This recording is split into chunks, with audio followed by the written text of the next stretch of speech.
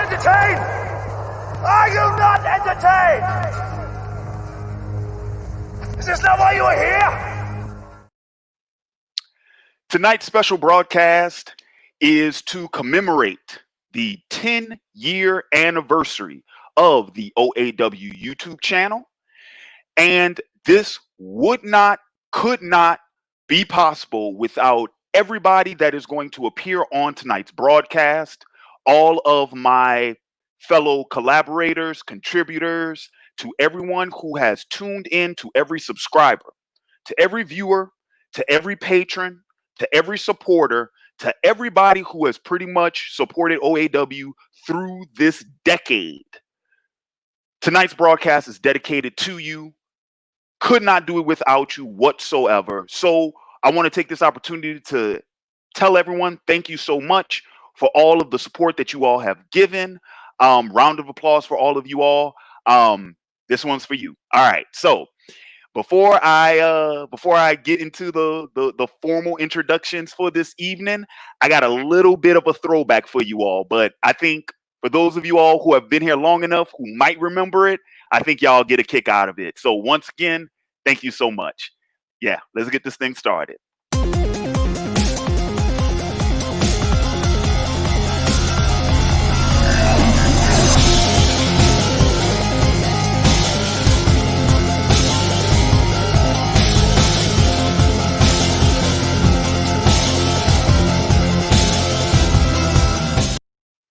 Greetings, Otaku Faithful. Thank you for joining me again this week. Once again, this is Larry Williams, OAW Commander-in-Chief, and I'm here to bring you all the OAW 10th Anniversary Celebration live stream. Greetings to everyone watching live and everyone watching after the fact. Shout out to the patrons and salute to the faithful. Thanks, everybody, so much for tuning in tonight. I have a guest list of who's who, going from YouTube collaborator to patron, everything in the building tonight. We have a couple of topics for discussion that we're going to get into. So there'll be some discussion, there'll be some debate and whatnot. We might even get into some rants a little later on.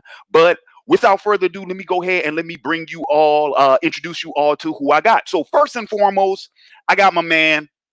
Well, y'all gonna know who this man is as soon as I pop him in. But you know, I had to go ahead and I had to bring this brother in. You know, he's been missing out here on these YouTube streets. But when I told him I was doing the 10th anniversary, he's like, "Oh man, I'm all about that." So let me go ahead and bring my man Uber Hikari into the building. Tell the people what's happening. Hey, what's up, everybody? It's your boy Uber Hikari, aka the Nerd Nigga, here to support my brother Larry. Man, what's up, everybody? Thanks so much for coming by, Hikari. Really appreciate it. So next, I am actually, I tell you what, actually, I am going, well, yeah, let me just follow up with this little train. All right, so next is another contributor to the OAW YouTube channel. Just recently came back onto the broadcast in my last discussion of the week video. So this is my man, right-hand man, 100 grand. Mr. Bryce Duncan is in the building. Tell the people what's happening.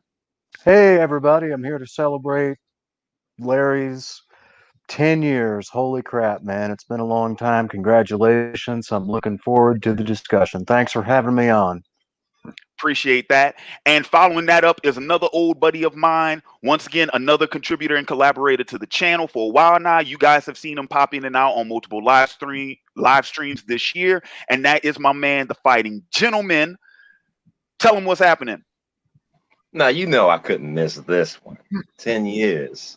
It's a long time coming. But I know the change gonna come. That's right. What's happening, peeps?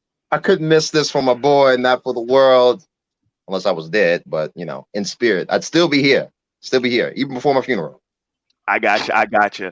All right, next I am going to bring in long time. Actually, you know what? Real quick, one of the oldest that I know of, one of the oldest Otaku Faithful is in the building. Long-time faithful, long-time subscriber and viewer and commenter. A major contributor to the community. I'm talking about all the way back when we had the Facebook group, which was like the summer of 2010. But anyway, but that is my man, Anime Rick. What is tell people what's happening. good? What's good, people? One of the first 50 is in the building. I know. Oh yeah, I know, the original 50. Yeah, The original 50. That's right. I forgot about the original 50. Yeah. We come a long way since the Facebook page days. So happy to have the celebration today. 10 years strong. I appreciate it, Rick. All right, so next up is another longtime faithful, another longtime viewer, major YouTube contributor, as far as one of the founding members of Rogues Gallery Incorporated, which was the collab channel, the very brief collab channel that I was a member of.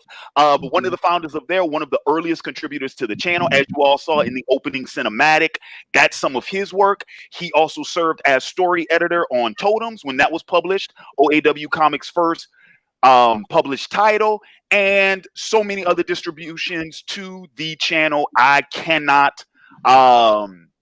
understate, the multitude that this man has provided to the channel. That is my man, Hugo Strange, is in the house.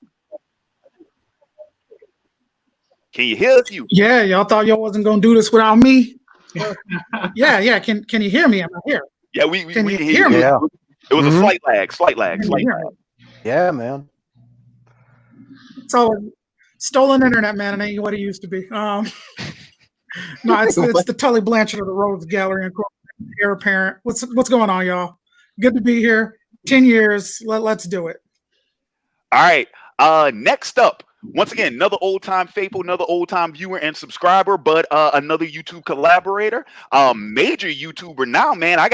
I'm starting to feel some kind of way. I'll be honest with you, because this brother came up in here just shining. But anywho, let me go ahead and shout out to my man, Random Black Gamer is in the building. What's up, guys? Can you guys hear me? Yeah, we can hear you, bro. You Yeah, man. All right, man. It's always an honor to be featured in a long list of talented individuals from YouTube, especially my man Larry, Otaku Assemble, OAW. I always like to bring up this story, man. I remember Larry invited people to do like a Skype call with him. And, me being the person that I am, not knowing how Larry was, on a personal level, I had gotten a Skype call with him and I called him. And the first thing he says is, Esper, I don't know if you know this, man, but I don't like when people just out of the blue call me. I would prefer if you message me before you call. I'm just saying. I know about that. And ever since then, man, we've been tight like sticky socks, man. It's just one of those things where he's just being a genuine dude, and that's why we love him so much. Dude, I don't even remember that story, but I believe it. I believe it. I can attest to that. I believe it. All right. And okay, so I got somebody else in the green room back here, but I'm trying to figure out who the hell is Creepy Uncle Joe. I think I know who that is. It's not Biden, is it? God, I hope not. AJ, is that you? Make sure you vote for me in the upcoming election. AJ, cut the shit. 8 minutes and 40 seconds in, demonetization just went out the damn window. Yeah, sorry. AJ is the one person, bona fide, certified, guaranteed, put a stamp on it, was gonna make me cuss. Anyway, but so for those of y'all who don't know, this is Dragnot Silvis. I said that right? Yeah. Dragnot Silvis. Okay. Dragnot is an old college buddy, but has also become another fellow YouTuber. Has been a major contributor and supporter of the channel as of late. He's on the come up himself, so make sure you guys check him out. And of course, I'm gonna make sure I will, but when I get ready to do the metadata for this live stream, I'll make sure I'll drop everybody's links. Everybody who appeared on tonight's stream, I'll drop their links in the description box below so you all can check out their channels. But actually, time out. Oh, you know what? I don't even have to. Most of these people are already on my channel. So go to the channel, like go to the channel. On the channels tab, you're gonna see just about everybody here listed. Except for AJ. AJ, I gotta update. Yeah, ain't no big deal, man. I'm good. Trust me, I got like 200 live people watching me a day, so you fine. You fine. Shit. Actually, about to say RBG is here too. You're like, whatever. 50,000 million subscribers. So to kick off tonight's show, I actually have a questionnaire for the gentlemen in the panel. Once again, like I said, this one might not apply to Bryce, Jamal, and AJ, just because we go back personally. But for the rest of the panel and for everyone watching, I would like to know, how did you find Otaku Assemble? How did you discover the channel? Right. So let's start there. First question: how did you discover the channel? I'm gonna start with Hugo, because Hugo is one of the earliest subscribers that like reached out to me and whatnot. Actually, Hugo, before you say that, Maniac Madness 11 with the first super chat of the evening, $5 super chat. Congratulations on 10 years of YouTube content, Larry. Here's to 10 more. Salute. I appreciate it, fam. Thanks so much. Oh, and real quick, for everybody watching, if you have a question or a comment that you want to make sure gets answered right here on air before the end of the broadcast, whether that's for me or whether that's for any one of my panelists, please feel free, drop a super chat. I'm not sure if we will be able to get to questions tonight.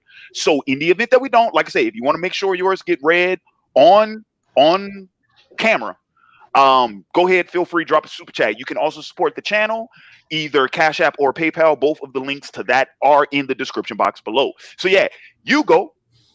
Actually, I'll tell you what, you go. Press pause, because I do got to hit up one of the original 50, right? The original 50, man. Rick reminded me, man. Okay, I'm gonna start with Rick, because Rick might be one of my oldest subscribers here. So Rick, how did you find the channel? Right. I literally typed in anime reviews, and your channel was the first one to pop up, and then just started watching it. That's literally like the story. Like I literally just found it. But I think what kept me staying was at first was because it was, like all small channels when they first started, it was very interactive. You were taking suggestions and whatnot, and then you had, on top of that, you had the community page, and I think that's really what kept me around and got me so engaged with the channel and whatnot, was the interactivity and the sense of community, which I was looking for like anime at the time. Okay, back when the algorithm actually worked. Yeah, I know, right? I was just about to say that. I'm like, exactly. That's when the best time for me to have started. Worth a damn. Yeah. All right. So Rick, real quick follow up, and I'll also ask this to each one of y'all. So, Rick, what is, if you have one, what is your, what the hell is that? Okay, I think I figured out what that was. Okay, Rick. So, what is your favorite video and or favorite segment on the channel? One of the ones I liked. There was a particular anime rant you went on when you were pretty much like going in on like people who don't respect the older series.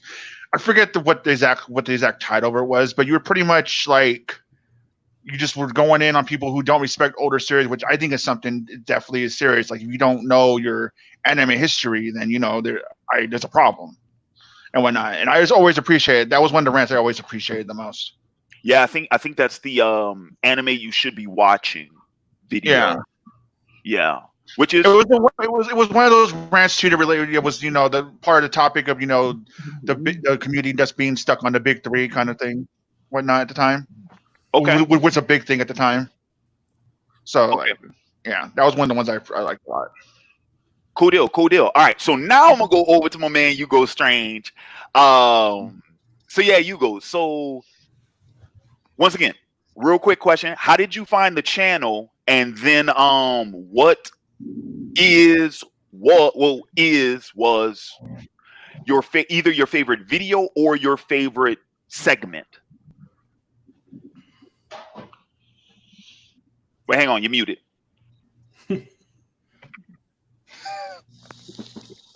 What's this lag? Man, you got that 56K modem.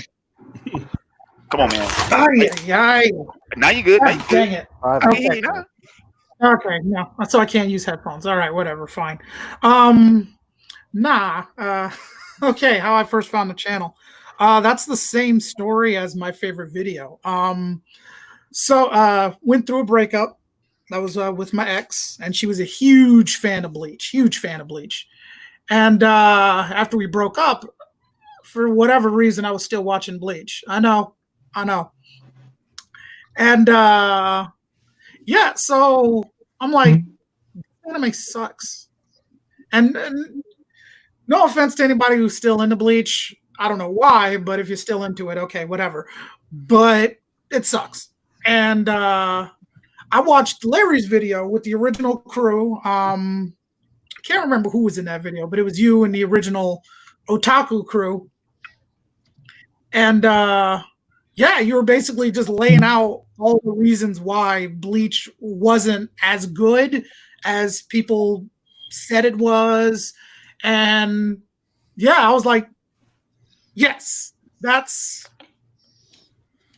what I've been saying about the show since I started watching it. So I hit Larry up about like a week after watching that, and I was like, this cat is cool. I'm gonna make him an intro, you know, just to be like, hey, this was cool. And it was just something I could do, you know, because I was like, yeah, that intro they had, because you can't show the one with the original theme that you have for OAW, the paper cut, Linkin Park. Right. Yeah, because then we get copywritten all over the place. But you know which one I'm talking about. That one was business. So yeah. I made Larry an intro, sent it to him, and then after that, rest is history. We were just really cool after that. And as Larry said, you know, came to me with totems and a couple other things. We started Rogues Gallery. I had him on the best of the worst, which I can't do. We reviewed Avatar: The Last Airbender. Finally got the actual animated series, so I'm gonna get around to watching that eventually. But yeah, so dude, yeah, real quick, when you finish with the anime series, hit me up. We need to link up to review that, because I've done a an anime favorites on it, which is pretty much like, I mean, what that video was, what, 25 minutes or whatever. But we didn't get in. I didn't go into as much depth as I could have. We need to link up to do the animated series review. Like, we can do a full blown retrospective or whatnot. That can happen. Yeah. But yeah, so real quick, just responding to my man Hugo. First and foremost, both of the videos that you just heard Anime Rick and Hugo talk about, those videos are currently on Patreon. They are part of the OAW Vault, which is the collection of the original group videos, and those are available for just $5. Just $5. You get access to that. You get access to any other Patreon exclusive content, and you get an invite to join in the monthly Q&A right here on the OAW YouTube channel and the OAW Facebook page. So actually pretty good. All right, so real quick, I want to throw out some acknowledgments real quick.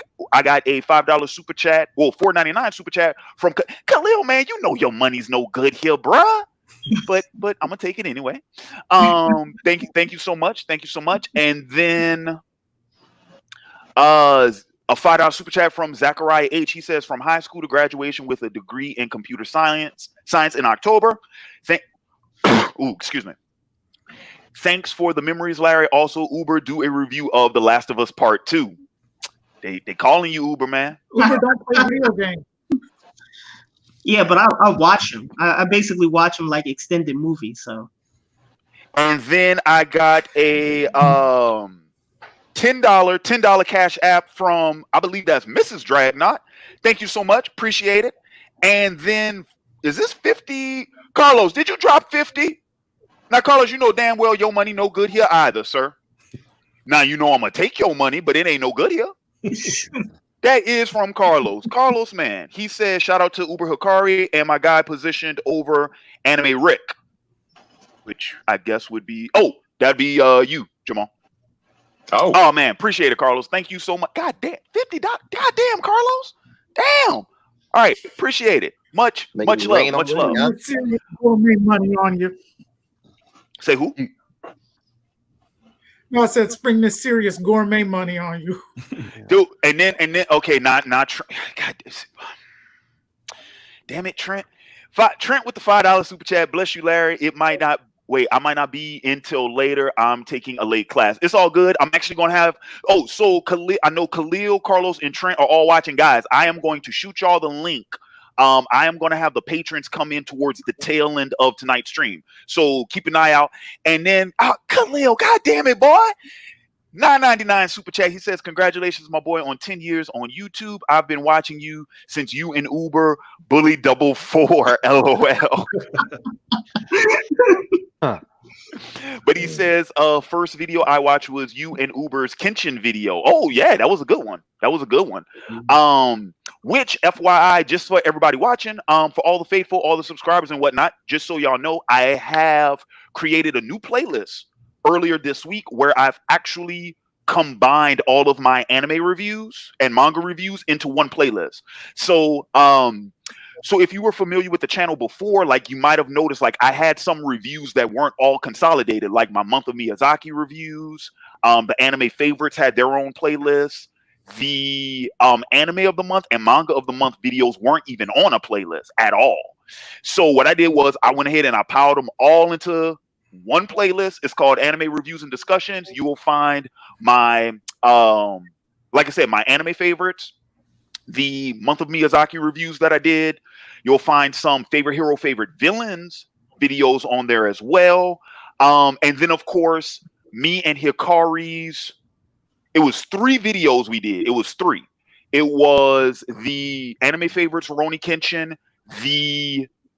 and the Samurai X Trust and Betrayal and Samurai X Reflections review. So it's 3 videos in total. All of those are collected on that playlist as well. So feel free to check it out. Hmm? Oh wow! Whoa! You gotta go apply for that one right there. Wow. Wow. We gotta give an applause for that one. Francisco, bro, what I the want my ever-loving fuck? Oh my God. Yeah. I don't even have to worry about monetization. Nah, shit. Oh my goodness. Lorraine Francisco 31 with the $250. God damn, boy. Damn. He says, congrats on 10 years. Dude, much appreciated. Francisco is another long-time faithful, long-time subscriber. Damn. You know, for like $250, he has like 800 characters. He could have wrote something else. I just got that joke. It took me a while. This one is from 456. Who cares? That's a name I don't recognize. He says, here's to 10 more years with the $20 super chat. Much appreciated. Thank you guys so much. I appreciate that, man. Making me starting to feel some kind of way, man. I'm so get all teary-eyed shit, man. All right. Okay, so yeah, let's get back to the questionnaire. Because, dude, guys, we do have, not for the record, I'm not telling y'all to stop sending super chats. By all means, send them. But we do have topics for tonight. But I need to go ahead and I need to tend to the questionnaire. So next up, I am going to do my man, Random Black Gamer. Yeah, how did you? Oh, you know what? I'm sorry. I forgot Hikari. Damn, he right next to me. Okay, so yeah, because we just got done talking about the collabs. All right, so real quick. Oh God, Francisco, bruh. You gotta start You know, I turning on. thought when I started again, I thought that he had sent another one, but no, now I'm actually like, This time you said screw the characters. I'm not even gonna type anything. yeah. Bruh. Dude, Francisco. And then the next thank one you it'll so just much. be this Jeez. entire red screen. For the month. Right. Like, yeah, I did 850 spaces, so there you go. Okay, so real quick, so Hikari, so yeah, how did you find the channel? And then what is your favorite video? Oh shit, man, it might even been one that you were in. But yeah, what's your favorite video and or favorite segment? I think I found your channel from 2 videos. The first was my problems with today's anime and manga, and I think the other one was my problems with new YouTubers. And I think I gravitated towards those videos because initially the first video I ever had on my channel was about this shitty YouTube anime community. We were all complaining about each other, even though we were the producers of the content. Yeah. So I think those are the ones I initially gravitated to your channel on. And I could be an egomaniac and say, you know, my favorite video is the one I was in, but I won't go that route. Man, you had a lot of great videos on there, man. What I really remember, I don't even think I have a favorite video, but what I really remember the most is when I found your channel and I saw how intense you were, and I saw how articulate you were, and I was just thinking like, damn, I want to be like this guy. I want to be like this guy. That's how I want to create my channel. And so instead of just having a favorite video, the thing that always was most forefront in my mind was just your style. That's the thing that I think I got the most from you, from watching your earlier videos, was just your style and your swag, basically. Oh, all right. Dude, oh man, dude, you about to bring a tear into my eye, man. Don't do it. Sure you ain't got something in your eye? You all right? No, okay, man. It's the contacts, man. You know, they be getting all dry and shit. You know what I'm saying? Yeah, they don't make them like they used to. You know, they not active you know, like they used to, man. Don't. Yeah, Mike Lowry don't cry. Yeah, dude. You know what though? I tell you what though. I am gonna take a I'm gonna take a brief little moment though, cause Hikari brought up style, and I didn't know when I was gonna get the chance to show this off. I don't know if I ever would have showed this off on camera. You know what I'm saying? But since Hikari brought that up, all right. I want all the faithful and everybody watching to check this out, especially if any of you guys tuned into my my Django commentary that I did last month. Check out what the Commander-in-Chief got for his birthday. All right, check this out.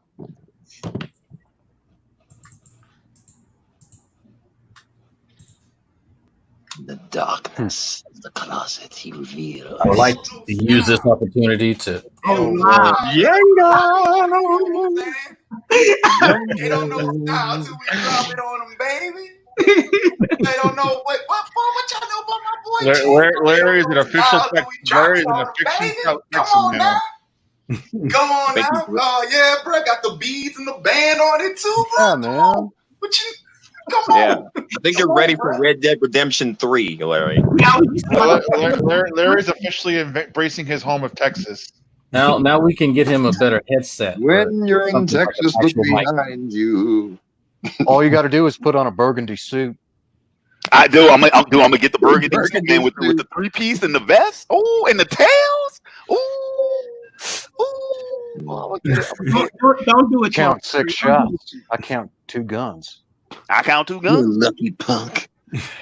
Real quick, I got another $10 super chat from Tokoya.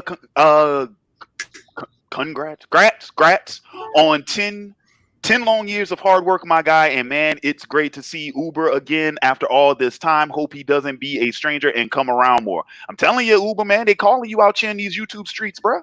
Yeah, I know. All right, so now I'm going to go ahead to my man Random Black Gamer, because I know you shared the story about the Skype call, Yeah. but yeah, just fill us in, because I'm curious about that. 'Cause I don't think I know this one. What was the video like? How did you discover the channel, and then what is your favorite video or favorite segment? Okay, well, my story is kind of similar to my boy Hugo Strange. I found you guys I found you when the OAW was like this collective of individuals, and you were basically talking about why Bleach wasn't that good, and you went in depth about things like how Tate Kubo didn't utilize his panels and stuff like that. And this is back when YouTube, I don't think you were able to do 15+ minute videos. You had it in segments, so I remember that, and I was like, damn, like this dude right here, he's like echoing a lot of things that I've been saying for the longest about Bleach and other things. And also like the vibe, you know what I'm saying? You had the dreads, you had the rock playing in the background, which a lot of, you don't usually see a lot of black guys who play rock. Well, you see it now because that's kind of considered the norm. That's a cool thing to do nowadays. But I saw that. And then what else did I see? I think I did a response to you too, like back when you could do direct response videos, and you accepted that when I was talking about classic animes that needed to be respected. And I remember one day remember that one. I do remember that video now. Yeah. I remember that. Because as soon as I brought up the Ninja Scroll, it was on and popping. It was like, yeah, that's what it was. Yeah, Ninja. I was like, oh my god, no Ninja Scroll. Yeah.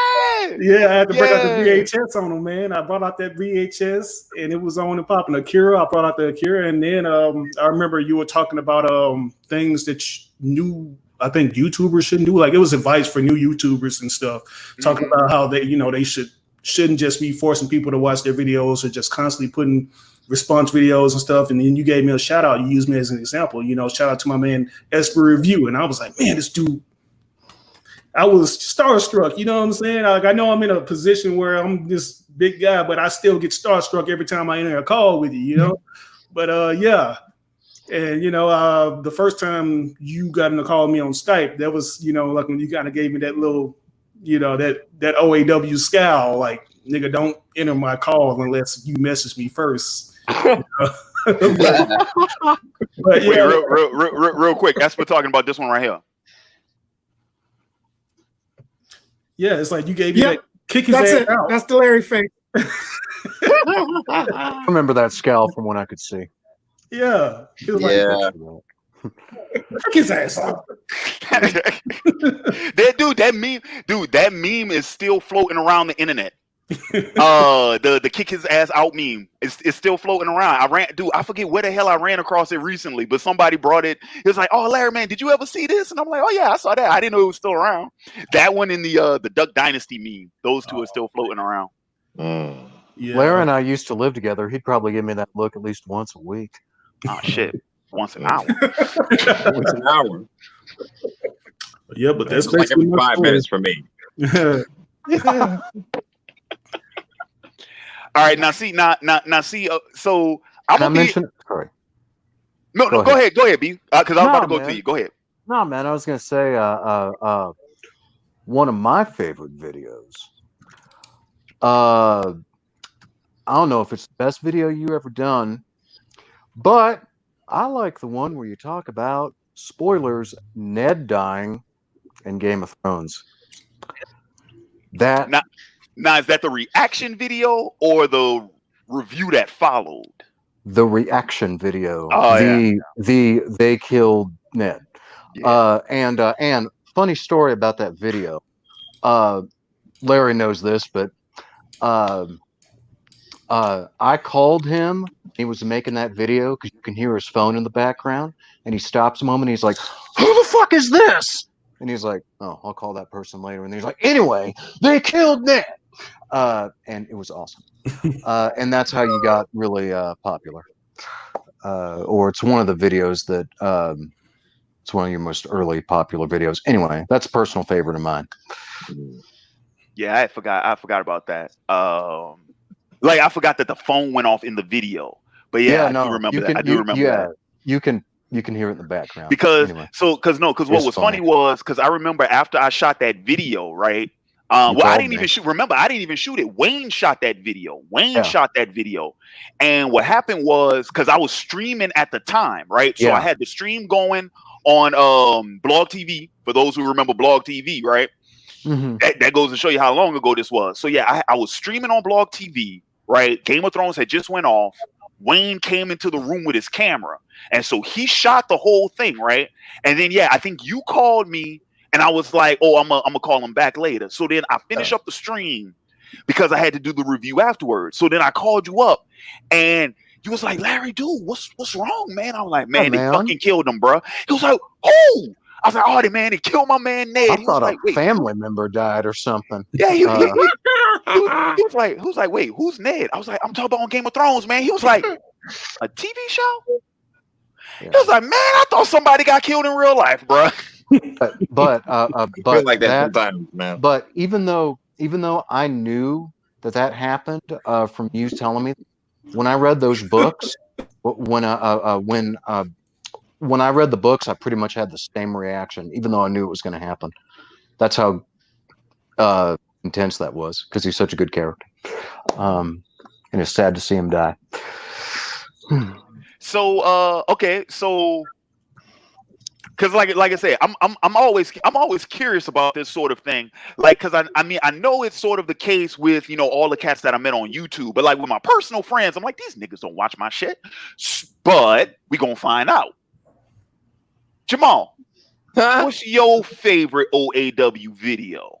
The very first one I watched, actually, which I can tell you, it was a rant on, as you called it in the video, The Last Shitbender. The thing that made me laugh about it so much was Wayne was in it, and he was talking about, how they pretty much changed the race of the characters. He was like, and I don't want to be offensive, but they use white characters, and then you just looked at them and you said, no, offense. Like, no, don't back out now, nigga. Oh, sorry, demonetization. Okay. It don't matter. It don't matter. Yeah, it doesn't matter. That was actually that was one of the very early ones, because I think Bryce was in that video too. No. So that actually wasn't a Airbender review. That was a rant. Yeah, it wasn't about the movie, but you mentioned it. It was about whitewashing. That was film. no. What was the name of it? Hollywood. I'm have to look it up. To the Patreon. It was called I think Anime Adaptations was the name of it. Anime Adaptations. I think it was, yeah. That was the name. Actually, I can tell you right now. Hang on, because I got the rants pulled up on Patreon once again, available for just $5. That was. Let's see. That was that was one of Hollywood and anime film adaptations. That's what it was. That was the 14th vid we did. Yep. Very early. Yep, and I think that was the first one Wayne was on. Yep. Was that the first one he was on? Yep. Damn. Wow, that's a wonderful coincidence, isn't it? Yep. $5 super chat from Shot Red 555. Even when Larry is mad, he brings out his swag. LOL. I am cooking ribs. I will join the stream when it's not full. It's not full. We still got spots. Nick, dude, we can do up to 10 people now.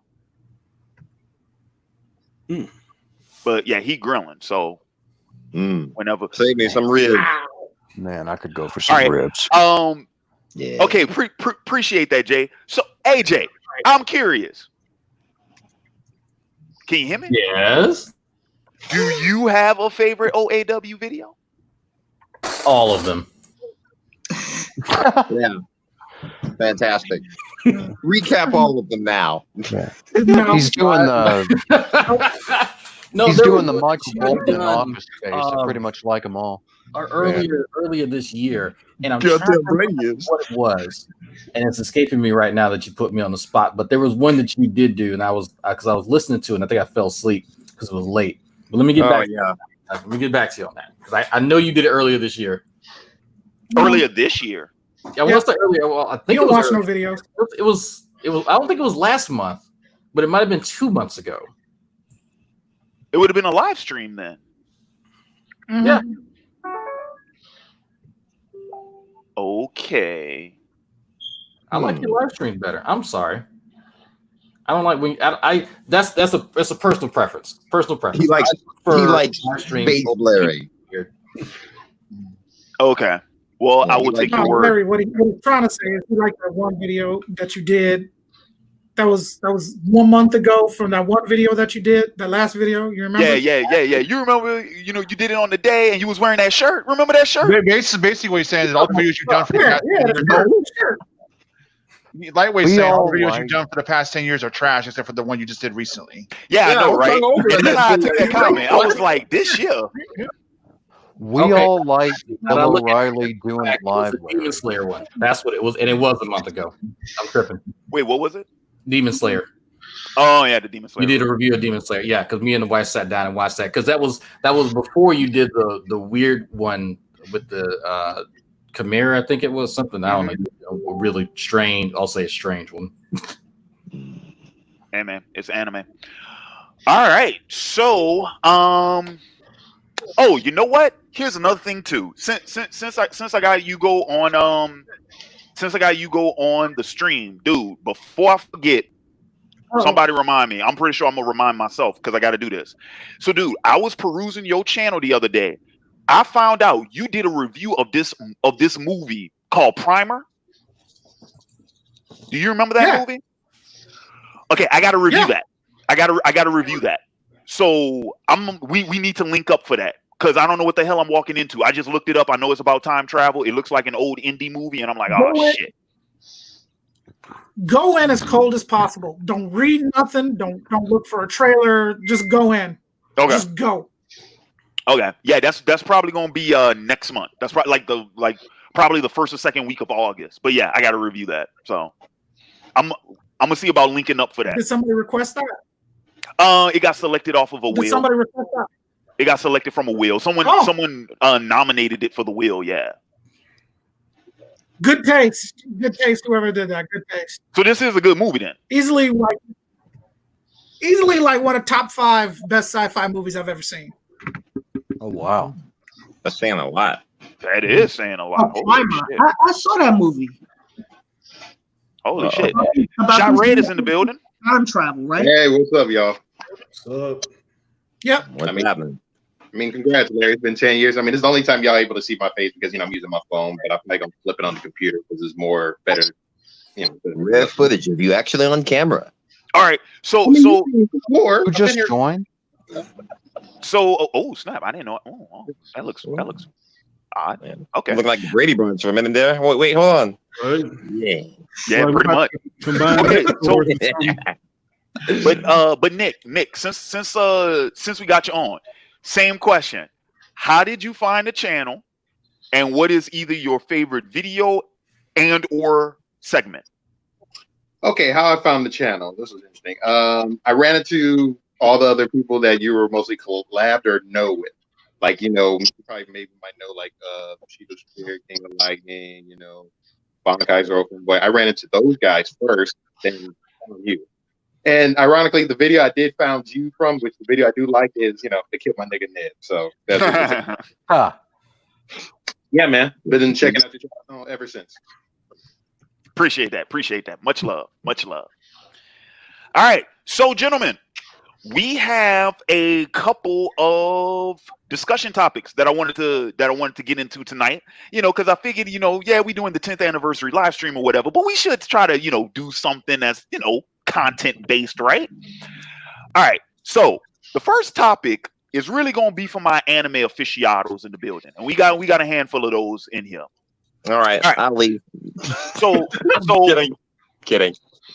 All right, so let me tell y'all how this whole, because this literally just happened to me the other day. So, well, not happened to me, but it happened the other day. So let me break it down for you all, let y'all know what happened. All right, so see what had happened was, so I'm on Facebook, and one of my Facebook buddies, shout out to my man Eddie.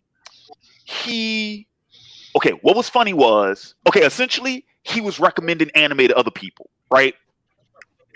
And he said, or he made the comment that Full Metal Alchemist Brotherhood was the GOAT.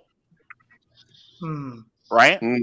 It's pretty good. So I replied, I was like, no, it's good, but I don't know about the of all GOAT, time, right? Greatest of all time, no. Right? And then so someone responded, they said, okay, well, if you don't, if it's not Full Metal Alchemist Brotherhood, what would you say is the GOAT?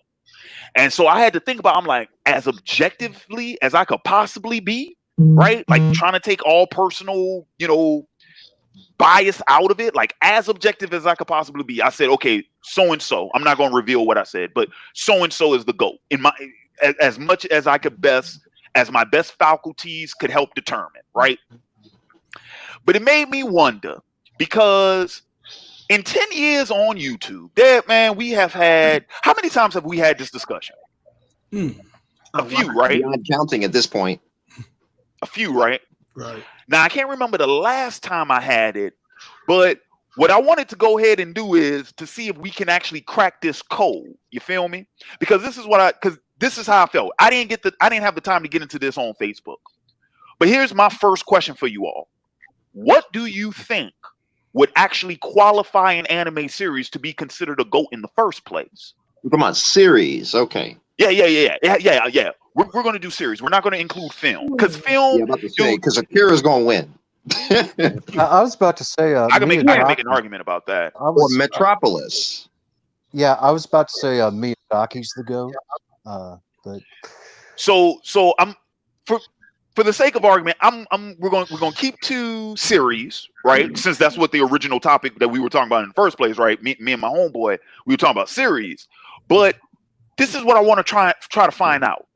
Is it possible for us to be able to compile a list of qualifications that an anime series must have to be considered the GOAT, and then based off of said list, be able to come up with at least a Mount Rushmore of series that meet said criteria? Do you guys think that's possible? I don't know. Does everybody watching in the audience, do y'all think that's possible?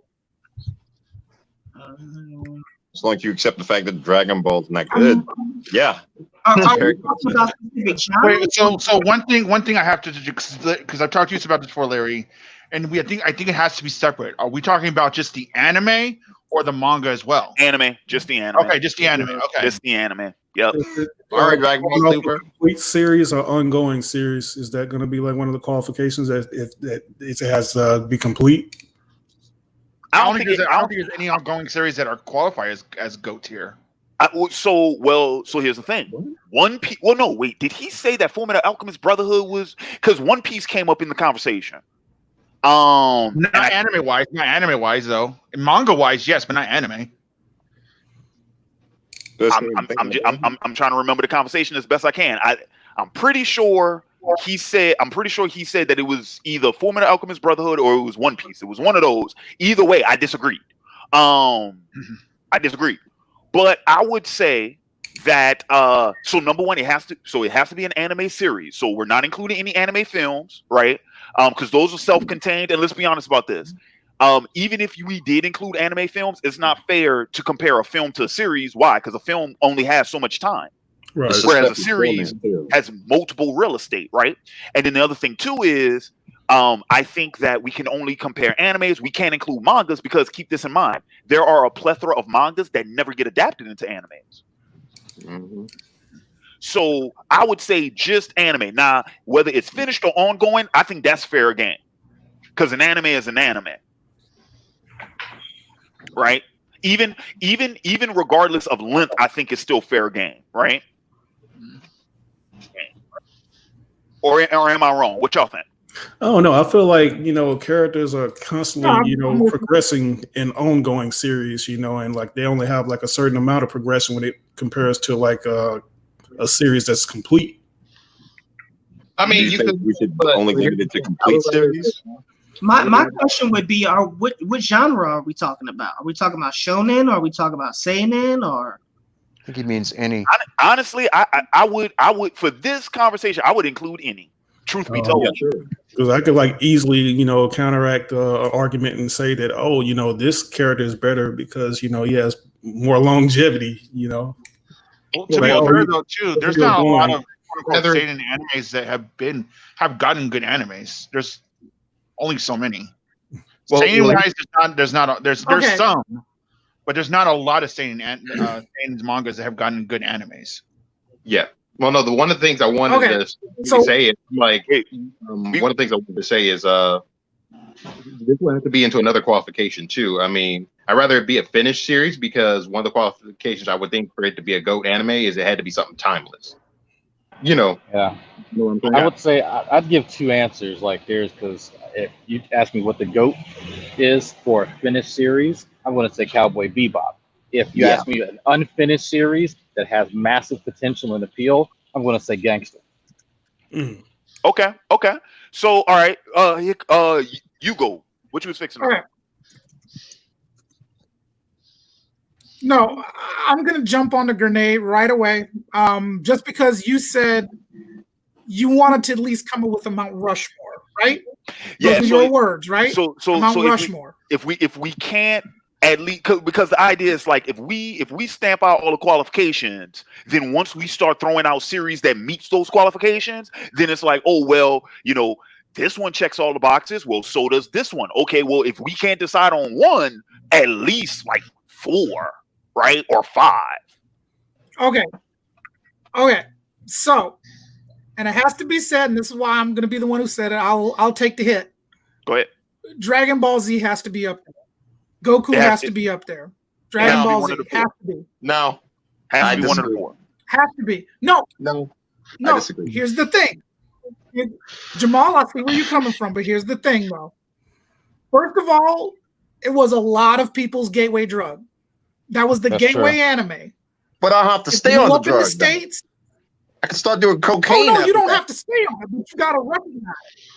You got to recognize this was the gateway anime for a lot of people. That's true. A lot of people who came up in the no one's ever going to say that. I got a feeling that a lot of the early Toonami shows are going to be on this Mount Rushmore. A lot of the what? I got a feeling that a lot of the early Toonami shows are going to be on this Mount Rushmore. Maybe one. Jamal. If you would say Dragon Ball Z, I would say it has to be Dragon Ball Z Kai, not the original one. Because if we're talking about quality, if you're talking about quality, then the original Dragon Ball had 10-minute time slots of characters just staring at each other because they had to have filler for the manga. So I mean, that automatically eliminates the original. Here's the thing. Wait, okay, all right. Ugo, I get what you're saying, and I too. I respect the hell out of Dragon Ball because let's face it, if it was not for Dragon Ball, we would not be here today. Anime would not be here today. Dragon Ball Z had a lot of steroids injected into it. You got to remember, it had an ADHD westernized soundtrack to help it out. But we also can admit there have been better animes to come since Dragon Ball. Far better. Yeah. So why would we put it up there? Oh, no doubt. I'm not knocking that. I am definitely not knocking that. But the reason why I'm putting this up is that it's easily one of the most recognizable. It's one of the most marketed. At this day and age, it's still going on. These characters are still being talked about. These characters are still being referenced. Games are still out. It's still popular, and it's not going away. It's just not. It's the only thing. Do you play RPGs? What happened? Ugo, do you play RPGs? I got Dragon Ball Xenoverse 2. All right, if that is by your standards, then Final Fantasy VII is the greatest RPG of all time. No. Final Fantasy VII because it's the same scenario with Dragon Ball. It's the same exact scenario with Dragon Ball. Yeah, it's going to be popularity versus quality. I mean, I find that interesting that you brought that up. It's the same exact scenario. Okay. Final Fantasy VII is still being talked about today. We got a revival just now, and it's still popping. What we're talking about he has a point. Dragon Ball Z. Why? Hang on. What did you say, Bryce? Real quick. No, I was going to say. The question is why. I was going to say Dragon Ball Z is to anime. I haven't watched Dragon Ball Z.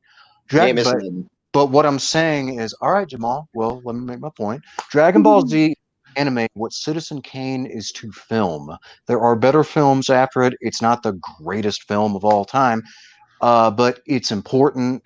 And Dragon Ball Z is to anime what Citizen Kane is to film, or what Saving Private Ryan is to war movies. I'm going to say false. That's a bad analogy. Dragon Ball Z would be No, hang on. I'm a Bryce. As soon as I say this, you'll understand what I'm talking about. Okay. Dragon Ball Z is more like Jaws. It's the Jaws. Okay, that's okay, but fine. Okay, that's okay. That maybe that's a better analogy. But there's a before and there's an after. And without Dragon Ball Z, anime would not be as much of a global phenomenon. It is very important. It cannot be ignored. Now, that isn't necessarily an argument for its quality, but because of the impact it's had, you almost have to include it by default, I would say. And I'm saying that as an outsider. So here's my piece on that, because I've, notoriously so on this channel over the course of many a decade, or many a year, argued that it was DBZ, right? Because if nothing else, because I was operating with the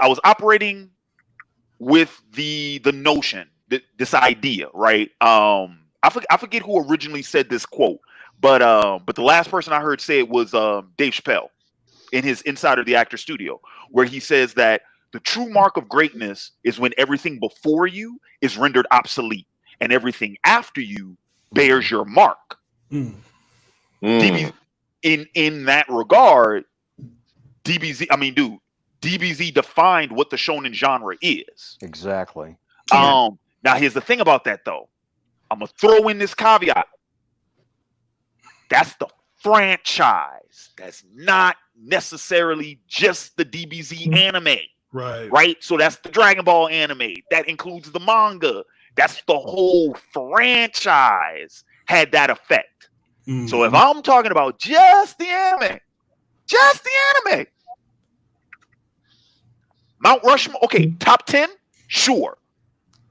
Top 5, I can't even agree with that. I can't even agree with top 10 or top 5.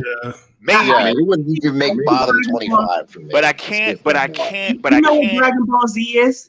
Dragon Ball Z is Rapper's Delight from the Sugar Hill Gang. No, even that was better. It is.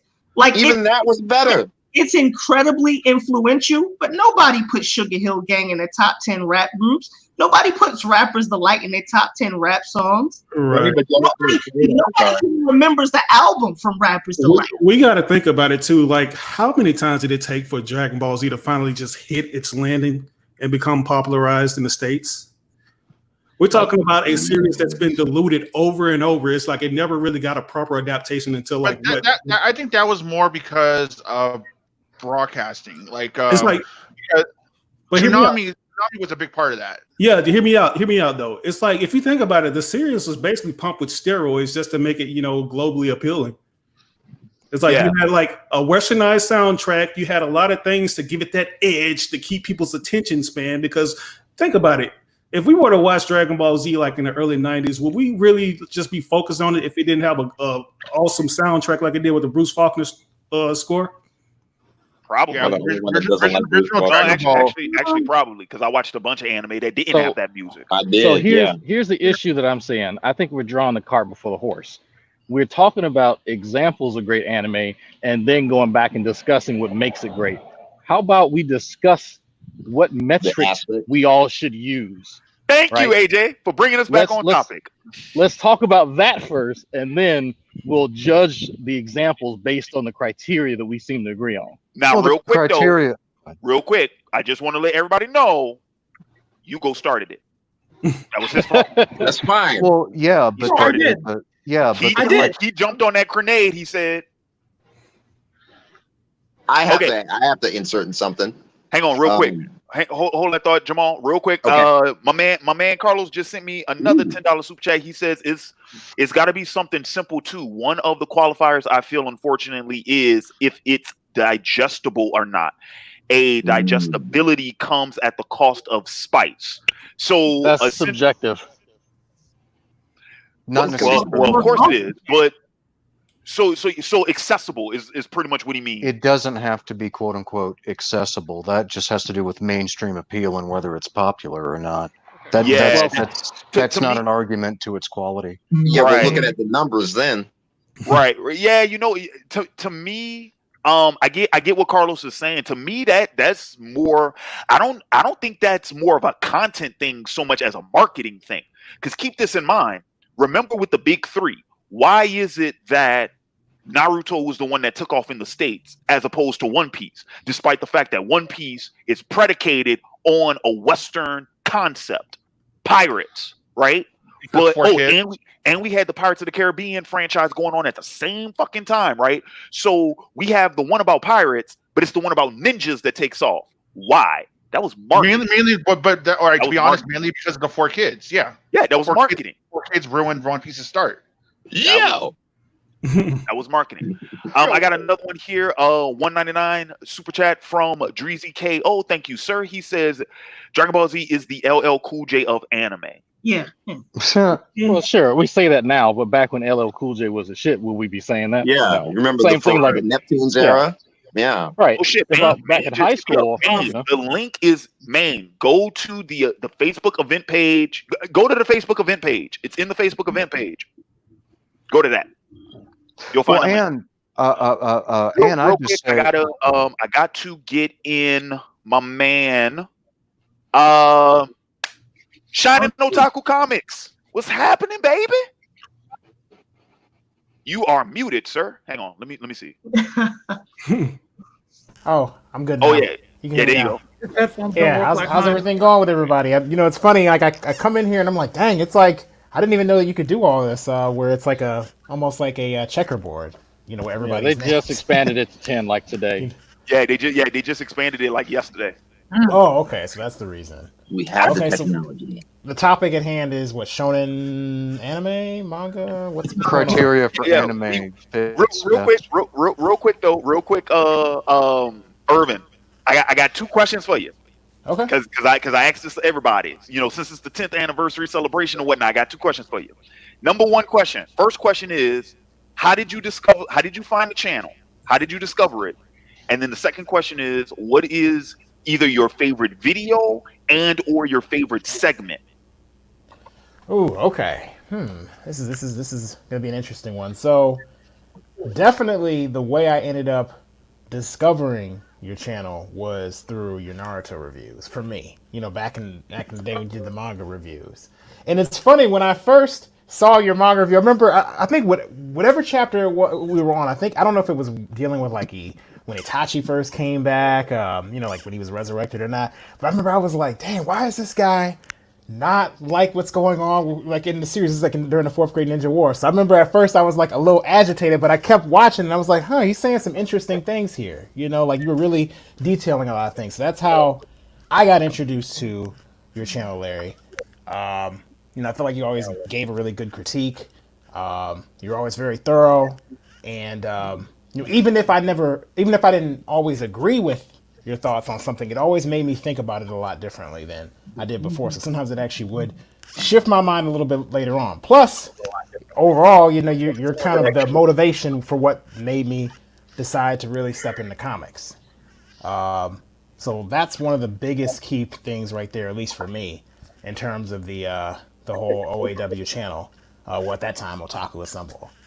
And then to answer your next question, actually, I would say when you went forward with doing totems, that was kind of more or less, I wouldn't say it's my favorite video per se, but I guess if I were to say your favorite move, if I can just revise it a little bit, I would say that would be my favorite move of yours that you've made is doing totems. Okay. I can't wait to actually see you continue to move forward in your direction with your other stories. They coming, bruh. They coming. Oh, they coming. They coming. Well, shit, right? Well, yeah, Bryson and Hugo. No, I had to call both of them up this week. It's like, bruh, I'm trying to figure this shit out, bruh. I'm working on it. It's like I'm trying to figure this script out, man. I'm trying to get it. So I'm working on it, bro. You'll get there. You'll get there, and you can't rush greatness. Give yourself, just be patient. No, you should be able to rush this. It's. But yeah, congrats to 10 years. Like, I really have to say that. It's been, interesting to see, and obviously we all used to be, well, not everybody in here, but like me and you and Uber at one point, part of the Cloud Village. In those discussions, we know how those used to get really exciting. Yeah. another collab channel that I was in for like 3 days, and then I bounced. I was the David Ruffin of fucking collab channels back in the day, man. I was on 3 days. You ungrateful sons of bitches. You ungrateful sons of bitches. Y'all can't do me like this. I'm glad I'm the only one that has that reference in here. Oh, are you crazy? Back to the discussion at hand, though. The criteria for what makes an anime great is no different than what makes any piece of art great. Is the narrative coherent? Character arcs good? Is the writing good? I guess the only difference with anime is the animation good. But apart from that, is it a good story? Does it grab you? Does it have universally appealing truths or things that people latch onto? That's the criteria for art. And as far as a specific anime is concerned, I'd nominate Death Note. I like that a lot. All right, so if you want a compelling narrative, you like the psychological anime, that category itself is going to win. You can sum up Dragon Ball Z's plot with strong guy looks for opponent. Literally anything that happens Who has in the biggest dick? series. That's it. Like, you know what? I'm going to yell until my dick is bigger than yours, and then I win. Like that's no, I about have the biggest dick. No, he has the biggest dick. And it's the entire fucking show. So first criteria is the story got to be worth a damn, right? Yes. And it's not. Yeah. To you. Story got to be worth a damn, right? So I can prove it. What you got, Hikari? I mean, not Hikari. You go. What you got? No, I was gonna say I'm with Bryce. Death Note for me would be a nomination. Yeah, Death Note's great. All right, I got a nomination. Okay, so story. How'd you put it, Bryce? You said the story has to be coherent. Well, okay, yeah, well, no, my basic criteria, and this just applies to anime, whatever. Hold up, real quick. See, they gonna make me do it. They gonna make me do this. Ferguson, bite your damn tongue. And go actually read some fucking Superman. Thank you, sir. Superman like that. Ferguson I'm not the even Great a says Superman DCU fan, was and a even I better know Superman Superman got a story. better. Ferguson the Great does not read Superman. I don't even like Superman, and he deserves more than that. That's how I know that. Just by that comment, I know you do not read Superman. Yeah. So go read some before he read the comment. Wizard article where they fought each other in hypothetical, and just can't accept the fact that Goku lost in the death battle. Twice. Yeah. Thank you. I got a question.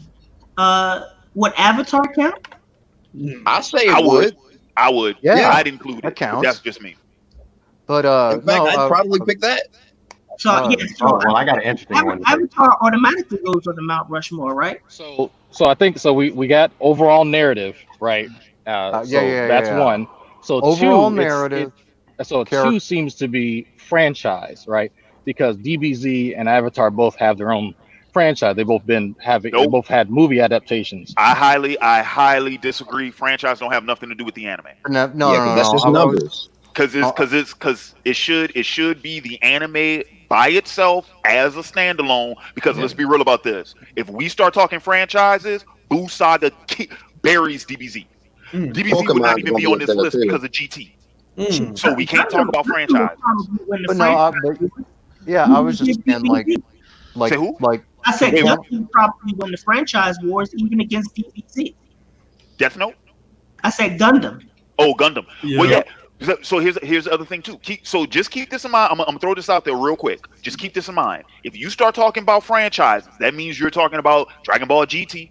You talk about Dragon Ball Super, right? Okay. You're talking about what is it? Plan to Eradicate the Sands, that shitty ass OVA, which I didn't even know that I had watched. And guess what? I didn't even know I reviewed that motherfucker. I found that video on the external hard drive when I was uploading it on Patreon. I'm like, what the hell is that? I'm like, I watched this. So I'm fine with that. I'm fine because you know what? If we're evaluating franchise, then the hits count as much as the misses, right? We're not going to throw out an entire book because a few chapters of shit. Same thing like with Game of Thrones. People hated the ending, but how many people still like the overall series despite the ending? Yeah, I agree. Okay, let me throw this out there too. Let me throw this out there too now. If you're talking about franchises with Death Note, you talking about 3 live action movies, a series of made for TV Korean dramas. You talking about a couple of books, one of which is trash. What is it? L Saves the World. That's a trash fucking book. You're talking about the book Beyond Birthday? We gotta count the Netflix movie. Wait. You gotta count the Netflix movie. But yeah, we're not Beyond Birthday. Yeah, I guess it gets pretty bad then if you're going to mention that, because you think about a Dragon Ball, you got to count Dragon Ball Evolution. Then. Yeah, we You got to count Broly movies. You got to count Avatar's down too. We're pretty much gonna go way off from the anime itself. if we include the franchise. I don't think we should include the franchises. But then you got games too. You know, some of the games they don't play well, but you know, I mean, if it's like the Storm franchise, I think they capture the story pretty good for Naruto. Yeah. I was talking about the original 26 episode anime, or however many episodes it was. I wasn't talking about. Well, we can throw out franchise, so we have overall narrative. Yeah. Overall narrative. Franchise. Overall narrative. Characterization. Good writing, good characters. That would tie into the narrative. What about originality? Well, sure. Okay, fine. Okay, that's included. Yeah, I was going to say distinguishability, but yes. Mm-hmm. So real quick, I got another $5 super chat from my man Manuel. He says Bryce made my point. To make something universally appealing or digestible, you can't put the sauce on it, the spice on it. Okay. So thanks. I'm not quite sure of that last part, man. About Rushmore. Thank you. Well, I was gonna say, I find it interesting. That's it. You picked Death Note. So I did. My particular. We can choose a few different things. Here. Well, okay. Sorry. So we can choose a different category. Airbending. roaring. Yeah, I'm trying to get back. So we can choose to stratify narrative and split it into different groups, such as character development, what have you, or we can choose a different category, such as like art style. Yeah. Oh snap! I got another one. $9.99 super chat from Griff. Thanks so much. He says, "Man, this is crazy. Larry, Uber, and Maine were all the big parts of my high school years. I listen to y'all live stream literally all the time. Thanks, Larry, and good to see you, Uber." Cool. Maine should be coming in here, bro. I sent him the link, but I think in order for him, to get in, somebody would have to hop out. Yeah, I'm gonna hop out. Okay, yeah, go ahead, AJ. Jamal. But he's not on Facebook anymore. I sent him the Facebook message, and I'm hearing echo. Why am I hearing echo? I like a vibrator. Double check, make sure it's not me. Where is the echo? I muted myself. It's not me. I think it's Ugo because didn't have headphones in. Oh, now you hear anything? You think it's me? Yeah, I don't have headphones in. Hold on. I don't think it's me. I just muted my mic a moment ago. Okay.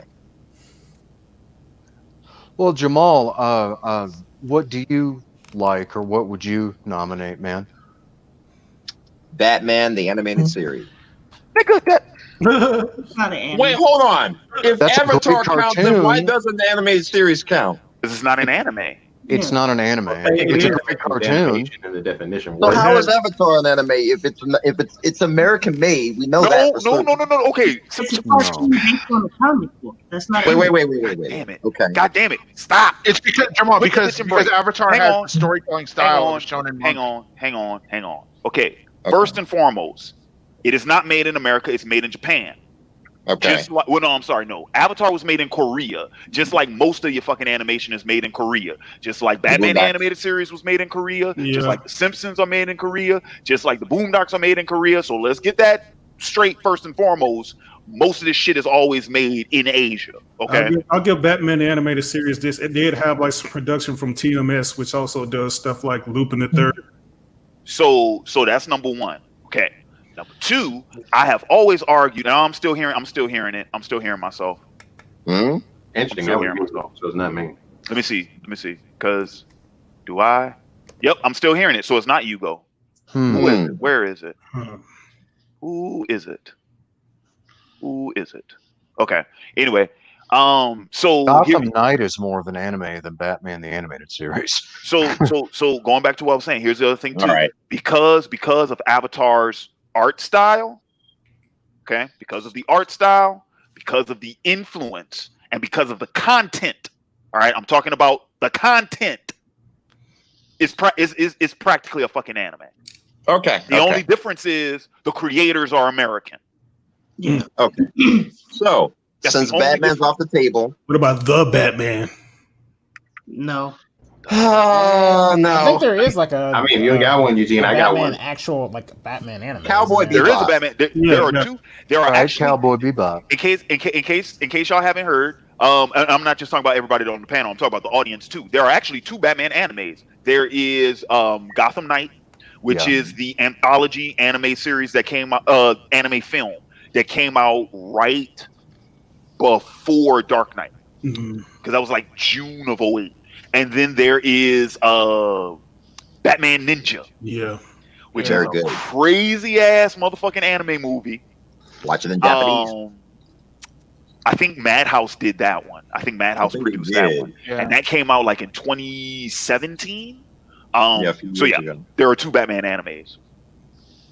Check them out. And also, well, Cowboy Bebop's been mentioned, but shouldn't we throw on Ghost in the Shell too? Well, we got to get the criteria down. All right, we got to get back to the criteria. There's a show. Yeah, but I think we've established that. We got to get back down to the. So we already established it. Got to be an anime, just an anime, right? Did we agree on ended or ongoing? Because I remember Drag before he left, he was like they should be 2 separate categories. Like you could do one for ongoing and one for ones that have been completed. So we agreed on it had to have finished, right? Yeah, I think it has to be. I'm all for right, it. so it got to be complete. All right, and then we did not. We said it didn't have to be a franchise, right? It could be one piece of a franchise, right? All right, so it could be one piece of a franchise, and then from there we agreed it had to have a cohesive narrative. Yeah. Okay. What did we say about the Compelling. characters? Because I don't remember we saying anything about the characters. Just- We were just talking about writing in general. Characterization. Character arcs, do they make sense? Is the writing good? Are the characters, are you engaged with the characters? And even if you're not quote unquote engaged, like not meaning that you have to like the characters, but do you understand why the characters are the way they are? That's all the stuff I'm naming is just, I think, the marks of any good work of art, whether it's anime or that's writing 101. Writing 101. Bare bones shit, right? Yeah. Do you at least achieve that? All right. So we can agree on that, right? Everybody cool on that one, right? Right. All right. So from here, there's a couple of other things we can throw out. Since I think, well, no, I'm not the only am I the only artist on the panel? No, Hugo does some work. Okay, maybe I am. All right. I write lyrics and produce tracks. So yeah, I do. I'm more of a musician, so okay, yeah, and we got like what? We got 2. You got the visual. I got the audio. 3 musicians. We got 4 writers, 5 writers. Anywho, animation. Right. Animation and animation quality. And here's the thing about that. Animation quality wise, what's funny about that is even with an older series, you can still the good animation in an older series will still hold up when compared to newer animation. You see what I'm saying? Right. So that's why I think like animation quality, it can be subjective as terms of which one you think is better than the other. But I think we can all agree on who actually has good animation to be considered in the first place. Right. Yes, So like Bryce brought up Ghost in the Shell, right? Like the original Ghost in the Shell, which is 94? That animation still holds up, despite the fact that it's like 26 years old. It still holds up. Right? That's a movie, though. Yeah, it is a movie. Yeah, that's true. That is but true. I get what you're saying. You're using it for the sake of example. There is a show. There's multiple shows. There's multiple shows now. Complex and the series is later in animation later in the series, so it doesn't matter. But there's a lot of Gundam shows that hold up still, in my opinion, at least. Yeah. Which as long one as you don't is say it? Gundam Seed. Stardust Memory has great animation. Oh yeah, I agree with that one. 100%. Wait, why did I Gundam say Wing? Cowboy Bebop? What am I thinking? I have a recommendation. I've been waiting for this one. I know a good show. Yu Yu Hakusho. I was going to say that. I will put it over Dragon Ball for sure. Okay. So we all agreed animation got to be on point, right? Right. Okay. Now, since somebody brought up music, and I'm hearing myself echo again. Wait a minute. Could that be me? Am I hearing my? You're not echoing right now. Because we don't hear you echoing, ironically. Yeah. Echo. Echo. So okay, it might be the headset. It went away. Yeah, I don't hear that. Because I know AJ tried to clown me on my headset. That's fine though. I mean, he dropped like $20 in my Cash App, so he paying for the next headset. That being, and he said something about a mic. No, AJ, if you still watching, hit me up about that mic, bro. Anywho, okay, so since Jamal just got done talking about musicians and the artists and whatnot, would you all agree that the OST has to be on point? Oh, definitely. Yes. Yeah. I mean, I would say, sometimes if you're talking about it, too, it also about the particular songs you see in between, you know, certain scores in the anime. You know, talking about when you see as the show goes on. You know, it doesn't have the whole soundtrack doesn't have to be on point, but it needs to apply at the right moments. They need to have the right tracks. So if they only got a couple good tracks, it's like they better be on the right moments. Yeah, I think this is production value overall needs to be up in there as far as sound effects and the actual soundtrack. You know, personally, I would say, I'm hearing it again. Yeah, see, it's not just me hearing the echo. Someone is echoing. I hear it, and it's not. It can't be you, Go. I can hear like every time y'all talk, I can hear y'all echoing. Is it me? Me? No, I'm not hearing it now. So I just heard let me mute my Eugene. mic and see if that, because I'm like, even though I have earbuds and I wouldn't think it would be, but I've heard Jamal and Larry echo, but they're not echoing. Yeah. I mean, I got we're not echoing. I think Hikari and Nick are the only two. I mean, Hugo and Nick are the only two that's. But I would say, am I echoing? Oh shit! Shit! What? What? Don't tell me it's me now. Who is? Hang on. It's like a virus. It spreads. Connect your device, bro, and I'll bring you in because it says your device not connected. While you do that, real quick, I got another $4.99 super chat from my man Griff. He says, also, I remember when Uber and Double Four were arguing about race one time, and Uber told him, "I don't give an F about your grandparents." I don't remember that. I don't think I was there for that one. I remember that shit. Oh my. Oh my goodness. I don't. So yeah. Uber apparently at some point in time you told him you ain't savage ass shit. Yeah. Which I got that video. Yeah, that sounds like something I would say. Probably. You got the knife in the background. I'm like, goddamn. Okay. That's like reaction like that. But yeah, getting back to the original point. With anime's soundtrack, I would say, other than the fact that you would have to agree on which dubbing in terms of soundtrack, because they use different soundtracks sometimes, you would have to agree on one as a standard. So I'm going to have to, unfortunately, use Dragon Ball as an example, Dragon Ball Z as an example. I'm about to probably say something no one wants to hear me say. I really don't think Bruce Faulkner's music holds up. I don't think it's bad, but I think that there's better soundtracks, especially for some of the other dubs. I wouldn't choose Ocean Blue. Maybe Kai's soundtrack. Personally, I prefer the original Japanese soundtrack. It captures the emotions and it doesn't reuse too many songs. And Bruce Faulkner's music, a lot of that shit sounds the same. I understand what it means to use different sounds, but I produce music. I can take the same sounds and it all sounds different. So, okay, but here's my thing though. Here's my question. Here's my thing. So you mentioned that the difference with the dubs, right? Because different dubs can have different music, right? Right. If that's the case, then for whatever anime you are nominating, wouldn't you just specify what dub? Exactly. Yeah. Yeah, I'd be fine with that. Yeah.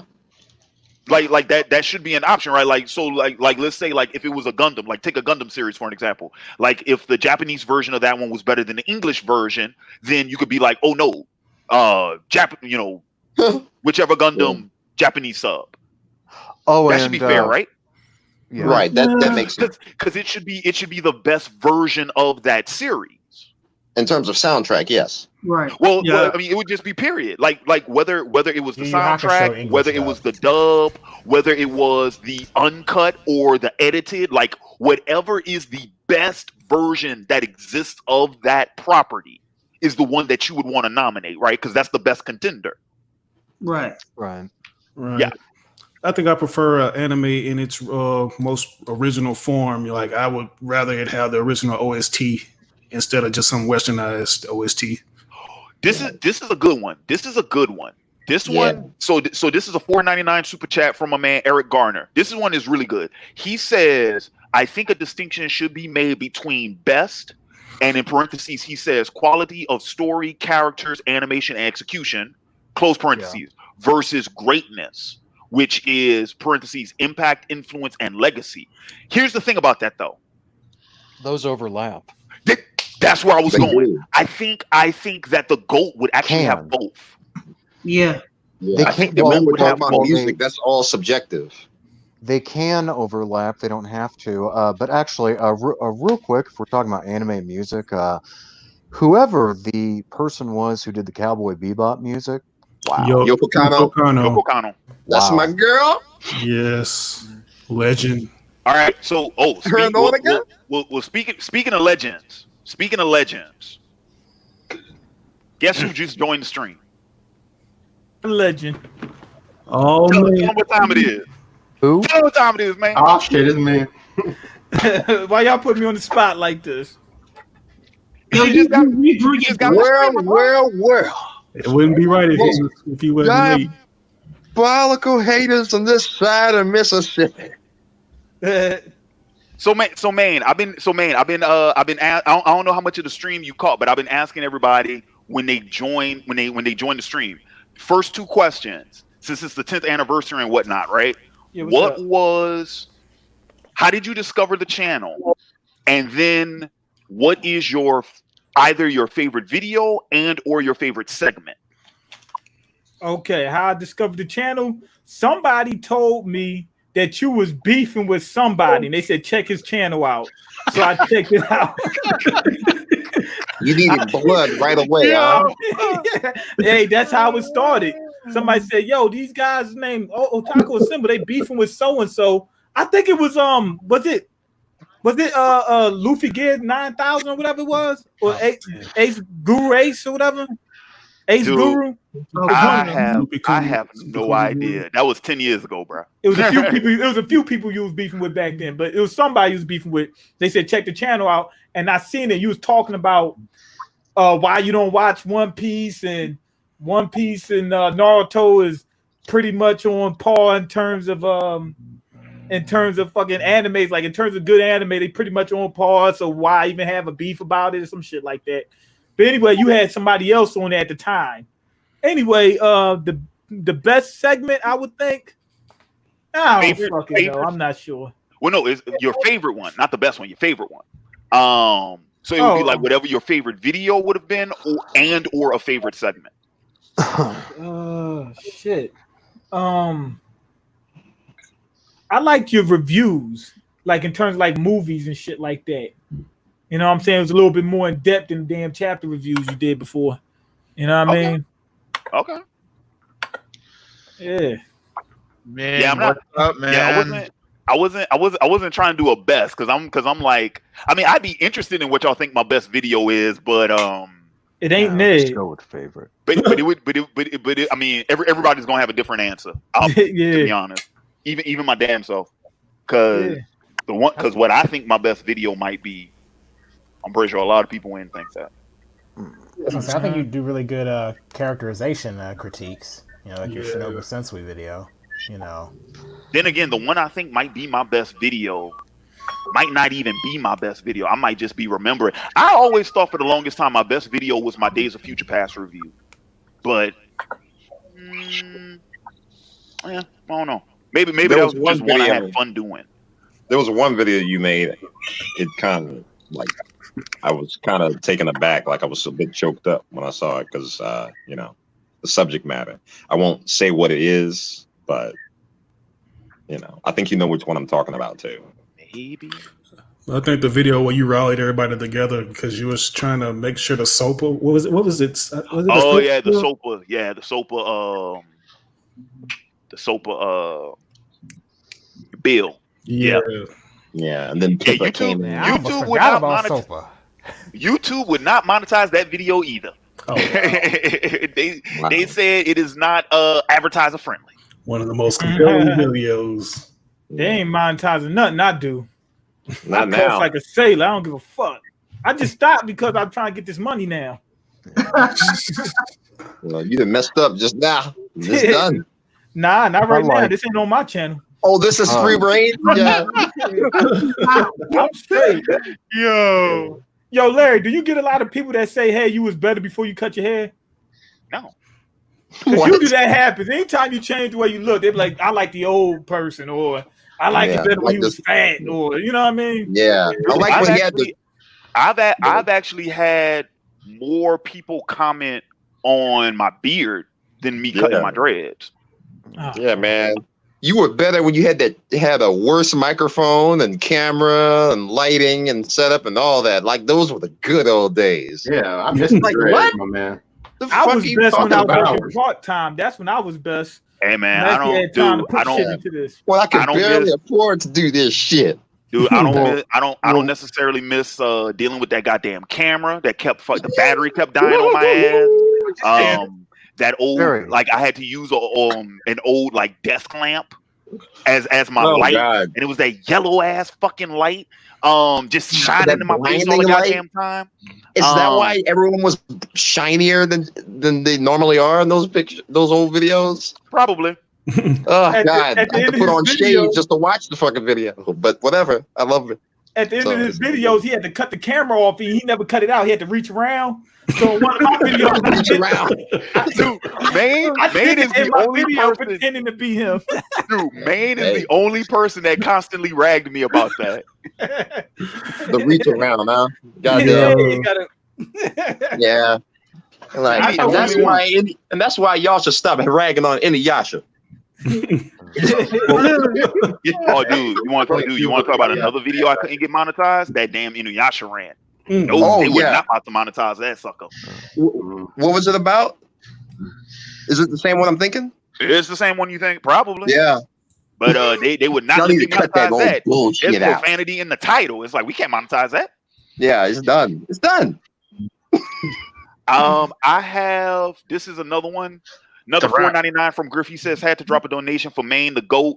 Also, Larry, I know you used to be a big wrestling fan. Are you a fan of AEW? I have not watched AEW. Because I keep forgetting it comes on Wednesdays. I think Wednesday at 7:00 Central? I keep missing it. Honestly, I keep missing it because I'm always watching. It's all right. I feel kind of disrespected. They said that they just left a $5 tip because I'm in here, right? I got a 70-cent tip on my stream. What the hell's going on? You know what I mean? Like, ain't that crazy? Hey man, it's plus tax. Where were they at when the men's streams are going live, man? They keep asking me for that back, and I'm like, yo, I'm fucking working. It's like, what was they at when you was throwing on them trucks, man? Shit. I don't know. They wasn't on the trucks with me. Throwing on them cold, grimy nights where the bones was just blistering and just had arthritis in them junks. You think shit still ain't happening? Shit's still happening right now. I'm going through the worst struggle of my life right now. In the trenches. It's hard on these streets. You still jammed up me? Yeah, shit. I'm thinking about getting it. Hang on. Right. Okay, wait. I don't. What I'm fixing to say. I'm not throwing shade at nobody. I'm just saying. Man, you've been jammed up for 10 years, bro. Ooh. Yeah. I got caught up in the bad drug deal a little while ago. That's how bad it's been getting. What you doing in a drug? I don't want to know. Actually, I don't want to know. because I don't want to know because I don't know anything. I've never even talked to the man. Yeah, that way you can't tell. Good. It's possible to speak on yourself nowadays. In case the police watching this. Hey, what a time to have an intervention. Yeah. They just bust in there right now. Shit, I had a couple things happen. Jam us around, buddy. Well, cops ain't busting up in here. If you were in Colorado like me, it wouldn't be a problem. Cops bust up in here. Real talk. Cops bust up in here. I'm gonna be head. I'm like, how the fuck y'all get in here? One time, I was talking. Matter of fact, I told a couple people this was after the stream ended. I was like, yo, you will find out what you made of when you can't pay your rent. Like one time, I couldn't pay my rent. And this dude was like, yo, let's rob some people. I said, cool, right? So then the next day, he was dragging his feet about it. I was like, yo, I got mad at him. I was like, yo, let's get to it, man. I'm tired of waiting. Let's do this. I got mad at him. That's how bad it was. So you find out what you made of when you can't pay that rent. I'm telling you, you'll turn into a monster. Real street stories. I said, let's do it. I said, I got the fucking weapons and shit. Let's go. I'm not even joking. I was like, let's get. I just saw everything you just mentioned. He kept slow drag. He was like, oh man, I don't know. I'm not sure. I'm like, you the one brought up the idea. Right. Like a fucking Freddie Gibbs music video. You was probably about to do an out and about live stream with all the weapons. You're right. Yeah, man. Show y'all how we get it, how we live. Like, I gotta turn the camera off. Oh snap! I missed another one. This one is from Lameworks, which is another one I don't recognize. With that's euros, I believe. €5 says this one is for main and every day of the struggle. That's worth more than $5. You got $7 right there. Thank you. Right. Before taxes, by the way. I'm just letting you know. Oh yeah, there we go. YouTube got to take their cut. Man. Everybody gotta get their cut. Yeah, Larry, he gets the tip, and I get his dreads. Yeah, I know that he saved. That doesn't seem like a fair trade, but okay. So we got narrative cohesion. We got production quality that includes the OSTs. We got characterization. I think the next one should be themes. Themes. Well, that would go into the writing, wouldn't it? Yeah. Oh yeah, you could roll that in there. Yeah. You could. That would be part of the writing. Okay, so if that's the case, what about rewatch value? No. Well, I think that's a case for that though, I don't think that should matter. I don't know. While I feel that way about all art, I don't necessarily think that anime necessarily needs to be rewatchable for it to necessarily be good. Well, yeah, it'd be better if it's because a lot of the enjoyment factor is the initial surprise of everything as it unravels and unveils. So when you're watching it again, you're gonna have new eyes with it, especially if there's no surprises. Sometimes the second watch is the best. Sometimes the second watch is the best, like that movie Get Out. Like once you watch it the second time, you start realizing, oh, that's why this happened and this happened. So sometimes it's not that. Sometimes. Sometimes. Most of the times it's the first like watch. Paranoia Agent would be a prime example of an anime like that. Yeah. Right. Or Ghost in the Shell, standalone complex. I tell you this. Man, if I ever get around to, because I'm pretty sure somebody you know what? I think when I say this, no, I don't want to fucking nigga. It's hot. It's 100. Look at this. It is. Hang on. Can y'all read that? 101 in San Antonio tomorrow. Why the hell I want them goddamn? That Texas heat ain't no joke. That Texas heat ain't no joke. We good over here. No joke out here either. We're talking about 95 being alive. So no. Well, what I was gonna say was, I was like, as soon as I mention this, somebody probably gonna drop a fucking super chat to make sure this happened. But in the event that I ever do a commentary for Get Out, you got to get in on that one. I got you. You got to get in on the that movie. We got to do that one because that shit was terrifying. When the dude said, "Get the fuck out!" Remember the guy? He said, "Get the fuck out!" The dude. Which one? Dre. Oh yeah. Yeah. That I don't know why I thought that was so funny. He was like, "Get out! Get the fuck out!" And they was holding him back. You know what I'm talking about, right? Yeah, because he just spazzed on the dude. That's why. Yeah. So when you watch it, you looking like, "What the fuck is going on?" Okay, so real quick, just because I was triggered. Emmanuel gonna say 101 isn't even hot, like, bruh. What planet is that person? Bring your ass over here and tell me that. So apparently he Puerto Rican. Yeah. But I don't know if he's from Puerto Rico. Or he's right. Wait, isn't most Puerto Ricans not from Puerto Rico? No, but this is what I'm saying though. It's like, but if you're not from Puerto Rico, you don't get the benefit of growing up in that climate. No, but I also think Puerto Rico's not that hot.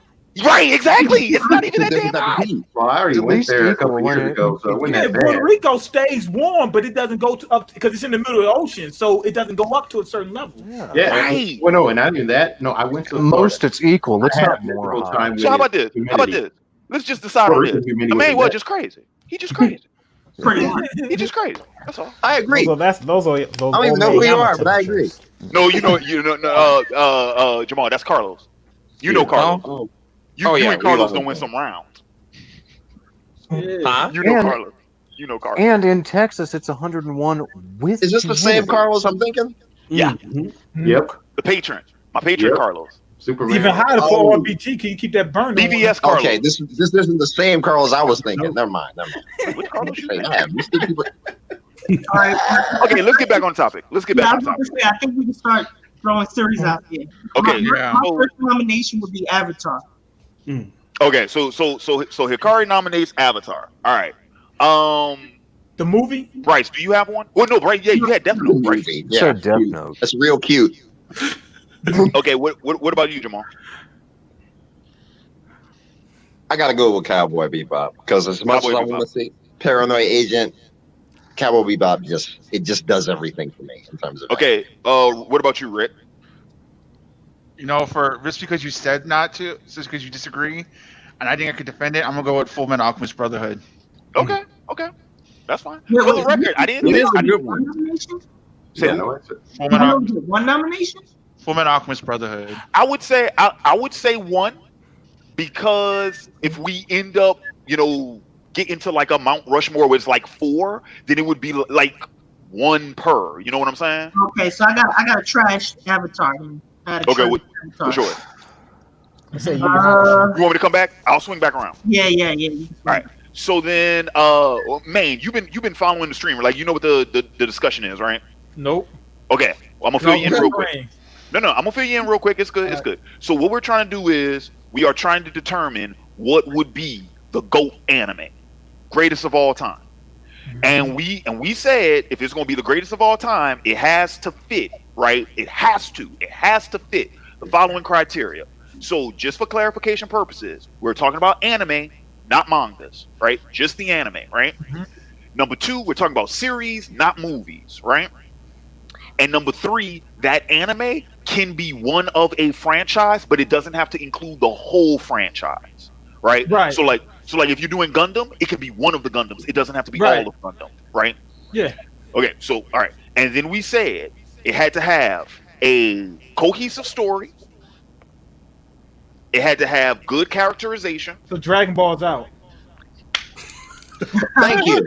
This man gets it. Let me finish. All right. So cohesive story, good characterization. Hikari said that it should probably have some interesting themes or intriguing themes, good themes, right? We said that the animation has to be good. So even if because once again, even if it's an old anime, we know that the best old anime looks the best because it was the best animated anime, right? Even if it's old, right? Yeah. So it had to have good animation. We agreed that it should, music-wise, it should have good music, but as Yugo and as Jamal pointed out, they said that different dubs would sometimes have different music. So I went as far as to say, I'm like, well, if you want to talk about the dubs, so that would include the voice acting too, the performances and whatnot, right? But you could use whichever version is the best of that series. So if the Japanese dub is the best version, you can use that. If the English dub is the best version, you can use that because you want whatever the best possible version of that series is. Right? Best foot forward. Okay. So then, from there, what would you say is the GOAT anime?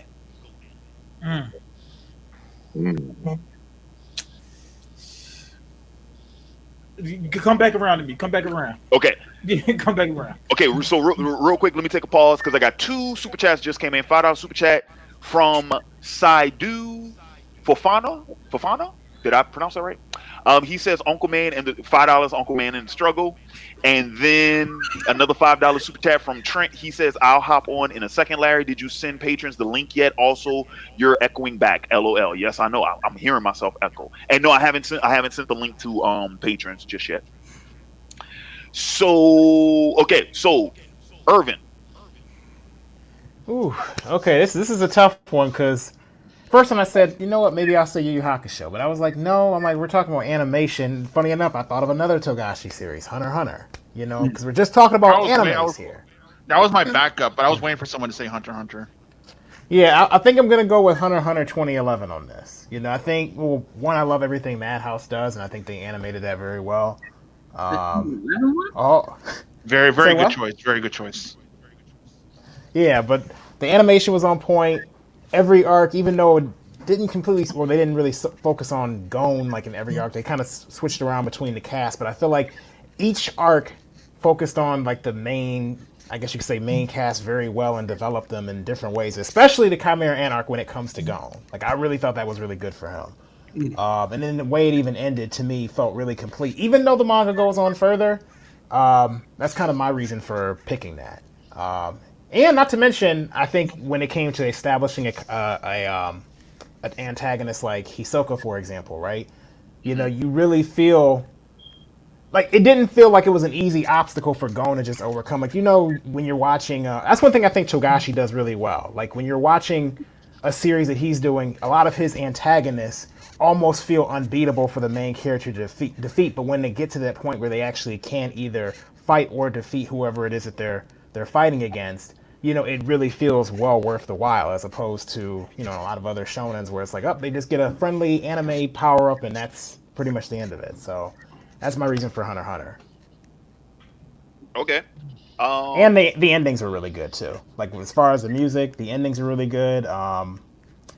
The opening, I got a little tired at sometimes, but I mean, you know, I thought the sequence worked when they changed it from time to time. So that's the reason why I would pick that. Real quick, I got a $2 super chat here from Jay Takeshi. He says, nice having the Cloud Village guys, Uber, Main, and OAW. Appreciate that. It's about me for some reason. Uber Black Man's actually here in Philly. I thought he went to the military, didn't he? Hell no, he went to Planet Fitness. I'm not even joking. Like, damn. Yeah, no, he is cut. He is cut. Yeah. Yeah. He kept saying get a Planet Fitness subscription. But yeah, I seen him a little while ago, and for some reason I don't know why you don't want to keep in contact with me. He was walking around Philly scared, like, oh man, I'm scared. I don't know, I might get hurt. Some shit. I'm like, what the fuck is wrong with you? You be acting like They ganged up on him on the train. No, I think he's not about that life. He's not about that life. Hold on a second. Hold on. It looks like Emmanuel's calling me out. They was bullying him on the train. He said he was sitting on the train. These guys was on there talking. And then out the blue, one of them points him out and said, look at my man, look like he played all sports, right? And he got scared. He thought he was going to gang up on him. It's not about that life. But see, look, man, the way you talk about Philly, right, make me want to go there, and I'm from Compton. He's working on the street for me. Kevin Hart would know how to handle that. He sure would. Real quick, I want to Bradley Cooper. Real quick, I want to Bradley Cooper. No, I just want to address the comment from Emmanuel. I know Bradley Cooper personally. Hang on. In the case of Yusuke, has Yusuke really ever won any fights based on just like pure friendship? Can any of us really say that? Because you even think about, I mean, what do you mean? Yeah, fight on friendship. That's what I'm not understanding. They get a power because they a lot of people you kill them with kindness. So a lot of people consider the demon powers an ass pull when it comes to Yusuke. I think that's what he's referring to. Yeah, but I can see that. I can see that. But here Yusuke himself didn't know. I wouldn't consider it an ass pull, but I understand why they would say that. Yeah. We had no. You know what I'm saying? We had no inclination that was going to happen, but I don't see. It was an ass pull.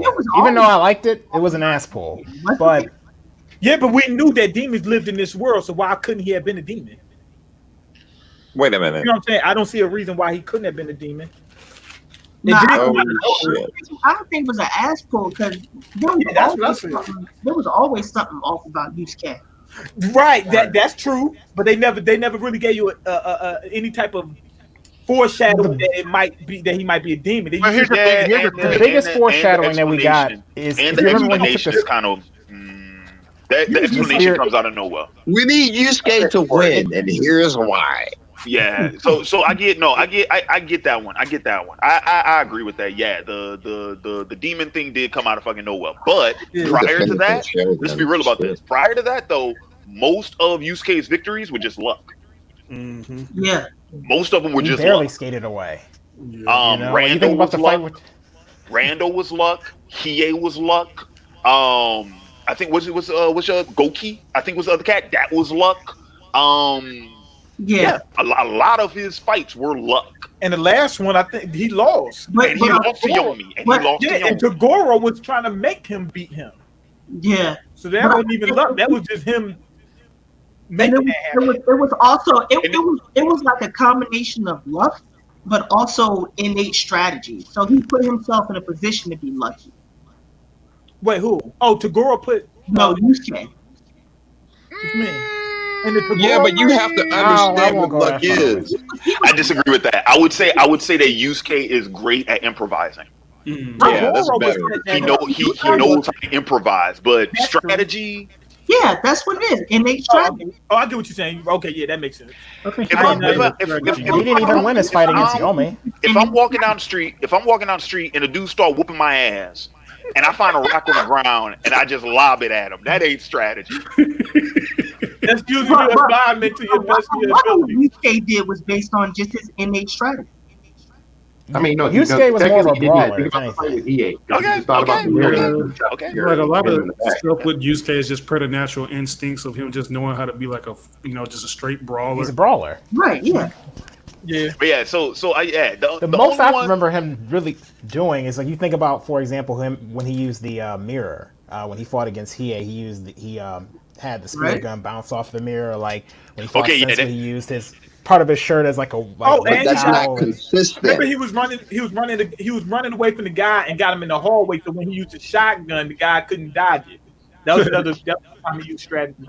Or or like when he threw the log or whatever in Goki's mouth, because he's like, your body is invulnerable, but your insides aren't. And he shot the spirit gun in his mouth. Okay, the motherfucker's a strategist. I get it. Because that was fucking smart. That was smart. Are we including this on the mountain? He's not at the upper echelon of strategists, though.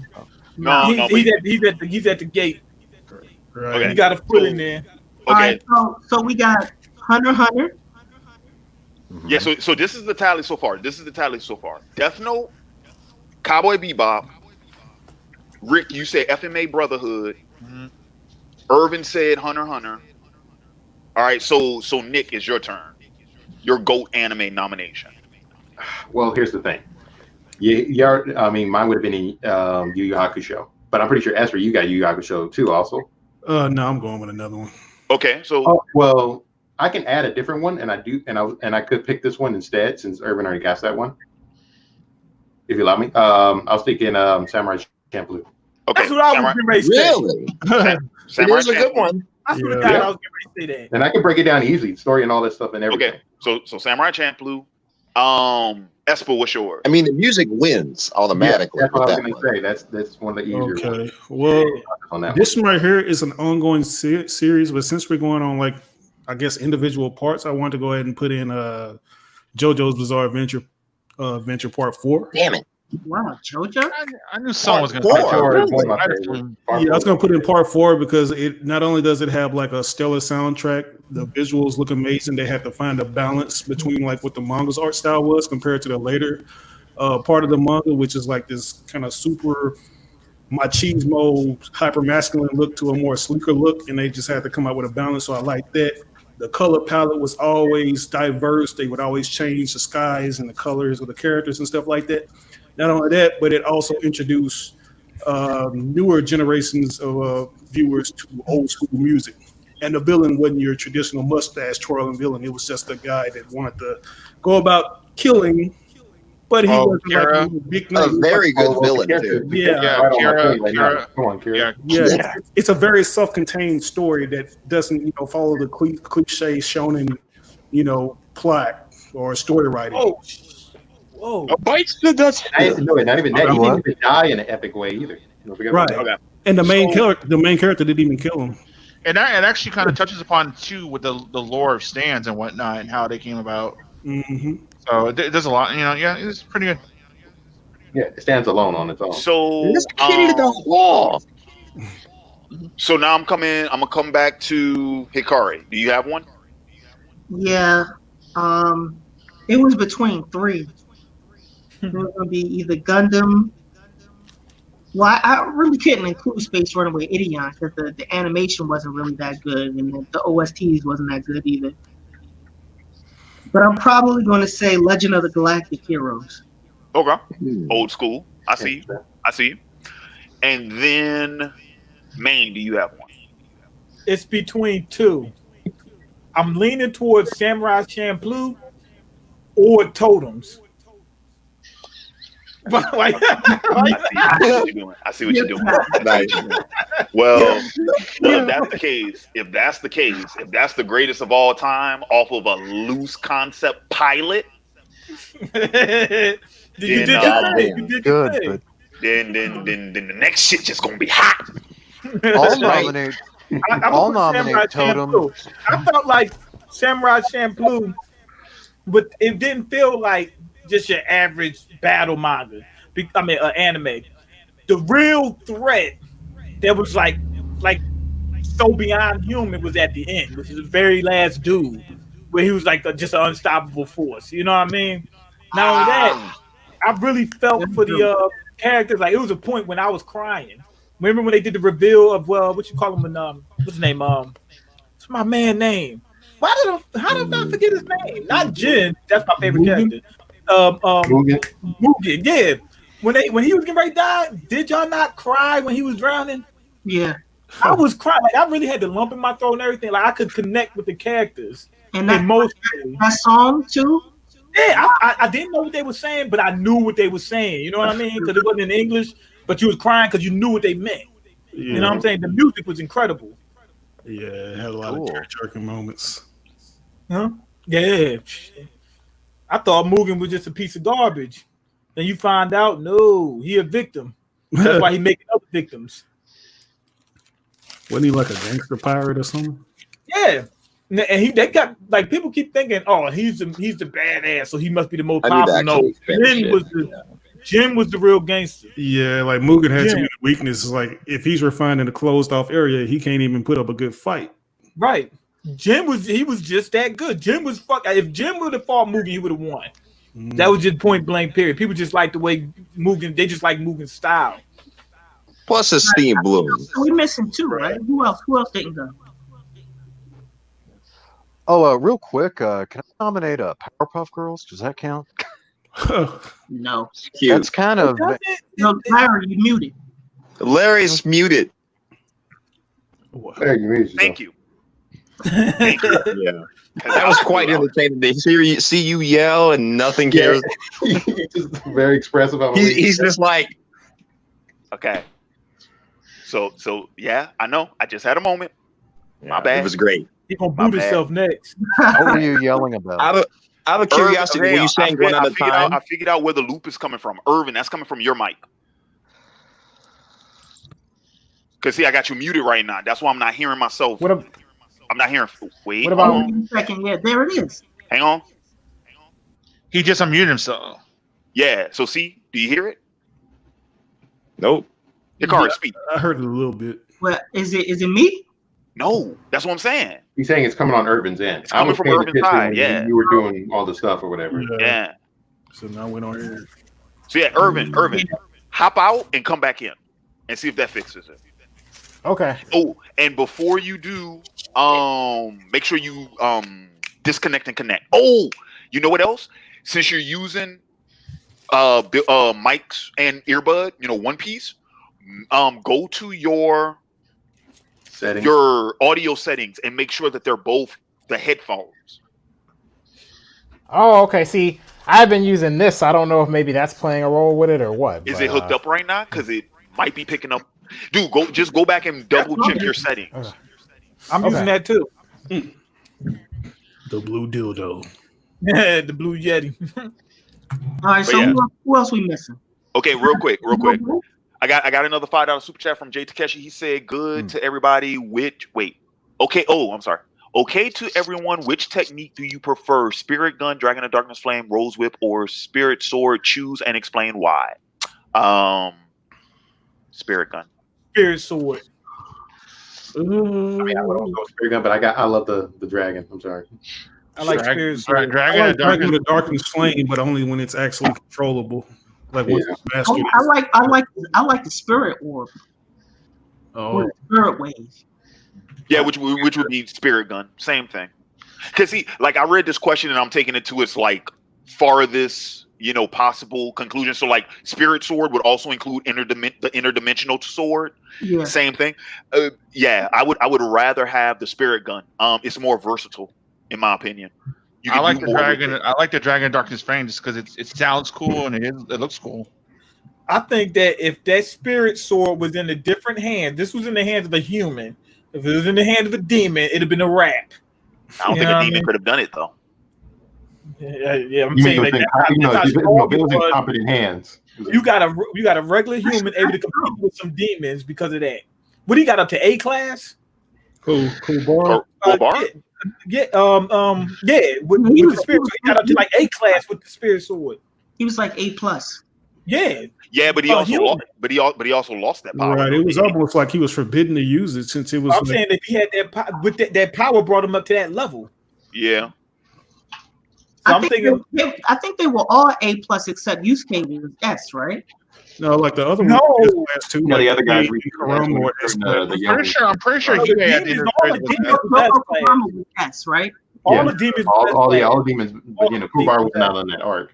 So. I'm pretty sure the three, like Yusuke, Hide, and Kurama, they were all S at the end of the series. Yeah. By the end of the series, they were all S class. Yeah, but they were going up against S class demons in the tournament too. Yeah. Mm-hmm. Yeah. So yeah, at the end of Chapter Black, it's like Kurama and Hiei, they both entered A class, but by the time the Demon World tournament at the end, the end of Saga of the Three Kings, all three of them were S class. Right, when I was fighting Sensui in that bullshit ass armor, they started glowing. It was like, I ascended to S class. But yeah, all right, let me see. Yo, Irvin. Nope, I'm still hearing it. Yeah. You still hearing it? Still really? Hearing Like I even unplugged this whole thing. But do you have your the mic? What do you have it set for? Like the like in the back, there should be a knob on it. Do you have it set where it's only picking up the audio from in front of it? Let me jump out and double check that again. Let me see. Just look at the back of your mic and see what the knob is. Urban change. Well, I don't even have it on. Wait, I don't even have it on. I unplugged the whole thing. Oh, okay. Urban, when you go in your settings, when you sign in, go on your speakers and then select your headphones. Sometimes you can do that manually too. Okay. That way, the speakers is only playing from your headphones and not your computer. Okay. Yeah, like sometimes you have to like go in manually, set it because it won't always automatically recognize your equipment. Wait, do you have the live stream on? Just mute the live stream if you have the live stream on. No, I don't have the live stream on. I didn't have it on before. I had it. Well, I had it. Okay. Okay. So, in terms of the whole GOAT anime discussion, the only person who didn't give one was me. I have yet to give one, and I'll be honest with y'all. So, the same thing that I mentioned in the Facebook chat, which came up with the whole idea for this fucking segment. Same thing I said there, and guess what? I am gonna have to side with my man Jamal. Cowboy Bebop. Bebop. No. It's good stuff. Bebop. What? Oh, because Bebop is not even in my top 5. I returned to hear you say that. That's beautiful. There is, dude. I can't think of a single critical thing, like negative thing to say about Cowboy Bebop. It's solid always around. Yeah, it's perfect. It's a masterpiece. It's solid. Yeah. It's solid always around, and even in the places where it lacks, like content wise from other series, it's enough. Yeah. You know what I'm saying? Like Cowboy Bebop, the fact that it's only 26 episodes helps it. Mm-hmm. Right. Whereas with other series, that short of a length hurt them. Yeah, it has rewatchability. The rewatchability on that is really high. You know, like if you have like the sense of pacing, just fucking can't fuck with it. It's too episodic for me. Yeah, it is. And it's a difference of storytelling too. It makes you realize. It makes you realize how much they waste your fucking time in these animes that are over 300 goddamn episodes long. There's so much shit can happen in 20 minutes in Cowboy Urban is still there. It's still there. Right. It's still there. What you could do is plug your Yeti back in, right? Have it set for the Yeti, but when you're not talking, there's a mute button on there. Just click that, so that way at least it's not echoing while until you talk. Yeah, try that. So try that. Do you hear anything? You still hear anything? Yeah, I'm pretty sure I'm gonna be hearing something. Wait, hang on. Let me see. Okay, that's weird. Yeah, I'm still hearing. I'm still. So you can still hear me. Yeah. So now my mic isn't even working right then. No, dude, no. You're not gonna be able to just plug in the mic and StreamYard's gonna automatically recognize the mic. You have to jump out and go back in. Oh, but I changed it in the because you can change the settings on here too. I'll just jump back out. Yeah.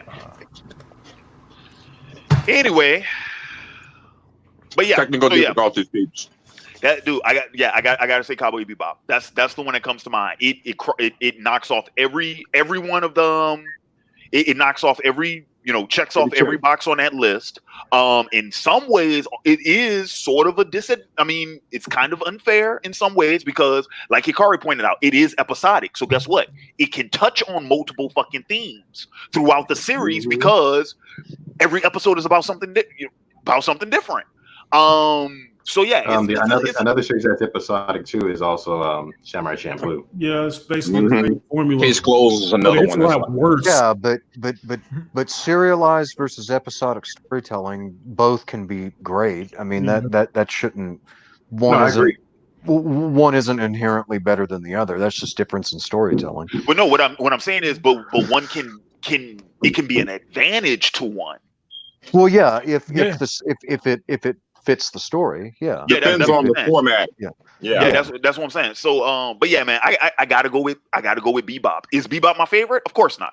It's not my favorite, but if I had to put it up there, like as far as like criteria, what to judge it on, yes, it fills all the check marks, and it's very good.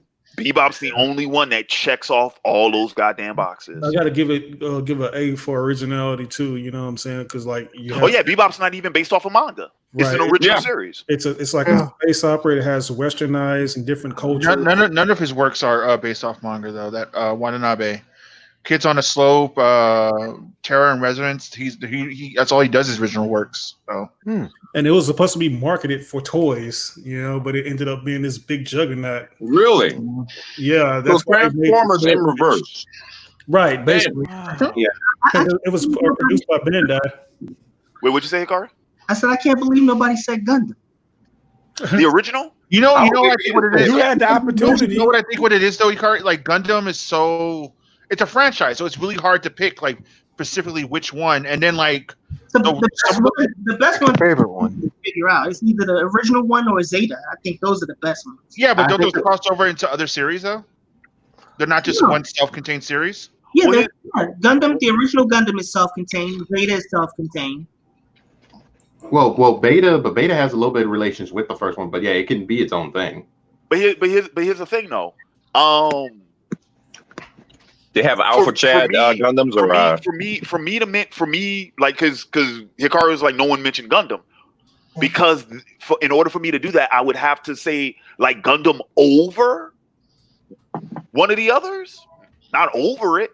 You'd have to pick a. Like I say, if I'm doing a top 10, yeah, Gundam's on that list. But if I got to pick one, because you got to pick one that fits the criteria the best.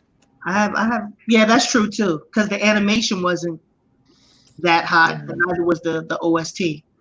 So yeah, based on those criteria, I can see it. I think for far as Zeta, it had one of the better OSTs. But if we're going to talk about animation wise, they already rejuvenate a lot of those animes and stuff anyway, where they look better, even for Yu Yu Hakusho. So it still holds up. How has no one? How has no one mentioned Speed Racer here? Isn't that really important? So I got a $5 super chat here. From Jay Takeshi, he says, do you guys feel that Sensui's sacred energy was BS because it seems to have a power that is low S class energy and has many versatile abilities? Well, yeah. I wouldn't call it BS. I mean, he had to train 49 years to get it, so it makes sense. Say that again? Yeah, he had to train 49 years. Well, each of his personalities did 7 years. Yo, I was talking with Muted, and I said the exact same thing you just did when you corrected yourself. When you said he had to train 49 years, I said his alternate personality had to, but it was Muted. Yeah. Damn. I was about to say, because I was really about to sit there and break down how it is not possible that he could have trained 49 years because he's not even that fucking old. He was barely older than you. I know all of you guys know what I mean when I Yeah. I get it now. But it was like Inception. It was basically Inception. His personality was inside his dream, so it literally was time dilation. Yeah. I was like, this nigga like he came from an 80s boy band or something with them loafers on. Loafers. Damn. Like you come from a Zap band or something? Yeah, but Sensui's my dude, man. Sensui's my dude. Sensui and Miriam, they my dudes. Yeah. But I prefer Tagoro over Sensui. Really? Because he was just a little more straightforward. Yeah. You know what I'm saying? It was just a personal preference. I'm not saying he's better. I just like a character that was a little more straightforward. You know what I mean? Like you had to be all over the place and keep track of a lot of shit in order to really get Sensui. There's really no like wrong choice between those three. Like those are like top tier villains in general. Mm-hmm. Yeah. All right. Well, I tell you what, gents. So I had another topic. Yeah. But it's getting late. Yeah. And I'm tired. He's tired already. It's only 9 o'clock where you at. Yeah, man. You said you were going to go to like 11 or something. Yeah, I thought it was going to 11 or 12. What was the other topic? Was that the DCEU one and MCU? All right. Okay, wait, hold on. a couple of things just happened in that real small exchange. I don't know if everybody caught what happened. So first off, y'all motherfuckers was like, "Oh, Larry can't hang." Look. Don't take it personally. Well, Larry can hang. Grab one of the Mike Law. Matter of fact, no. Hold up. Time out. Y'all ready for this? Time out. Nick. Yeah. Last Friday, how long did we stay in that goddamn when me, you, and Carlos? How long were we up? Shit, I think we're like at least maybe 3 hours, I think. Or more. 5 a.m. 5 a.m. Y'all was up to 5. Don't y'all got? We were talking. No. It was Friday. It was Friday. I don't work weekends. Oh, I was about to say, damn. Well, not right now. Y'all got bills. we grinding. For the record, that was after the monthly Q&A. No, bills got paid, son. Trust me. Okay, so that's number one. So this notion that Larry can't hang. I'm like, oh, don't. It's not what we're saying. Don't make me come out of myself now. Grab and a hold the words of James Brown. You ain't gonna make me come out of myself. But ain't that crazy though? How long we've all been a part of YouTube, and the transition from like young adulthood to like actual adulthood, where you got bills and responsibilities and shit. I was always got kids. The adulting arc. Hang on, time out. Yeah. I was always adulting on YouTube. That was one of the reasons why I used to, go after the young bucks, because I'm like, you motherfuckers don't even provide the roof over your own damn head. Living in your mama's house, in the basement. We were just talking about that Friday. I'll just say it was more of a college arc back in the day. Like when Larry, when you were born, the first words out of your mouth was, "When's the rent due?" Damn. That's one word, by the way. Time out. All right. Just to crack a joke, but I'm gonna set the record straight. So when I was born, I never asked about the rent because my parents own their homes. Oh, okay. About the flex. Okay. Both of them. So you didn't have a mortgage either? No, we had a mortgage. Oh, I was about We to didn't say, have rent. We rented one of the houses. Oh, We you- didn't rent a house. you Either. Okay, I think $5,000. But hey, man, we're gonna talk about the DCE, or are you sleepy? Y'all want to get into that? It would be cool. I mean, real quick, that topic was actually meant. I mean, Hugo had to hop out, but I intended that topic for Hugo. I was thinking of Hugo when I came up with that topic because me and him done gone. I mean, we have dared.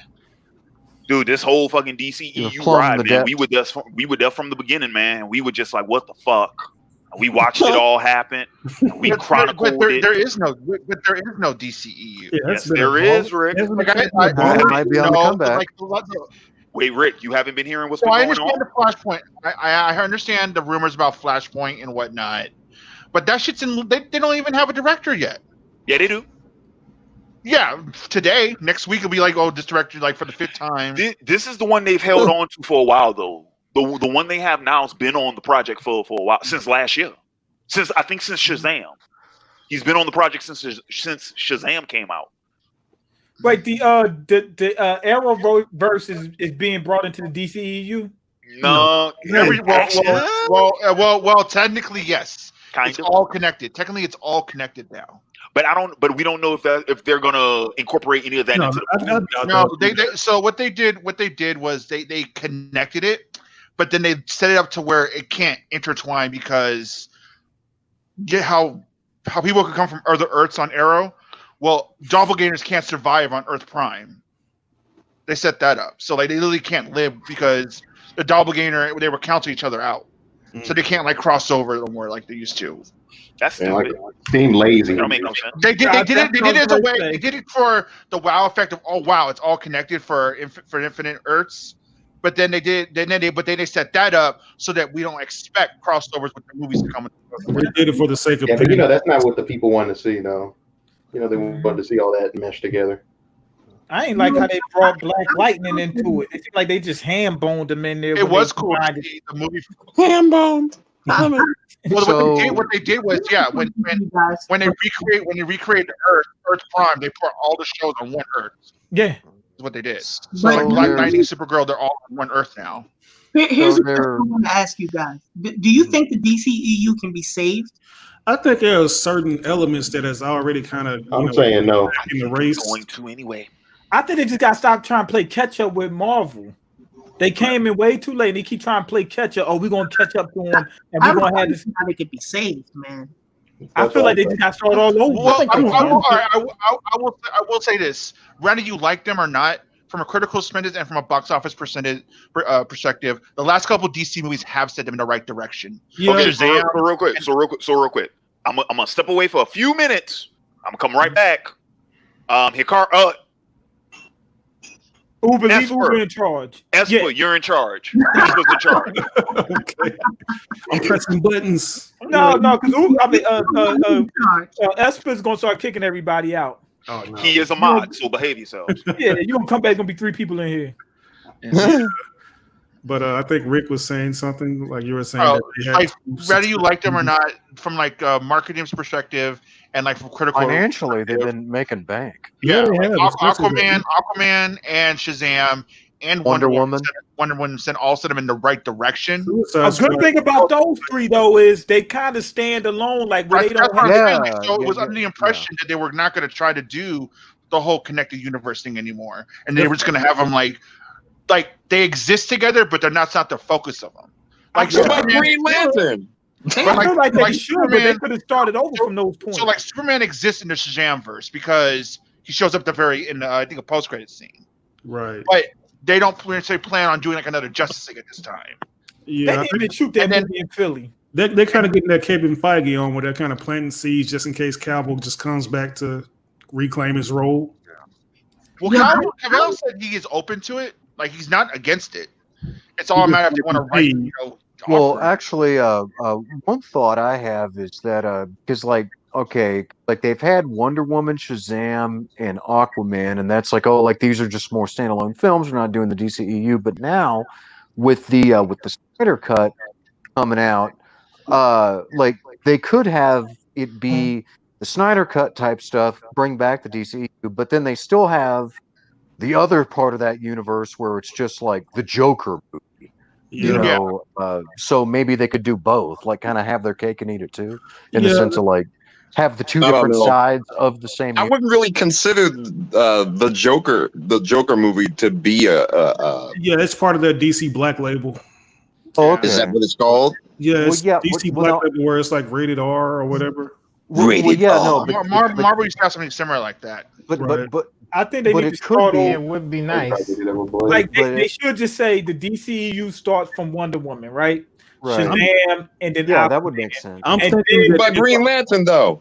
and just work from that point. Hey, Ryan Reynolds. We all remember Green Lantern, right? Ryan Reynolds shot himself to make sure that didn't happen. He's coming back as Green Lantern, if I'm not mistaken. He shot himself in the head. And I heard the Ryan rumor Reynolds. that he was coming back as Green Lantern. No, And Ryan Reynolds should be the Flash, frankly. That's what I was But thinking. Yeah, it could work. I mean, I guess the rumor people assume that Flashpoint is gonna like reset everything, and then that'll be like the new start. The way it's working, if I think like if the Snyder Cut is commercially successful, they might just use that as a reboot or something like that. Like like a launch pad. Yeah. I think it's too bad. Sure. I think the Aquaman movie was trash. I think the Wonder Woman movie was trash. Oh, definitely. Wow. What? Like I didn't lie to you. I didn't care about Aquaman. Wonder Woman was all right. Trash. Aquaman. Why'd you say Batman was Superman his favorite movie though? Beautiful noise. The best one was Shazam. Shazam was the best. Shazam was the best one. Yeah. Aquaman. I thought that was the worst one. Basically, beautiful noise. It's like Transformers. It's Aquaman's like a big Saturday morning Wonder cartoon. Woman was the best one, but everybody thought Wonder Woman was like the greatest thing ever. I didn't think it was that good. Yeah, it wasn't I bad. didn't think it was nowhere near as good. Compared to the other things that they produce for DCEU, it's pretty good.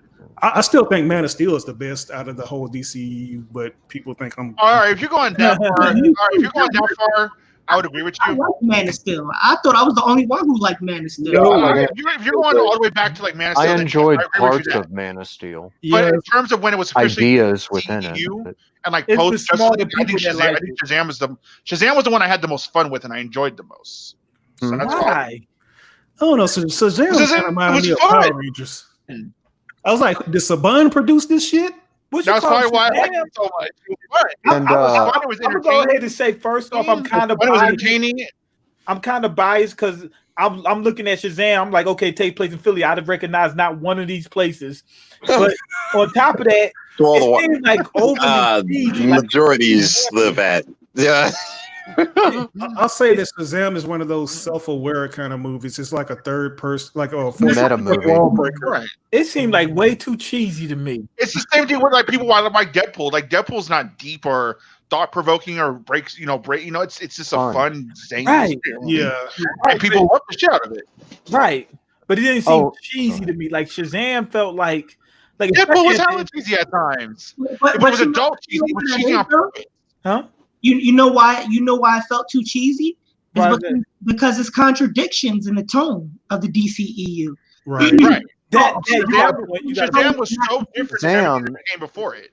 Well, Shazam is trying really hard to course correct from the DCEU, like they're purposefully going out of their way to be more like fun, lighthearted. As opposed to They want to kill the they want to kill the notion of it being like dark and loveless. Right. But it still has the same kind of bad color palette that the other DCEUs have, where it's like grayish skies, the muted color tones. Yeah, and it was only 5 minutes of making good. Oh yeah, I mean, I want my money back. And it seemed like a whole like friendship power up at the end. Hey, we all have it now. Now we're super powerful. That's what I'm telling you, man. Saban had to be on this film, bro. I felt like he should have stood alone at the beginning. Maybe do that the next movie. You know what I mean? You couldn't afford to pay the other people. Right. I like the other people. In Aquaman, I liked Black Manta. You know what I mean? I liked him. I feel like he did a good job. He hardly did anything. That's the most aesthetically pleasing looking DCEU movie. He wasn't deep. I'm saying like for what they gave him, the actor did a good job for what he gave. Jason Momoa, yeah. That wasn't Jason Momoa. I'm talking about the guy who played Black Manta. Oh, I'm sorry. I was the guy from Black Mirror. Yeah. Kissed the Falcon. For me, Man of Steel is still my Candyman. That's the dude that played Candyman. My favorite. Which they're about to fuck up in this remake. Ugh. Nah, Candyman about to be yo. Oh man, the trailer looks like shit. No, trailer looks like shit. No. The What they are doing this Candyman movie extremely smart. It's not a first off, it's not a remake. It's not a remake. It's gonna be about remake, reboot. The trailer looks like trash. Technically, it's a sequel. Really? Why? Me. People, because it's taking place after the original Candyman, and they're it has continuity with the original Candyman.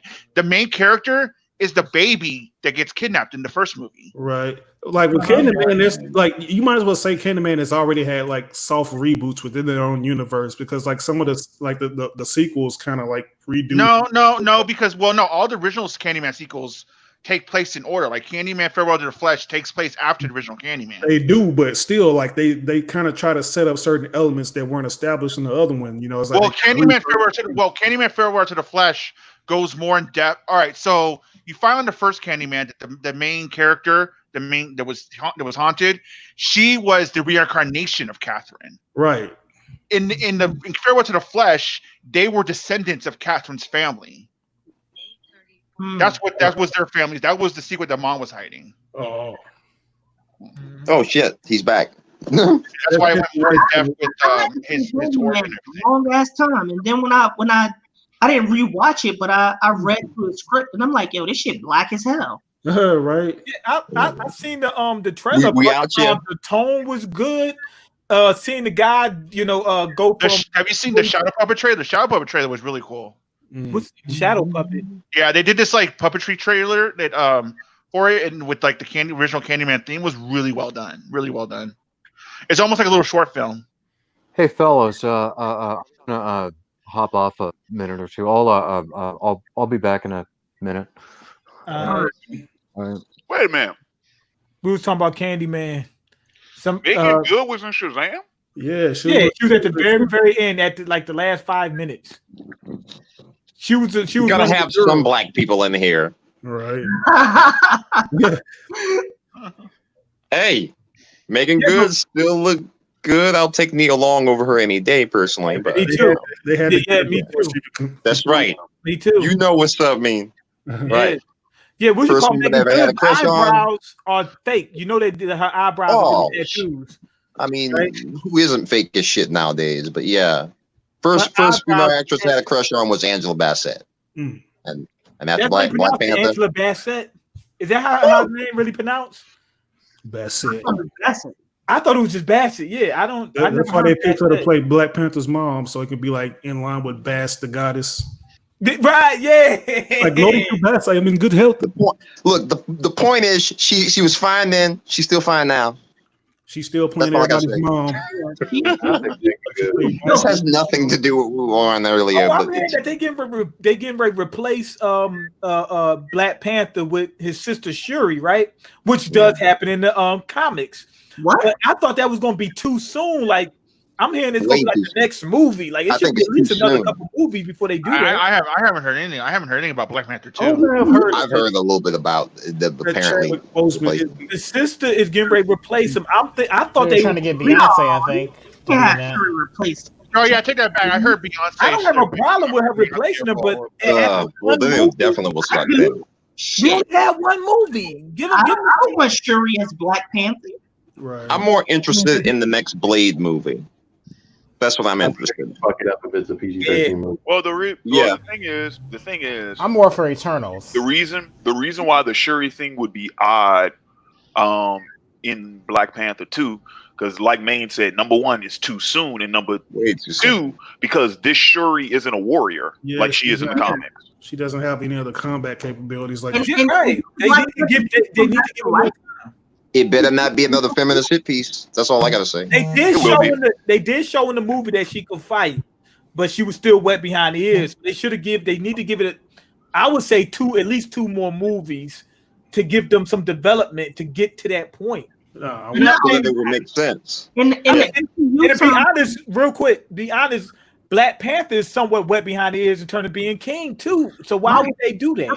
That's what I was about to say. And Yeah, it's like doing Superman versus Batman all over again. Like, why? Why are you doing that so soon? Yeah, and in the MCU timeline, Black Panther just has only been alive since like for 6 months, right? Something like that. Yeah. After they defeated Thanos, he came back. He's only been around for like 6 months. Oh yeah. Well, by the time we do get Black Panther 2, I'm sure more time will pass, because Black Panther 2 is not even part of Phase 4 at the moment. No, but I thought that Black Panther 2 was going to have Shuri replace him already. No, that's what I was hearing. You must have been looking at We Got This covered or something. No. I heard the same thing. They replaced him. What you call him? Thor too. I just heard that Chadwick Boseman wasn't sure if he wanted to continue playing T'Challa or not. I heard that. Yeah, he's good. He's I've heard. Yeah, he's so getting tired of the. Yeah, he burned out. Get tired of them Wakanda Forevers and stuff. Which is crazy. I don't know how he burned out, because he only got a couple movies. He got one standalone movie, and he was featured in 2 other ones.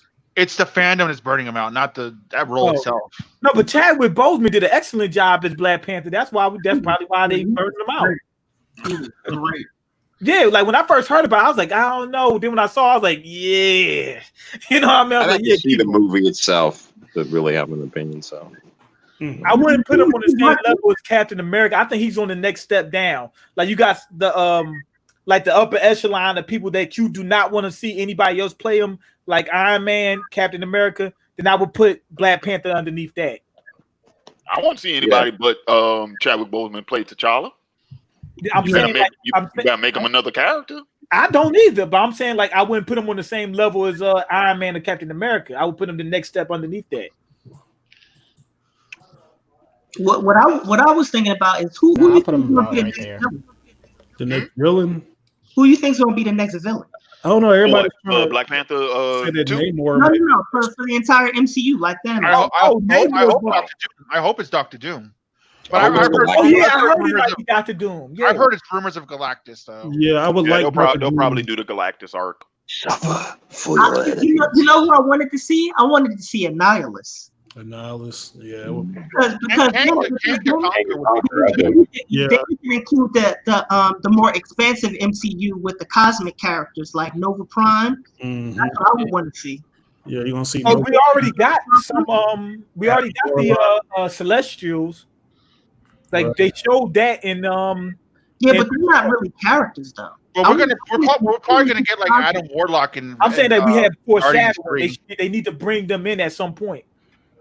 I don't see how they could even include Adam Warlock as the next villain. Wasn't that was what those gold people asked what they were making from what I heard, right? Oh, because the Soul Stone. That's why they could bring in Adam Warlock. Remember the Soul Stone? Originally, Adam Warlock in the comics was a part of the Infinity Gauntlet series. Right. I heard that's what I'm saying. He was born from the Soul Stone, but a friend was telling me what like those gold people they made.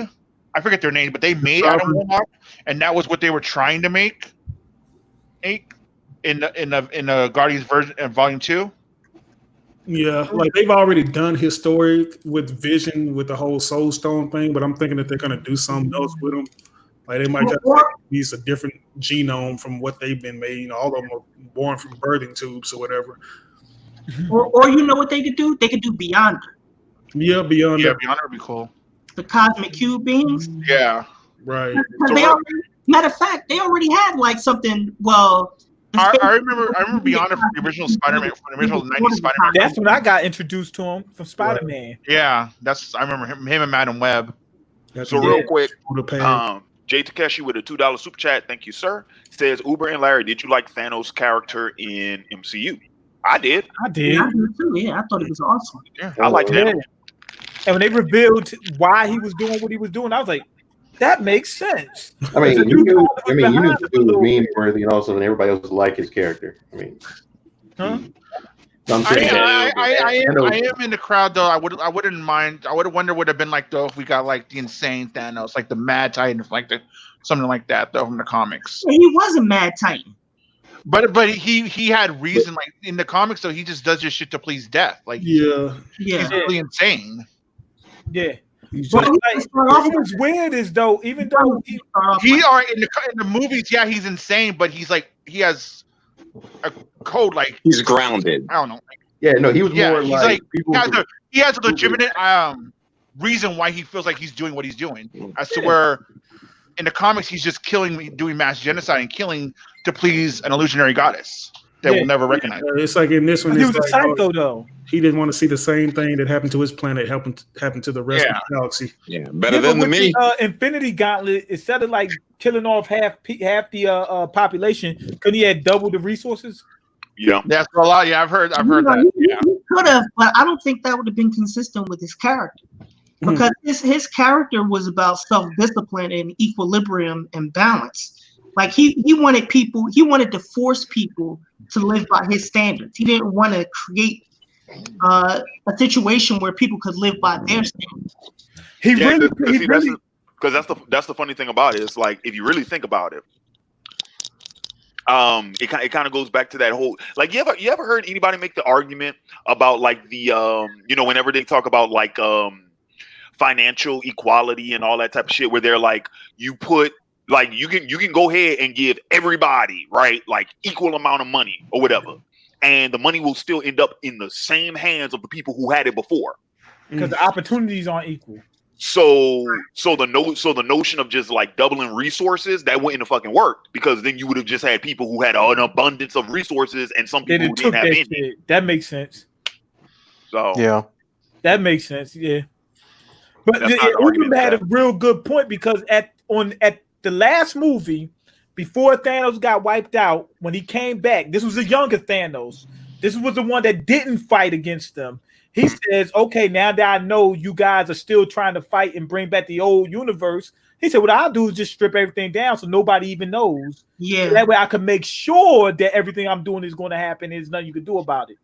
So yeah, that kind of confirms not confirmed. That kind of is just like the smoking gun to what Uber was saying.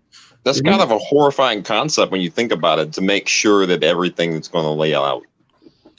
I mean, he was trying to be thorough. It's the ultimate form of fascism. Like fascism. No, seriously though. Like fascism doesn't mean I want to force you to my beliefs. Fascism is, I really want you to internalize my beliefs. You see what I'm saying? I want you to believe like I believe, and I really want you to read it. It's like 1984. Like, you ever read 1984? Yeah, it's a great novel. But I've heard that it's kind of a horrifying concept of the book. Yeah, like, beliefs become internalized through force. So yeah, that both too. hands. Right. Yeah, because I mean, if you got Big Brother from 1984, they brainwashed everybody. It's like North Korea is. They didn't brainwash everybody. They didn't. That's the crazy thing about 1984. They didn't brainwash everybody. What they did was they broke them down psychologically and then rebuilt them in their image. Like, they didn't brainwash. Like, Winston wasn't brainwashed at the end. Well, yeah, maybe we're just arguing semantics. Reprogrammed? Tell you the truth. Right, it's reprogramming. It's not brainwashing. It's not isn't that what brainwashing is, though? Yeah, that's kind of what I mean. It's real quick. See, go ahead. Real quick. Just put a pause on that. We're gonna come back to the brainwashing in a minute. Because this is thrilling shit. I got detergent in the back. So I got 2 super chats that I gotta answer real quick. So Maniac Madness 11 with the $2 super chat asks, what was the Soul Stone's function in the MCU? To just be part of the gauntlet, pretty much. Well, it brought what you call a vision to life, right? No, that's the mind gem. The soul. Oh, yeah. Wasn't that the like? It traps souls in it. Remember? Yeah, soul gem. You got to trade one life. Somebody has to die. Some people were trapped in the Soul Stone. Yeah, the soul stone. We never got to really see the Soul Stone be used because it was just part of the gauntlet.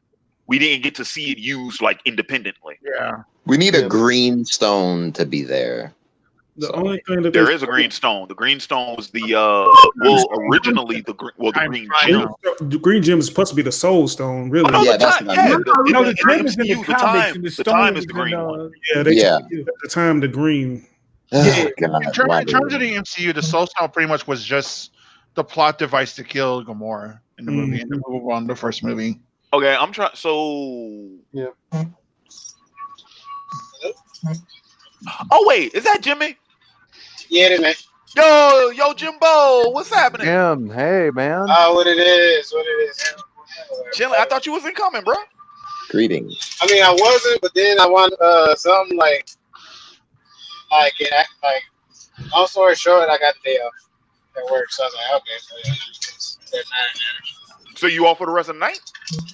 Oh yeah, I'm off for the rest of the night. Oh, sweet. That's what's up. You still getting paid though, right? Oh yeah. Okay, just making sure. That's what's up. That's what's up. So, You know what? Oh, yo, Guys. breaking news. I'm actually gonna head out, because my mic is acting real crazy, and I feel like I'm kind of just taking up space. So to be able to prevent that, I'll catch you guys later. We're gonna Nice to meet you, man. You cool? Catch you later, brother. See you, Irv. So Rick, what you were saying? Breaking news. Batman: Mask of the Phantasm is on Netflix. Oh yeah, I saw. Oh, is it censored? That's a great movie. I don't know. Shouldn't be. I hope not. It should be. I never heard of a censored version of Mask of the Phantasm. Yeah, but they're censoring different things on Netflix, and Is that Batman? so I'm just kind of worried about that. Check it. I'll let you know when I watch it later.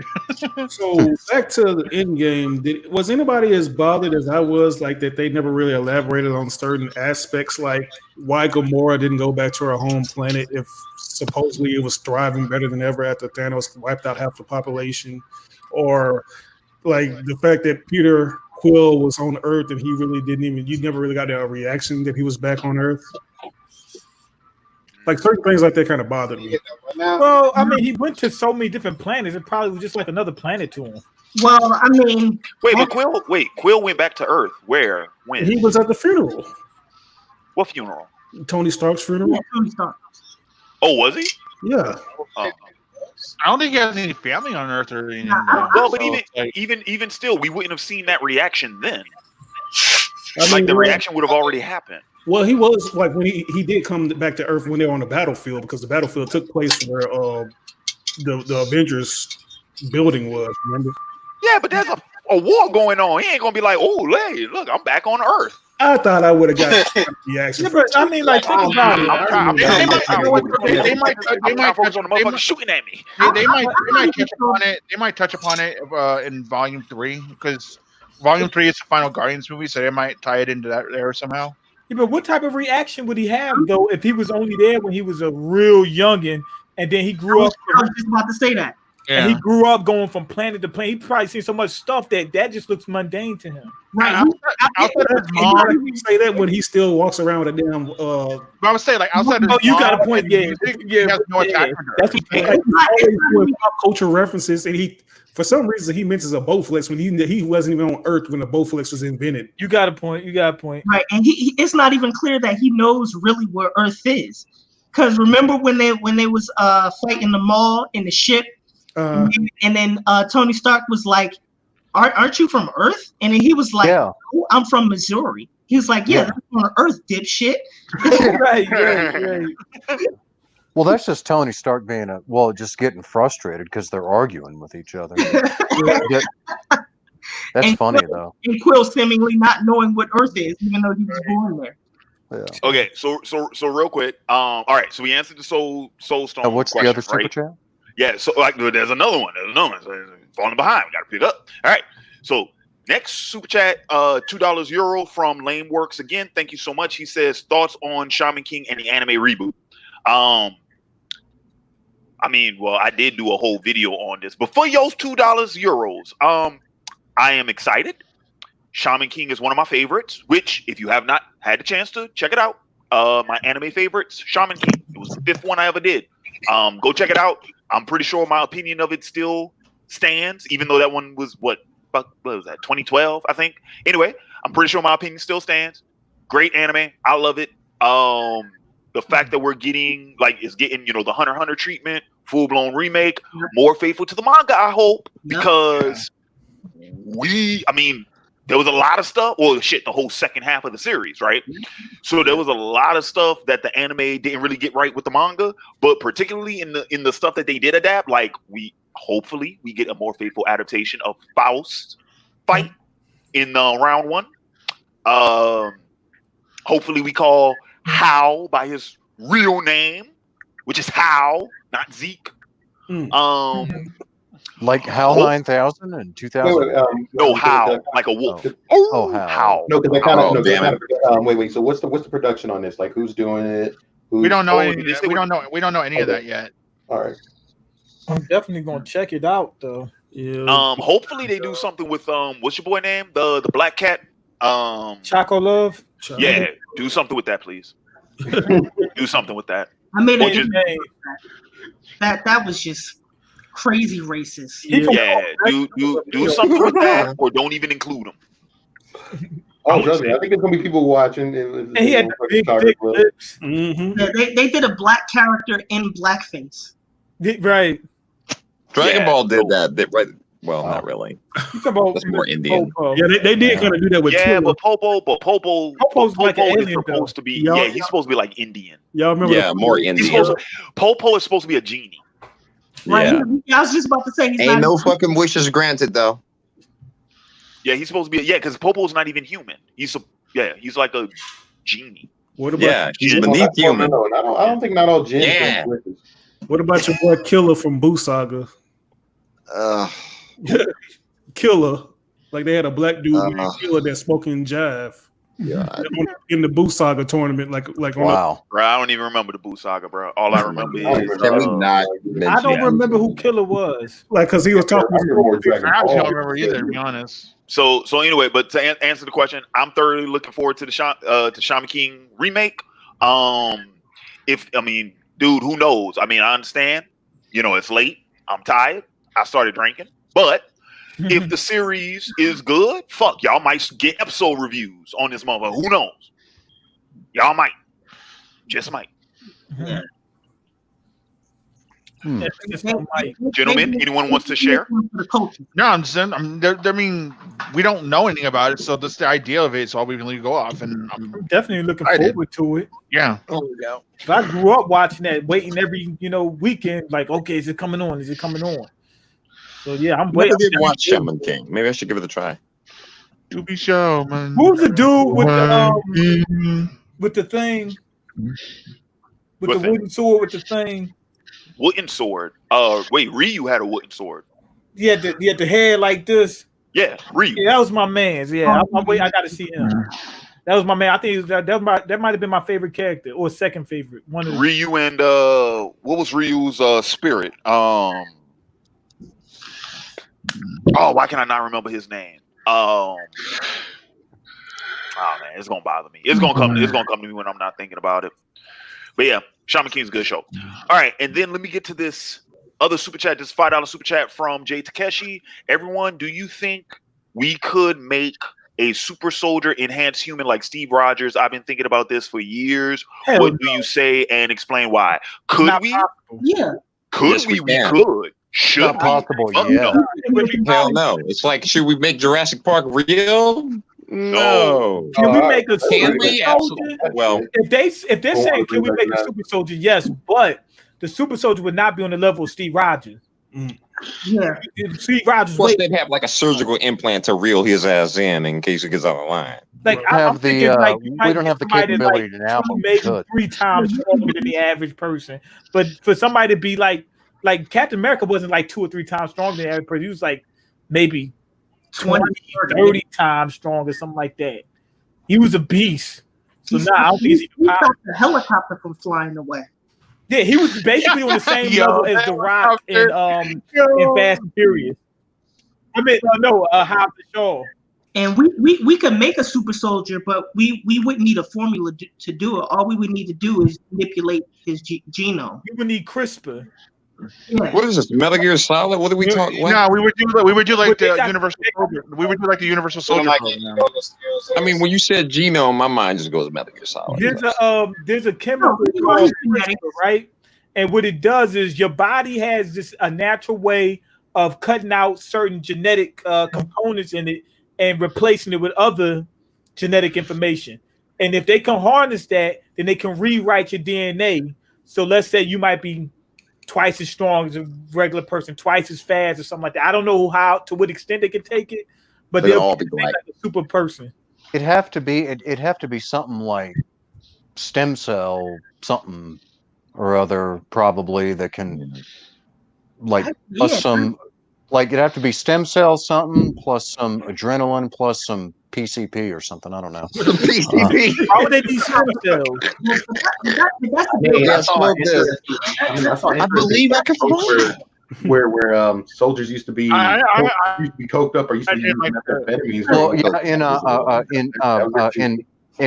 Well, in Vietnam, they did those tests on those soldiers, giving them like these psychotropic drugs and crap. Yeah, LSD and all types of stuff. That's like in Jacob Slatter. I would imagine like something like Universal Soldier, where like it's part technological, part chemical. Yeah. Well, we get Judge Dredd with it though. From what I'm hearing, they No, we wouldn't get they would be able to make the protein. You know what I'm saying? It wouldn't be like Wolverine and nothing like that. But let's say you lose a limb, it'll grow back. You know what I'm saying? We wouldn't do anything like that. I don't Straight Demolition Man with it. It wouldn't be like Deadpool. You wouldn't have another arm the next day. But it would grow back. Huh? Plus, I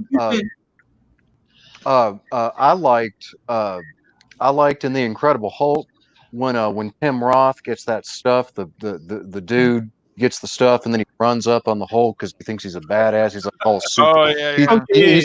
He's all super soldiered up, and then he's standing there and Hulk. It's funny that the Abomination is technically made from a corrupt, defect version of the Super Soldier. Right? Yeah. They even mentioned that. I think. Yeah, like they name drop Super Soldier Serum or something. Like Weapon Zero Protocol or something like that. Yeah, no, it's something like that. But yeah, that dude who made it, he was the they were never able to recreate the Super Soldier form. Exactly. That dude, the one scientist that got killed. Yeah, I got a question in regards to the MCU. What do you think would be the best way for them to integrate X-Men into the MCU? I was just talking about. You know what's funny? Me and Bryce just talk about this shit. Hold on, I think if you look at the story of the Avengers game, which the game itself looks like trash, but the story itself, I think is a good way to introduce the MCU. I mean, the X-Men. With the whole, because they're doing like the idea with like the Terran Mist. So if you can tweak that idea, even though I know that's tied with the Inhumans, but that like looks like in the game that creates people with superpowers, like the new Miss Marvel. What are you talking about? The new Avengers game. Oh, so really like, they're doing a storyline where like the Terran Mist or whatnot, they call it like A-Day, and it gives people superpowers. I think they could tweak that storyline and what they're going for, and that could be a great way to introduce the X-Men. Yeah, it's like you got several ways. Like I always look back at what they did with Quicksilver and the Scarlet Witch, where they just said that they had like dormant, like mutated genes or something, and it took the crystal or the gems or the stones or whatever to awaken those powers. They could say that these cosmic snaps that basically used a lot of radiation that awoke a lot of people's X gene. Yeah, that's what Larry was talking about the other day. They had 3 times I think they had 2 or 3 times where they snapped. 3.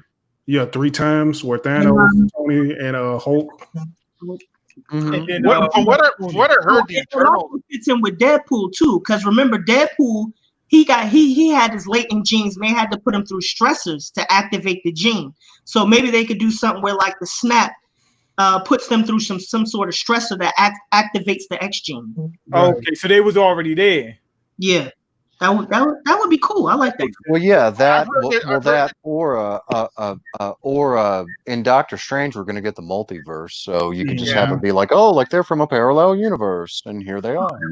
I've actually heard that the Eternals is supposed to be the gateway to the X-Men. Yes. Oh yeah. That could happen too.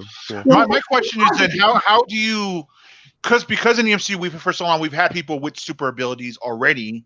Sure. How do you create the X-Men story of the whole, the fear of the mutants and whatnot? Like, how do you create that in this pre-established world? I don't think I can answer that question. Rick, say. See, I shouldn't be talking about this shit, man, because I'm like, man, I should be pitching this shit so I can get paid. Anyway, Rick, go and ask that question one more time. So how do you create the, for better terms, their take on racism with the mutants when you already have a pre-established world where people have been running around with superpowers? Okay, so how do you create the distrust? Right. Okay. Yeah. How about this? How many superpower beings are there in the MCU? Exactly. Oh shit! Like you have a lot of people running around with superpowers, and some are just doing their own thing and causing. Well, yeah, without tech and everything, we got Spider-Man, Wanda. It's not that many. You got not many. Less than 50? They've already established. They've already established the distrust through Civil War. Exactly. Okay. Yeah, and they did actually the Sokovia Accords. Yeah. So already been already established. Yeah. So the distrust is already there. You feel me? Or at least the Five-ounce gloves was going crazy. So here's the thing. So the distrust is already there. So in terms of like superpower beings flying around doing shit, you talk what, less than 50? Mm-hmm. Yeah. All right.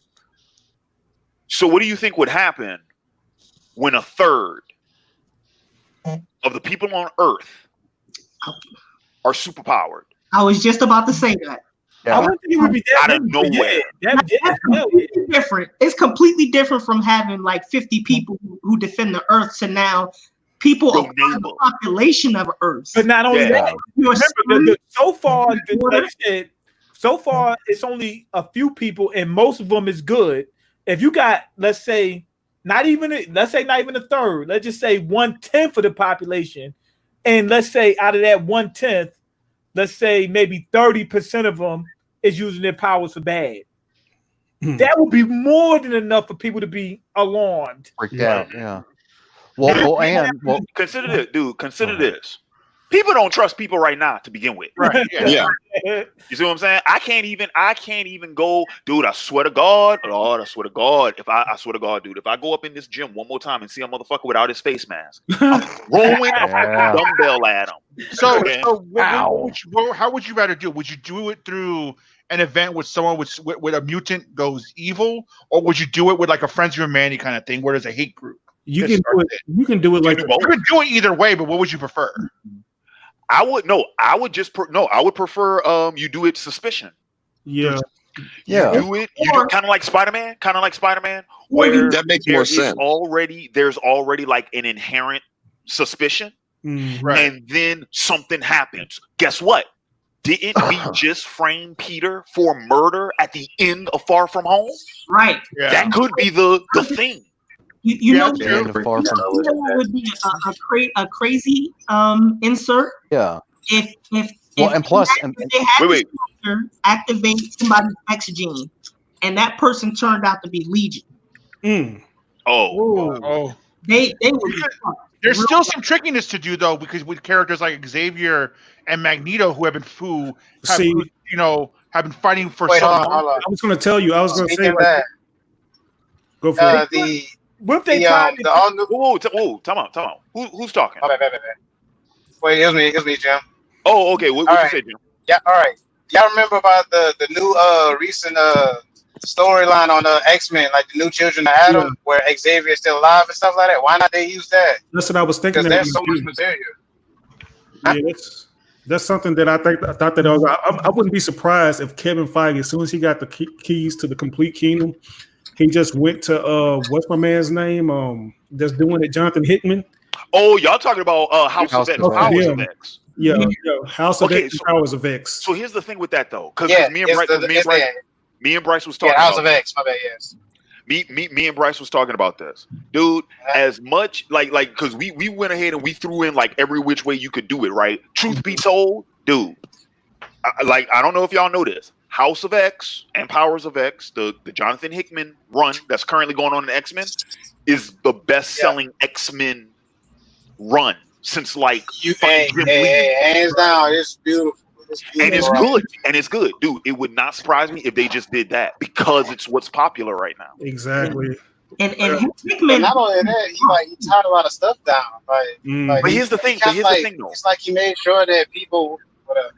Here's the thing, though. Here's my argument against, because I'm for doing it. Don't get it twisted. I'm for doing it. Here's my problem, though. My argument against it is that if you're rebooting the X-Men, I wouldn't go with that story because so much of it has pre-established history. Yeah. So unless what they're telling us is this is the franchise going, like, unless they decide to incorporate all of the 20th Century Fox films, and they're saying, okay, these are the X-Men movies moving forward, then you can do that, because then it would make sense, because you're rebooting the franchise we already are familiar with. No. I would not be mad about First Class and Days of Future Past being included. I wouldn't be mad about that, because I really no. I would agree. I really do I would want actually agree with that. I really do. Wait, hang on, real quick. What you say, Jimmy? I would actually agree with that if we're gonna reboot it like that, because think of it this way: the easiest way to reboot that is through the eyes of Mallory. Remember, because she's died multiple times, and her fucking gene power or her X-Men power is reincarnation. Right. So they can easily use her as the platform, as like the actual like foundation to do a reboot and actually incorporate the the House of X and the House of X. I say I agree with that kind of notion. If we're using that, then I would say go with that. Yeah, use that as like the notion to use as a foundation. Right. But if we're not using that, I don't know. It's kind of hard to tell because there's so many ways, so many like angles you can go about with X-Men. We got to think about it too. Like, there is no definitive thing that these movies use. Sometimes it's like an amalgamation of different concepts of like a lore. So because when they started out, it was more of an Ultimate Comics kind of adaptation where everything revolved around the super soldier serum and everybody is basically essentially like a mutate. It's like everybody has like a super soldier serum they're trying to go for. Like in the Ultimate Comics, it was all about Canada creating their own version of the super soldier serum, and they did it in the form of an arsenic, like a air-based gas. And like later on, the mutant gene woke up, and basically that was the way they tied in Wolverine. He was known as Weapon Zero instead of Weapon X. They used his gene because they felt like humanity was going to die off soon. They was like, we're going to use this guy's gene, and basically they're going to spread it in the form of an arsenic to like humanity, and that's basically how mutants came into play. So there are like multiple ways they can do it, and they can say that certain mutants were hiding in this different dimension, like with this new House of X and Powers of X. Like they can just cross-pollinate different elements. Because you already have two mutants that have already been established, like in the form of like Scarlet Witch. Now that they got the rights to say X-Men, they can just say Scarlet Witch is a mutant. You know what I think would be nice? Let's say Thanos, he was studying this the Infinity Stones and whatnot. He had prior knowledge of what he was doing before he went ahead and did the snap, right? Now Tony, he had just used it for the first time when he did the snap and brought everybody back. So when he brought everybody back, he unlocked the X gene, not knowing, because he didn't know exactly really how to use the stones, right? So when the people come back, right? Let's say the people are actually liking the mutants. Oh, shucks, these people have good powers. And I mean, some people have powers, and people are actually intrigued by it, and they're actually enjoying the people having powers. But let's say somebody like, let's say Shadowcat, and they tie it back to the old Fox franchise, right? Shadowcat's going around performing tricks and stuff like that, and people are enjoying it. Here's the problem. Let's say there's a heist at a bank. Who the first person they're going to blame? They could not figure out how the person pulled it off. They're going to be like, wait a minute. Remember in the Fox franchise, they said, what's to keep one of them from walking into a bank and just stealing? Yeah. They're going to look at it and say, we can't figure out how she did it. It must have been her. And then they start distrusting all of them at a certain point. Yep. Yeah. But it starts off love, but then it turns into hate. Real quick, $2 super chat from Jay Takeshi. He says, was Luke Cage experiment the same as Cap? It was another like recreation of the super soldier, essentially, is what they were doing. That's all the MCU is like recreation. Who can be the next person to come up with the super soldier serum? Like even the Incredible Hulk was made from like some kind of fake or try to copycat super soldier serum.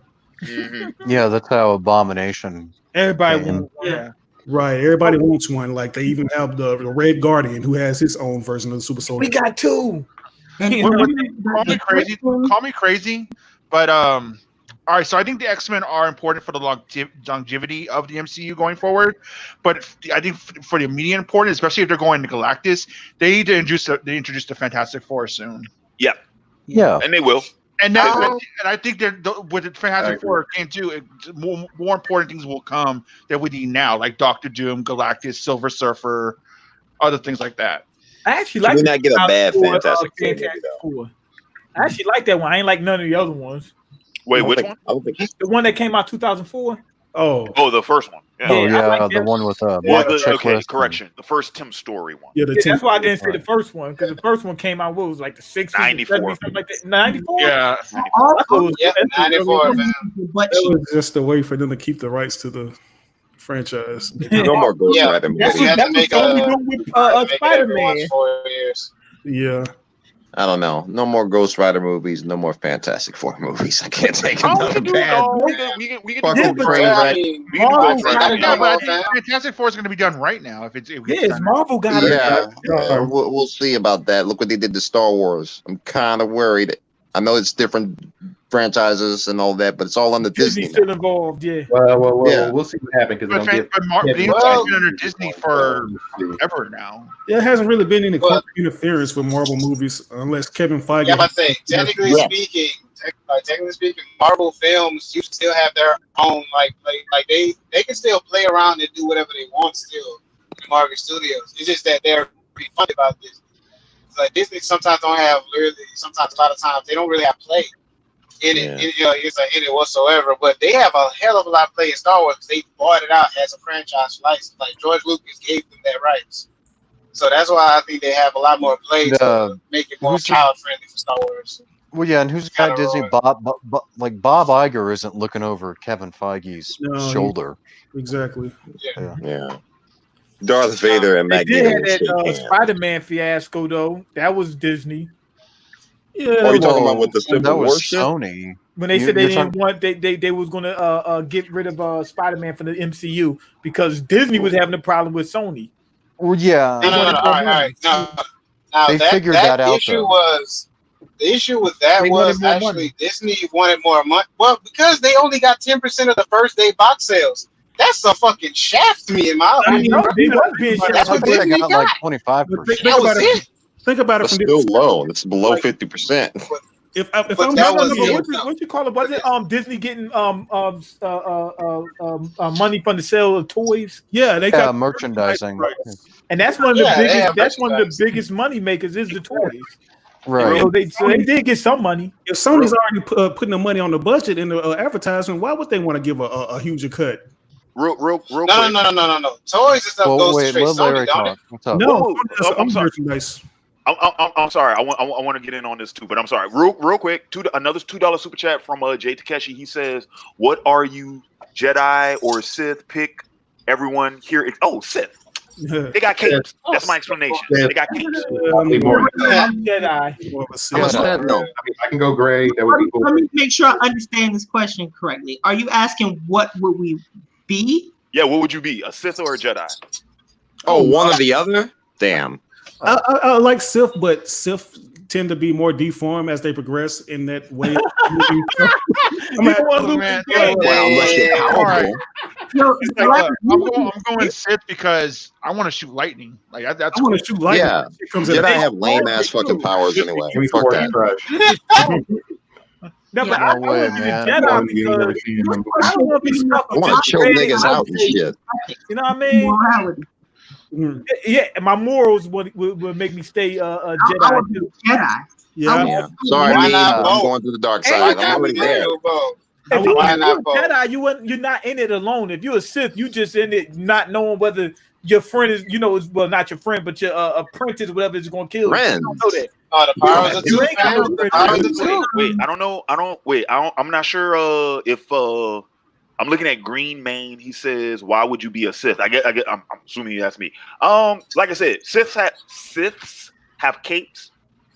They cool. They got the best outfits. That has nothing to do with the powers. I love it. Okay, so I want to. Okay. planets. Say what? what about the blowing up planets part? Don't you think well, I'm not going to be on the planet when I blow it up. Hang on. No, I can talk about the planet. If you want to make omelets, you got to break some eggs. That's right. Damn. You crazy. Hang on. I'm gonna throw something else in there. Number one, I agree with Vader. Vader is very totalitarian.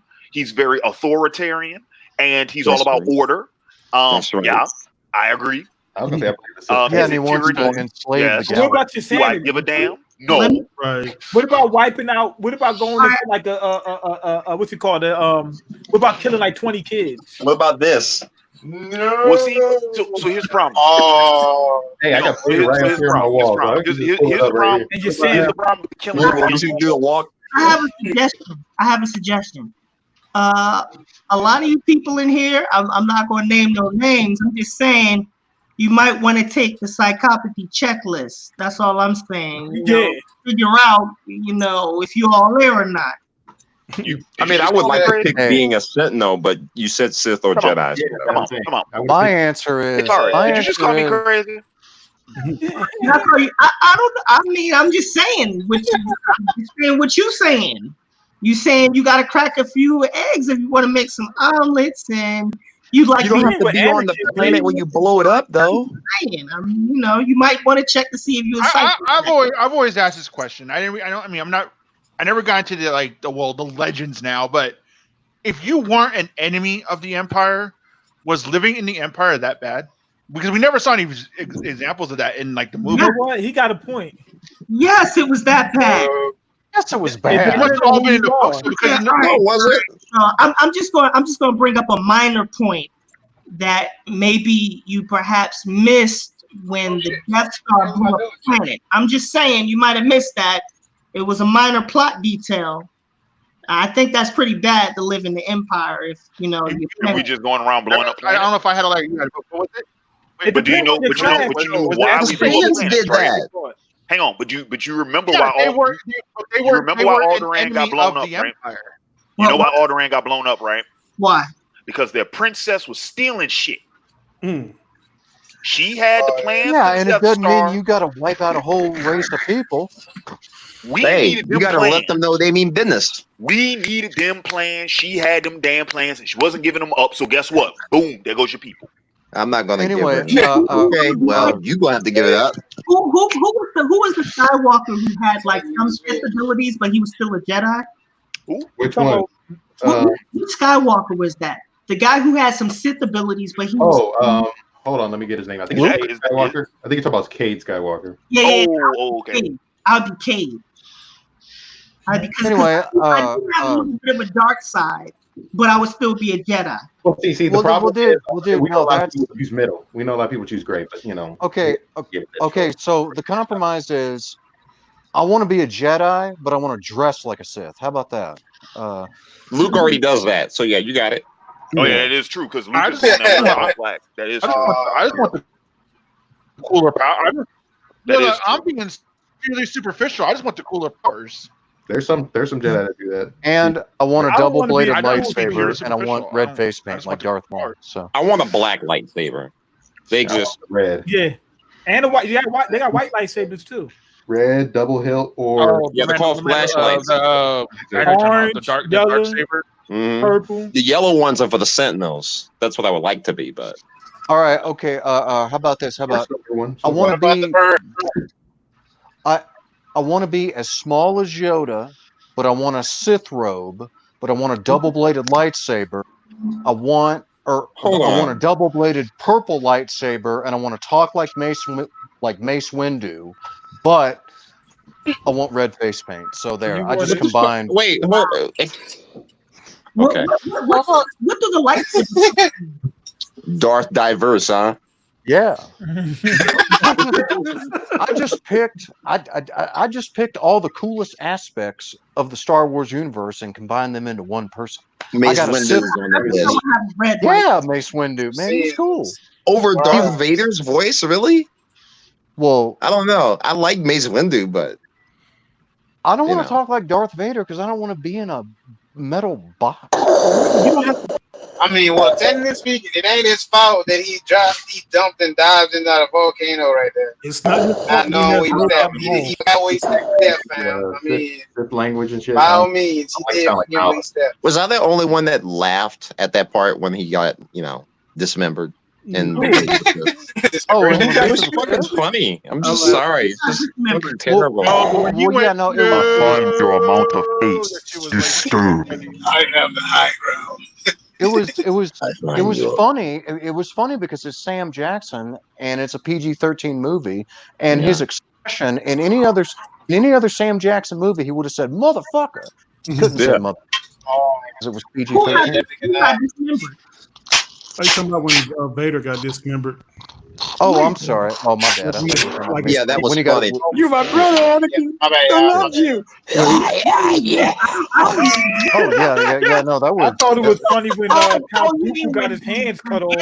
Yeah, I'm glad I regret not going to the theater to see that shit because I would have been laughing my ass off. How can you laugh? It's fucking terrible.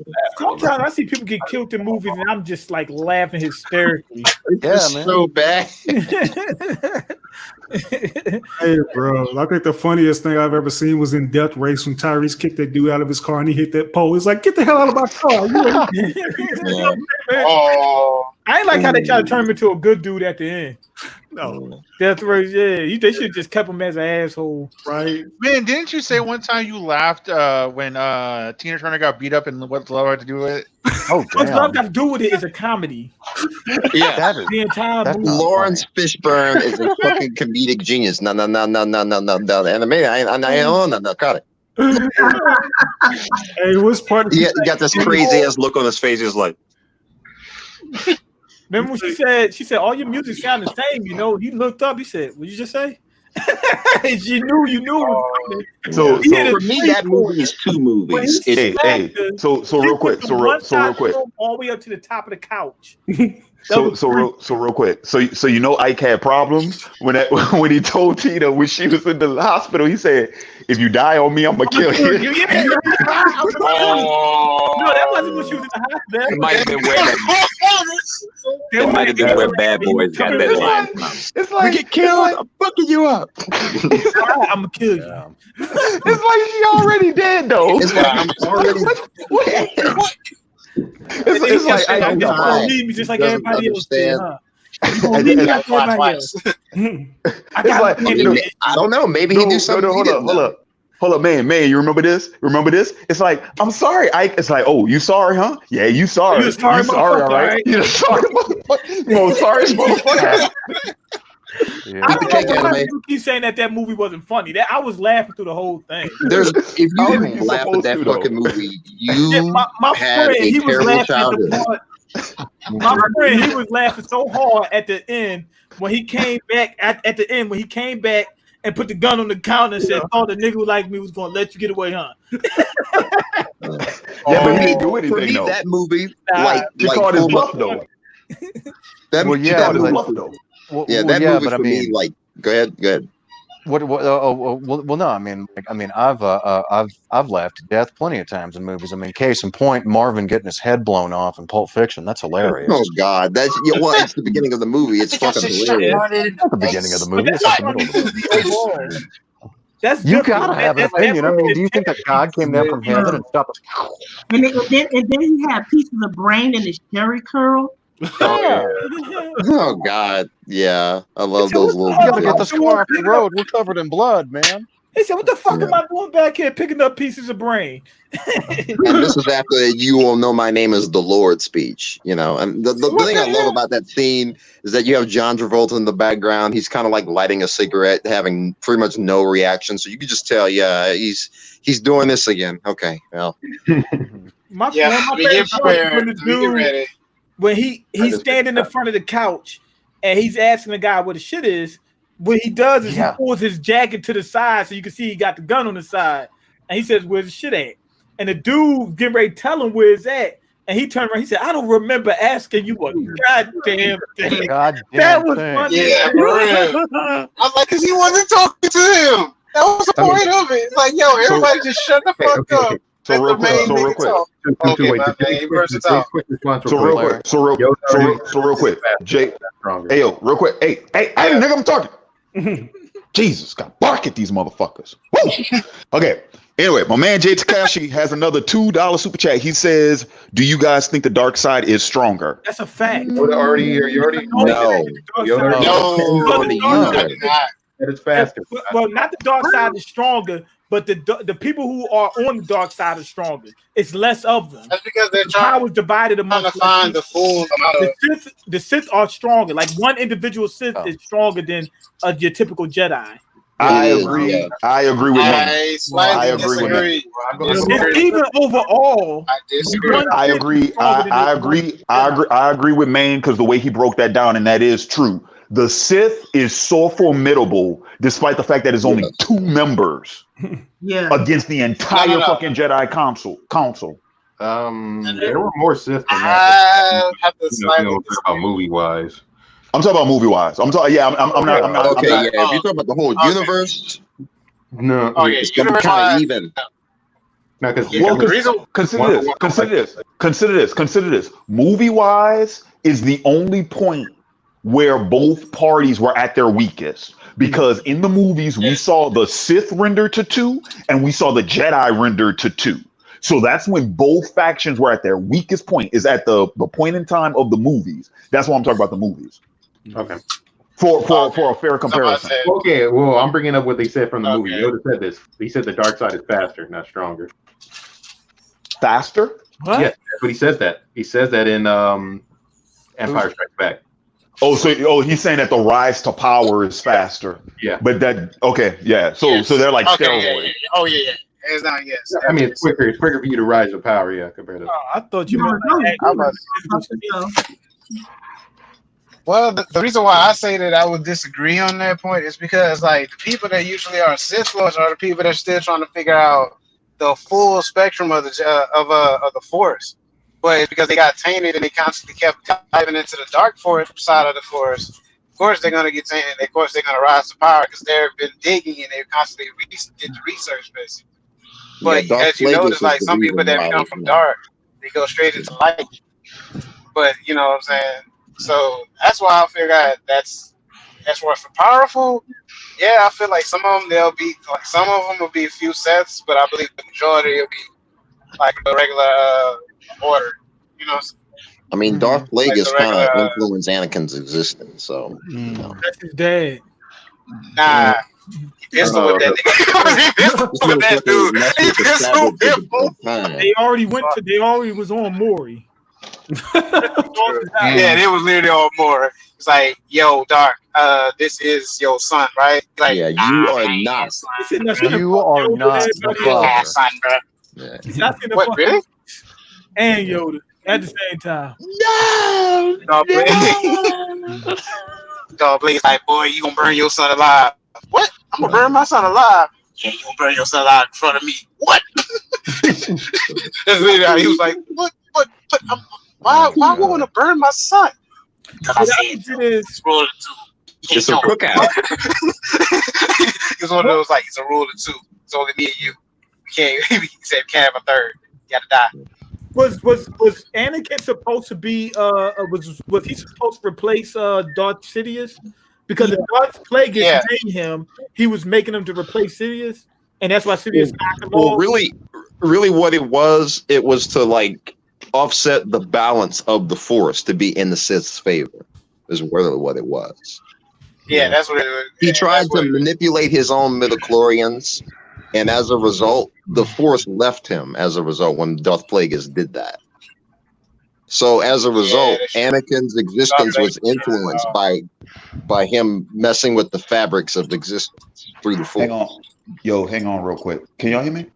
Yes. Yeah. The Force left him and went into Anakin. Okay. So check this out. You got In another theory, yes. It's kind of open-ended to speculate. So check this out. We got a $2 one from Sivo Vegas. He says, "What's a movie y'all like or enjoy but most don't?" Van Helsing. The most, like, all right, you said the most what now? A movie you like but others don't. Yeah, a movie that you like, but other people don't. And mine, I got 3 for you: Van Helsing, League of Extraordinary Gentlemen, and Ridley Scott's Robin Hood. Blade 2 is the only one I can think of. I got Batman Forever. Blade 2. Wait, Jay, you didn't see the Blade 2 commentary? People love Blade. I did not. Dude, go watch that. Told y'all. Hey, Guillermo is a beast when it comes to doing like some nice, unique sequels. Like he actually does well with that. He does his research. It's a very underrated classic to me because Blade 1's good. But because Blade 1's good, don't get me wrong. Yeah. With little fucking budget they had. But we got to start with the Marvel comics somewhere. But Blade 2 is a very good movie. I liked it. Yeah, dude, I did a commentary on that. A lot of people don't like. A lot of people that watch that like that. They didn't like 3. There is no 3. What are you talking about? Okay, my bad. Yeah, my bad. I don't know. Yeah. Get that the fuck out of here. Yeah, I'm sorry. Let me get this needle out my arm. Yeah, man. 3 does not exist, boy. Just like there's a such thing as Dragon Ball Evolution that doesn't exist. There's 3 things that don't exist, bro. There's 3 things. There's Street Fighter Chun-Li, or The Legend of Chun-Li, that don't exist. Dragon Ball Evolution and Blade Trinity. Those 3 do not exist on the face of this earth. Do not bring them up, please. Oh yeah, there's only one Matrix movie. Hold up, time out. They both fucking suck. I'm sorry. Reloaded Revelation sucks. Time out. So wait, I don't think who didn't answer. All right, I got it. I did not answer. Okay, well, I'll tell you what. Hikari, you go first. Probably Man of Steel.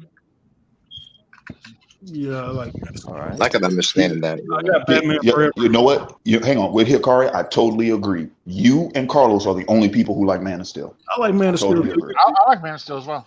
Yeah, I like Man of Steel. Okay, so you like Man of Steel. I love Man of Steel. You, Carlos, and the other 2 people are the only people who like Man of Steel. Well, I thought of another movie, Batman Begins. Who doesn't like Batman Begins? A lot of people. A lot of people forget that movie exists. People think most of it I like Spider-Man. Dark Knight's better, but Batman Begins, people still like that. I would say I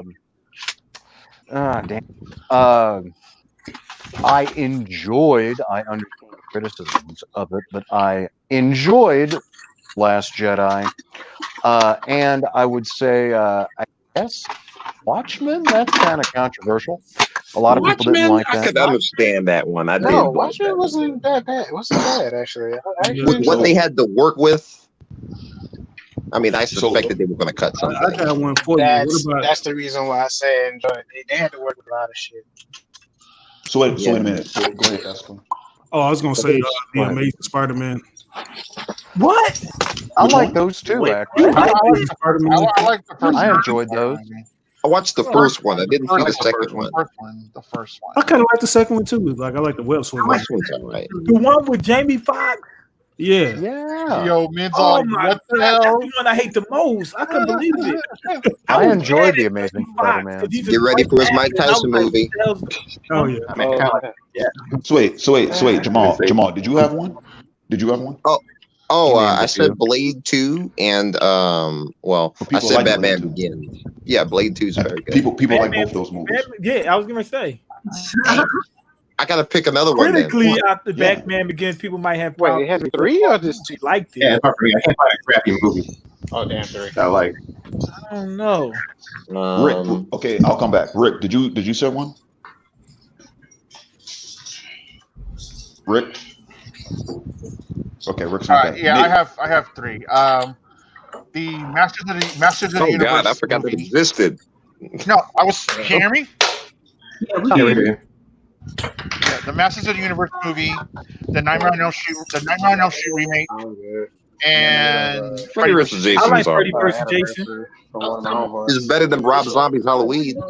I'll watch Freddy vs. Jason a bunch of times. Whoa, who's having? You know what's great, Jamal? The first Rob Zombie Halloween is not. I don't think it's that bad. I don't think it's that bad, but the first one's all right. Come on. All right. Come on. Why am I hearing a conversation going on in the background? Who the hell is having a fucking see? I step away from my computer. That's on Okay, you ain't got no visitors, do you? Okay, now we got it. Go ahead. All right. Proceed. So Rick gave his. Espo, what was your? Oh, you said the Amazing Spider-Man. Yeah, Espo, you're the only one who likes the Amazing Spider-Man. Oh, I like those still. You and Bryce are the only two people who like the Amazing Spider-Man. Wait. I watched the movie. I thought it was okay. Yeah. And Jamal, y'all the only three people that don't like. Put me on that list. I mean, I like the first one too. I don't think it's that bad. You know what? Yeah, fuck that. So hang on. Who else? Nick, did you throw out one? No, I don't really. I haven't thrown out one, but it's hard to find a good, a very bad movie that most people don't like. I mean, I was going to go the same thing with Rick on the Freddy versus Jason thing. I mean, I liked that, or a little bit of Jason X or something. God, those movies suck. I was going to say Kingdom of Heaven, but I don't even know if people hate it. I watched it a couple of times, bro. I wasn't Jason like X is so bad. Yeah, that's what I'm saying. I like it for how bad. You know what though? I was Yeah. Mecha Jason was beast though. Mecha Jason was a savage. Like, yeah, that's what it is. You know, I mean, it takes 89 minutes of the movie for it to happen, but when it finally does happen, it's pretty cool. And not only that, they reused a scene that Jason used to kill somebody with a sleeping bag. That's it. Yeah. I can't think of a movie that. Rambo. What was this? Not the last one, but the one before that. I think that one was just called Rambo. Yeah, I like the one from like 08 or 09.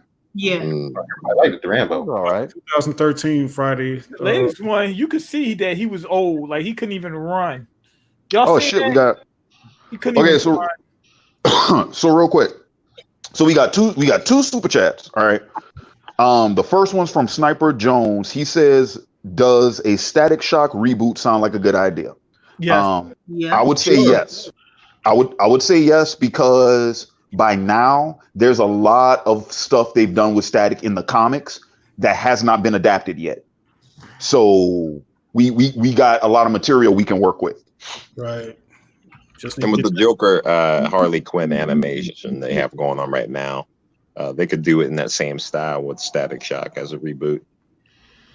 You got a whole new audience now, and still being that it's not that old, you still got your old audience still ready. Yeah, right. There's a lot of Static fandom. It's gotta get together. Dude, I said it. Hang on, I'm gonna put myself on camera real quick. Dude, I said it before. I said it when I did my my top 5 heroes that top 5 superheroes that should be adapted. Now is the dude. If DC wanted to make some fucking noise because they have not cornered this market, and I'm telling them motherfuckers now, DC, if you're watching, or if my man Jessica James, shout out to him, he gave me a shout out. My man, I think I pronounced his name right, Jessica James. He did a movie. He did a video a couple of months ago talking about the DCEU and he gave me a plug at the end of the movie, and he told Warner Brothers in DC they need to go ahead and hit me up. Yes, they do.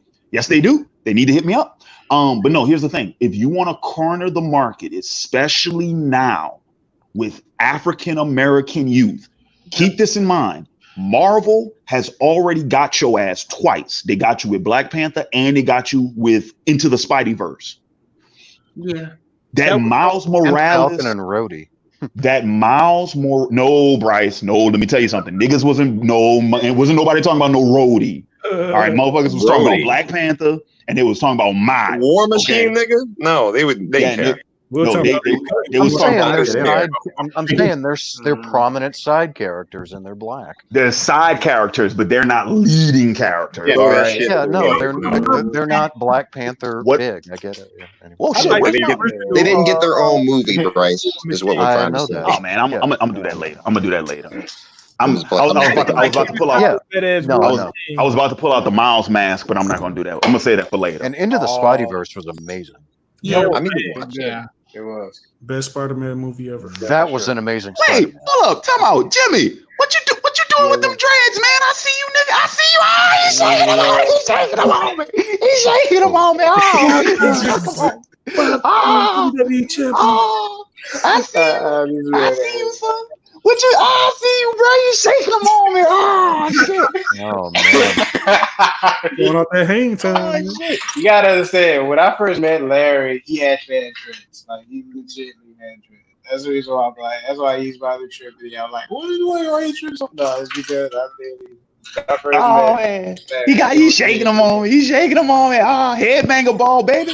All right. So it take a while for what's the other super chat? Okay, yeah. So real quick. Just my last little piece about the static shock piece, dude. Now's the time to hit on that character. Like now's the time to do that. Strike when the iron. The iron is hot right now. The iron is hot. They need to do that. Would you prefer like if it's Milestone's interpretation or DC? You do both. You do because DC didn't rewrite his origin, right? They just streamlined it. Yeah, they streamlined them, but you know they have a copyright dispute right now, so it would have to be on Milestones to come out with it. Whatever you got to do, make it work, dude. But now's the time to hit. Now's the time. Hold on, wait. Somebody bought out the license to use Static Shock right now. Well, you know, Milestones is the original like distributor. Like that's why they didn't have Static Shock up in the Injustice 2 game. They were going to put him in there, but they had to go through Milestones to get him up in there. So I'm assuming what happened. I'm assuming what happened was that the rights reverted because it's been over 20 years. Sure. Yeah, that's probably what happened. So yeah, dude. Same thing. I forgot which comic that it got shelved. Just because nobody was using it. Nobody was doing anything with it. They wasn't making enough money. Yeah, the only thing they did was like New 52 Static. And that was then they had him up in the show in the Young Justice show. Yeah. Yo, what comics do you guys think should get a live action movie? Like outside. I did a whole video talking about that. Injustice. No. Don't nobody want no Injustice movie. Get to that. Yeah, go play the game and just don't nobody want no Injustice movie. Don't nobody want no Killer Superman. Y'all already got that with the Snyderverse. Be happy with what y'all got. Don't nobody want no Injustice. Go play the Injustice games and take your table scraps. Because I would love to see Miracle Man live action. Those movies don't count. That BVS don't count. That's a fourth one added to the list. That one ain't supposed to count. I would love to see a Miracle Man live action. What? Miracle Man. Miracle Whip. It's probably coming. It wouldn't surprise me, dude. Give it another 5 years. You'll probably be seeing something. Yeah, about Power Girl. Dude, you'll probably. It would not surprise me because Miracle Man still DC? Yes, he should still be. Yes, he is. It reverted back.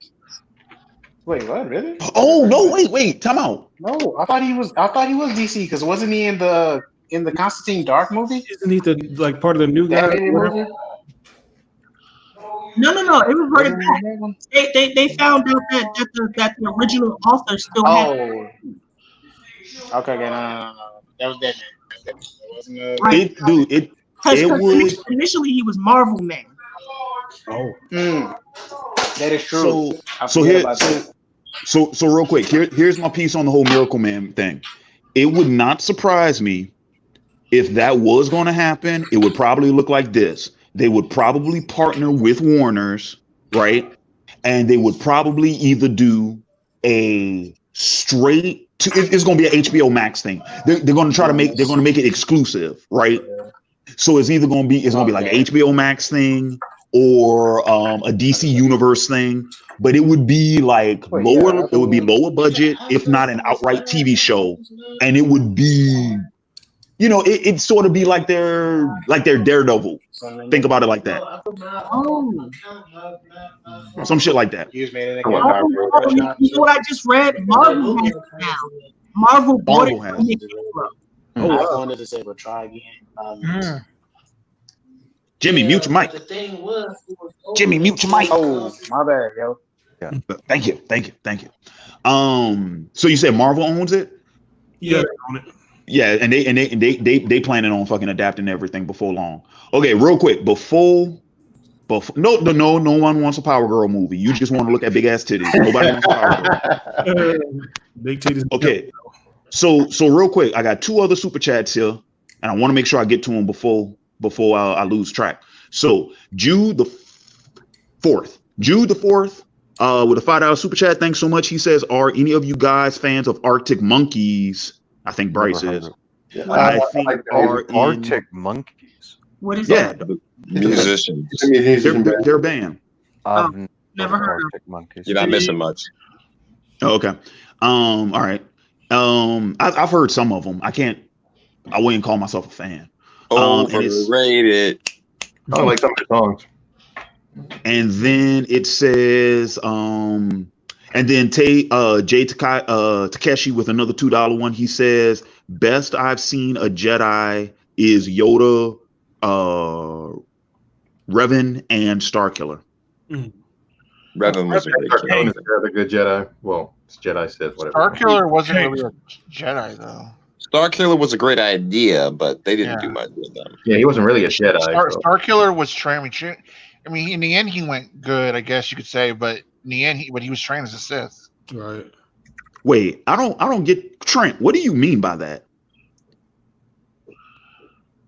Larry looked like he hitting that Vietnamese L from Death Note squat while he's smoking. What are you talking about? You can't. Yeah, what the fuck does that even mean? What are you talking about? You can't even see me like smoking. hell? I don't know. But I have a chair. I wasn't squatting. I get I don't understand. Anyway, so okay, so before all of the super chats and whatnot, so there were two discussions that was going on because Hikari and Bryce was having a discussion when they were talking about 1984. Yeah. And then Jimmy and Esplin, y'all was having a discussion talking about toys. So who wants to pick up where either one of those discussions left off? Talking about toys. What are you talking Yeah, about? y'all were talking about toys. Y'all talking about the franchises and all the toys and shit. Spider-Man, who owns the merch rights. Oh no, I said that Disney wasn't making much money off the Spider-Man. Spider-Man. They was making money off the toys. Yeah, which is a pretty big chunk of the pie. Exactly. Right, that's what I was saying. And my whole point was, why would Sony want to give them a bigger cut when they've already spent the money on the budget and marketing? Exactly. And they didn't have to give a bigger cut. Right, Disney's already reaping the benefits of like all the merch and all the other things. Like they can make games. They already had a ride, the MCU version of Spider-Man. All right, I'm back in, fam. My bad. Disney needed that more than Sony needed it. Yeah. Really? Wait. Because they got a whole universe depending on that. Right, but they make billions of dollars. Yeah, Sony got PlayStation. They all right. Sony, nah, they not. No, I'm joking. They're a small company. No, they're a small company compared to Disney and Microsoft. Yeah. So, you know what I'm saying? They competing against Microsoft right now. If they didn't have that Spider-Man, man, PlayStation 5 might not even come out. Like Sony. No, that's actually not true because like other games have grossed more than Spider-Man. Yeah. The Last of Us 2 already beat Spider-Man. Marvel Spider-Man the game grossed more than Spider-Man Homecoming and Far From Home. Yeah, but in terms of let's say next gen consoles, right? They competing against Microsoft. Microsoft's a bigger company. They can undercut Sony. So Sony needs to make as much money as they possibly can in order to be able to take the hit from the loss. But Sony's film division doesn't fund Sony's game division. They're separate entities.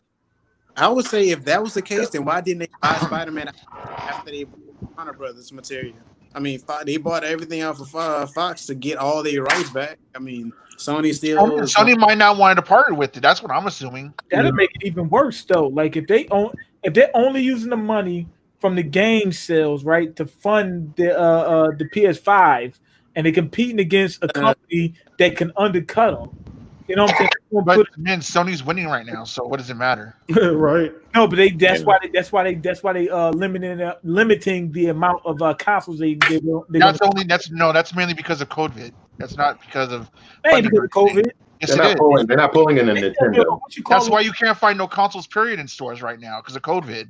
They said The factories aren't running right now. You literally, it's almost impossible. They're to find making consoles less. right They're now. producing less based upon what. It's producing less. I've seen computer parts. I've seen games. I've seen ammo. I've seen all Well, that shit. first off, limited amount of consoles is always the case with console launches.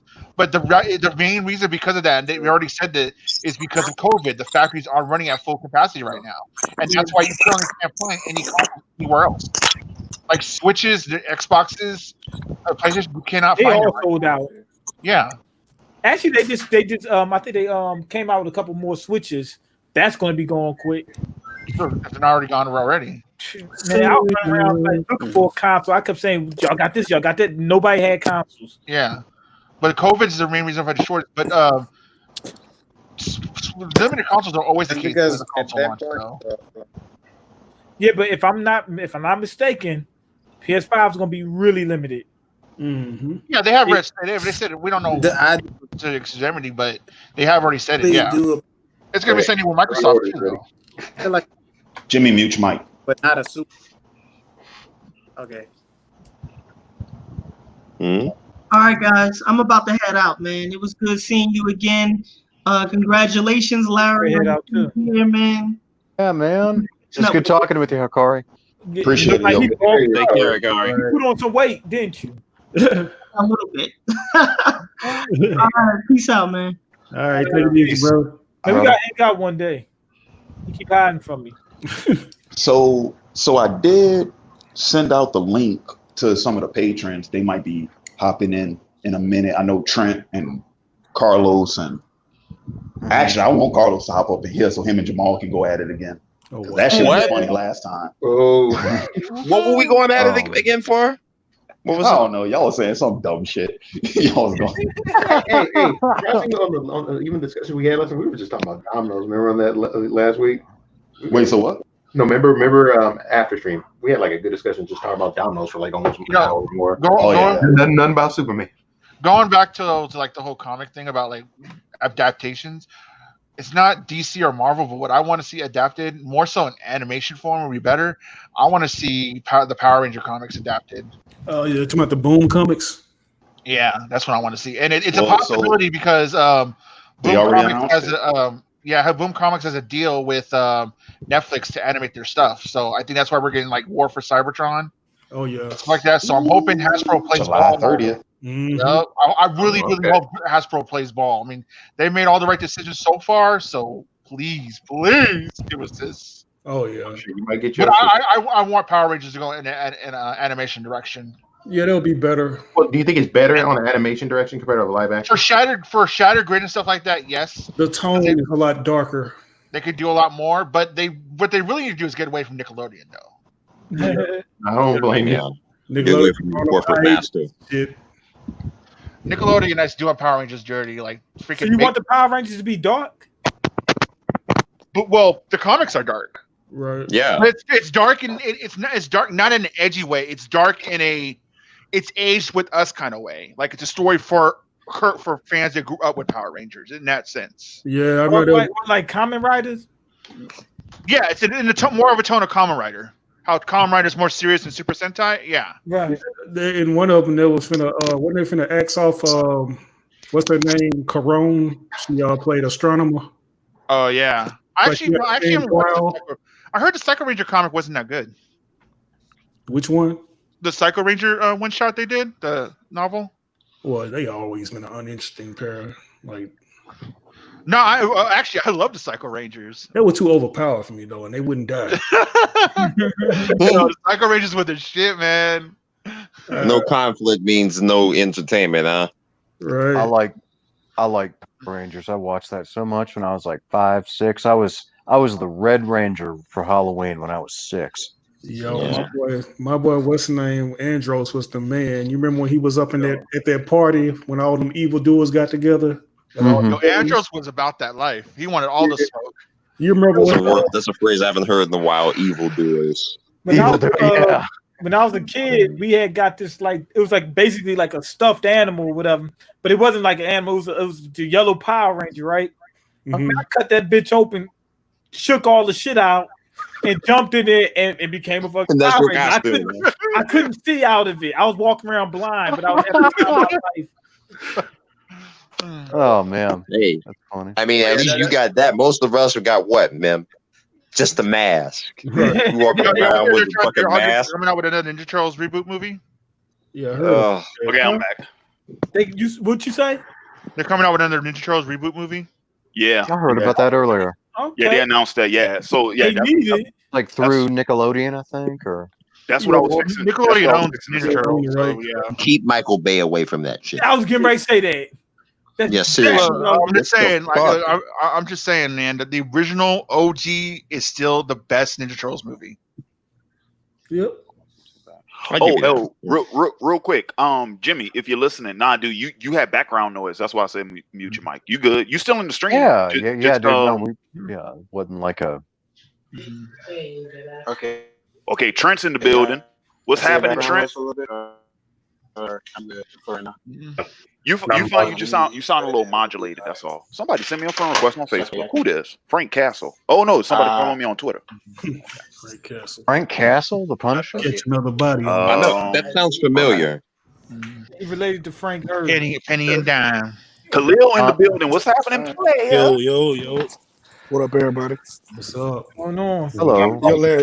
Yo, Larry, my bad. I done lost my voice at this family function and shit, arguing with people. So 1, 2, 3, 4, 5. You lost your voice at a family function. Yeah. I hope that voice was lost behind a damn face mask. Oh yeah, that of course. Jimmy, so you had to take the face mask off. Like, you can't hear me yelling at you. I need to take the face mask off. I couldn't get my point across with the mask on, dog. Was the music that loud? He said he can't feel the spit. You can't. It was I really can't the spit music. on him with the mask on. It was really the music. That was Yeah, really you know how we are. We got to get our point across, no matter how loud we got to be. You got to be Facts. yelling and spraying it. That's what gets your point across. I can't even see your face. Like you were completely blended in. Like Here's the thing. Here's the thing. If the music too goddamn loud, go away from the music. Music is Or turn everywhere. the music down. Or turn off. No. Can't do it. You ain't about to turn it down. You ain't turning no black man's music down. Fuck that. Yeah, sorry. It ain't turned down. We're gonna turn up. So why do you want to watch TV and listen to music at the same time? Because I like the party. What's the verdict on the Mount Rushmore thing? Or did that shit just get thrown out the window? Oh, on the anime? Death Yeah. Note, Cowboy Bebop. Yeah, so we pretty much all had like different ones, but of the ones we had, like I think 2 people said Cowboy. Me and Jamal said Cowboy Bebop. 2 other people said Samurai Champloo. So those were the 2 that had more than one person vote for them. Right, was those 2, and then the other ones were Hunter Hunter, Death Note. What one did I already say? I remember somebody saying Hakusho. Yeah, someone did say Hakusho. No, who did say Hakusho? I think Hugo said that. I'm not sure. No, we were talking about Yu Hakusho from a super chat, but no one's put Hakusho on there. I think like who's that OPM? To me, Mount Rushmore is different than what I think my top 5 is. Because I don't think that's the same. Like, isn't Mount Rushmore supposed to be like the most impactful or like some shit like that? Yeah. Or something that molded the genre. Yeah.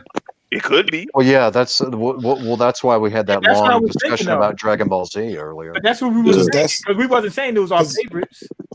Yeah, exactly. Yeah, Right. because my favorite, dude, like Yu Yu Hakusho is my favorite, but it's not the greatest. Exactly. Right. It's one of, but it's not. I would say Cowboy Bebop is a better anime than Yu Yu Hakusho. Yeah, easily. For sure. And I could also make the argument that because someone brought up Avatar, I could make the argument that Avatar is a better series than Yu Yu Hakusho. I could make the argument. I still haven't seen Avatar in its entirety. Same here. I've seen bits and pieces of it to where I pretty much know the story, but I haven't seen all of it. But you seen Korra. You didn't see Avatar, but you watched Korra all the way through. Okay. Nah, I ain't watched that shit either. Y'all got Netflix? Yes. Get off my stream right now and go watch Avatar. Damn, like got that. Netflix, that means you got no excuses. Nah, he brought the face back and everything. How, dude? It is only what? It's 61 episodes. Do yourself a favor and go treat yourself. Who working? Y'all working this weekend? Nah. Marathon that shit. No, I'ma you watch it, laughing, man. dude. You're laughing. I'ma watch it, It man. is marathonable. Oh. Let me tell you something.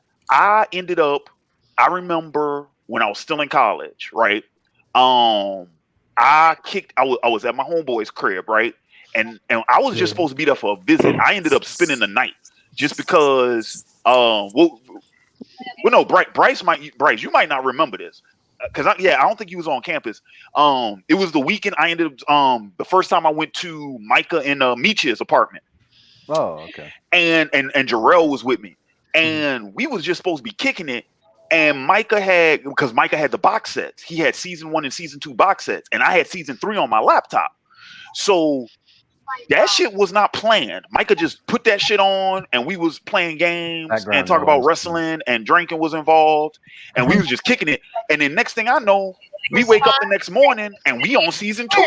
And it's like, well, shit, since we on season 2, might as well finish watching it. Oh, Larry, earlier you said marathon Avatar. I swear to God, I thought you said maritime Avatar. I'm like, how you gonna maritime Avatar? Like get on like a new format. Yeah. Maritime. Hey Trent, what's up, man? I'm sorry. How's it going, man? Pretty good. How about you? I'm doing all right, man. So, Khalil, what you was about to say? Good to I was hear. gonna say, so is Avatar like the easiest for you to rewatch? Oh, dude, I've rewatched Avatar more. I don't know how many times I've watched it. Short, I think. I don't know. I literally cannot tell you how many times I have rewatched that series. And I like the fact that Larry gave what's his name, Sokka, the respect he deserved that a lot of people don't give him. Oh, Sokka's the leader. Sokka is the actual leader. Yeah. He's the leader of the Aang gang. Aang's the main character. It's his crew, but Sokka is the actual leader. Yeah. I need to actually watch it then. He deserved just because he's funny. I got like halfway through the second book. I saw a meme that had me rolling, but it was so true. Have you noticed? Sokka is the only Aang's avatar. He's the one that masters all forms of bending. Sokka is the only character in the series that learns every major form of non-bending. Sokka learns, so number one, because he's a Southern Water Tribe warrior, so he knows their tactics. And of course, he's Hakoda's son, so he knows their tactics, number one. He learns how to fight with the Kyoshi warriors, so he knows how to fan fight, with the fans, right? Mm-hmm. He learns the engineering behind the inventions at the Northern Air Temple that were later utilized by the Fire Nation, and he learns from a fucking Fire Nation swords master. His meteor sword. Sokka is the truth. The Omni Elemental Master. Yeah, how you even survive against all these superpower beings and you have no powers at all? And there's some make it. Batman. Isn't there some? Isn't there some blind character? Toph. In Avatar? She's a gangster. Dude, Toph is the truth. Yeah, she's a G. Okay, yeah. Toph is the truth. From the parts I did see, that's my favorite character. I need to actually finish it. Yeah, I liked the second Boomy. That was my man's. Aang's son Boomy from Korra? Yeah. When you find out all the stories he told was true, he take down whole armies with just a fluke by accident. It was a fluke. I think he was a luck bender. And he just didn't know. Oh yeah, because Boomy wasn't a bender. That's right. Yeah, that is true. Right. He became a bender later on. Which was stupid. Tell me the truth about Korra. So many have told me that the second season is bad. one when they bring in the what you call him, the airbender. I forgot what his name was. That was good. And fucking I know you're talking about. What is this? The key dude who escaped out of something like that. When he escaped out of that, I know what you're talking about. Yeah, that was good. And when that's season 3. Yeah, and when they did the reveal of how the whole Avatar thing started, that was good. And that's in season 2. Yeah, other than that, take Korra. You can leave that. Yeah, exactly. Yeah. Good, but then they end the first season off shitty. I didn't watch season 4, but I heard season 4 was good. Yeah, that kind of redeemed Korra. Check out Legend of Korra. So I don't know. If y'all saw my Legend of Korra reviews, y'all know how I feel about that. I fell out after season 2 because season two introduced the best fucking concept I think since the first series, and they didn't do shit with it. But what was that? How you introduce the notion of an anti-Avatar, and that shit only exists for like 2 episodes. Dude, I've said it before and I said it again. The anti-Avatar should have been a reoccurring character. That should have been the Joker to the Avatar's Batman. You should have. That's a character you keep around. It doesn't necessarily have to remain her uncle. Because like the Avatar, right? There can be multiple, other iterations, other reincarnations of that character. But that is a concept that should have become part of the Avatar status quo moving forward, is the notion of an anti-Avatar, because that was fucking brilliant in my opinion. I thought that was a genius idea, and in 2 episodes it's over, and they never go back to it. And I'm like, bruh, that fuck your show. I'm Korra done. could have been amazing. Korra could have been amazing. Yep, could have been, but then All right, so I got 2 The writers had to leave. I got 2 super chats that came in. Another $2 super chat from Sivo Vegas. Thanks again. He says, "What's an anime you would live in / be a part of?" The least dangerous one. Yeah. Full Metal Alchemist. That's one of the. I don't know, man. That's tough. I would say, because you're talking about a world I would want to live in. Naruto. Yeah, I was gonna say. I don't know about that. I'm looking for everybody not to be knocked off. I will say post Naruto becoming Hokage, yeah, I wouldn't mind living in Naruto's world because it was much better. It became much So better. after all the bad shit happened. Yeah, once the wars are over, yeah, it's all good. Have you noticed how you know that's how everybody in the stream is afraid of the smoke? Fuck all that. I'm going with Well, you, look, Cam. I'm afraid of as the it fight. stands right now, how I don't have Naruto world level powers. So unless you're gonna give me that shit, then yeah, I'll take the smoke. But if you're not gonna give me that, you say you just live in the world. You didn't say be on their level. I mean, we don't have the power to be part of the world. Just because you're part of the world don't mean you know the necessary jutsu to survive, sir. Okay, so how about this, Rick? Because I'm telling you off top how it's gonna go down. So if I was in the Naruto world, But if you like whack ass Rock Lee, where you can't do no jutsu, all you can do is taijutsu. Okay, well, how about this? Rock Lee is like a glorified team. How about this? Just for the sake of argument, this doesn't prove anything other than I'm a complete and utter fucking nerd. But in the case, since we're talking about real world versus being in that world, you see me, Rick? I know hand signs, nigga. So the Rock, but that don't mean world, and you get to pick what type of No.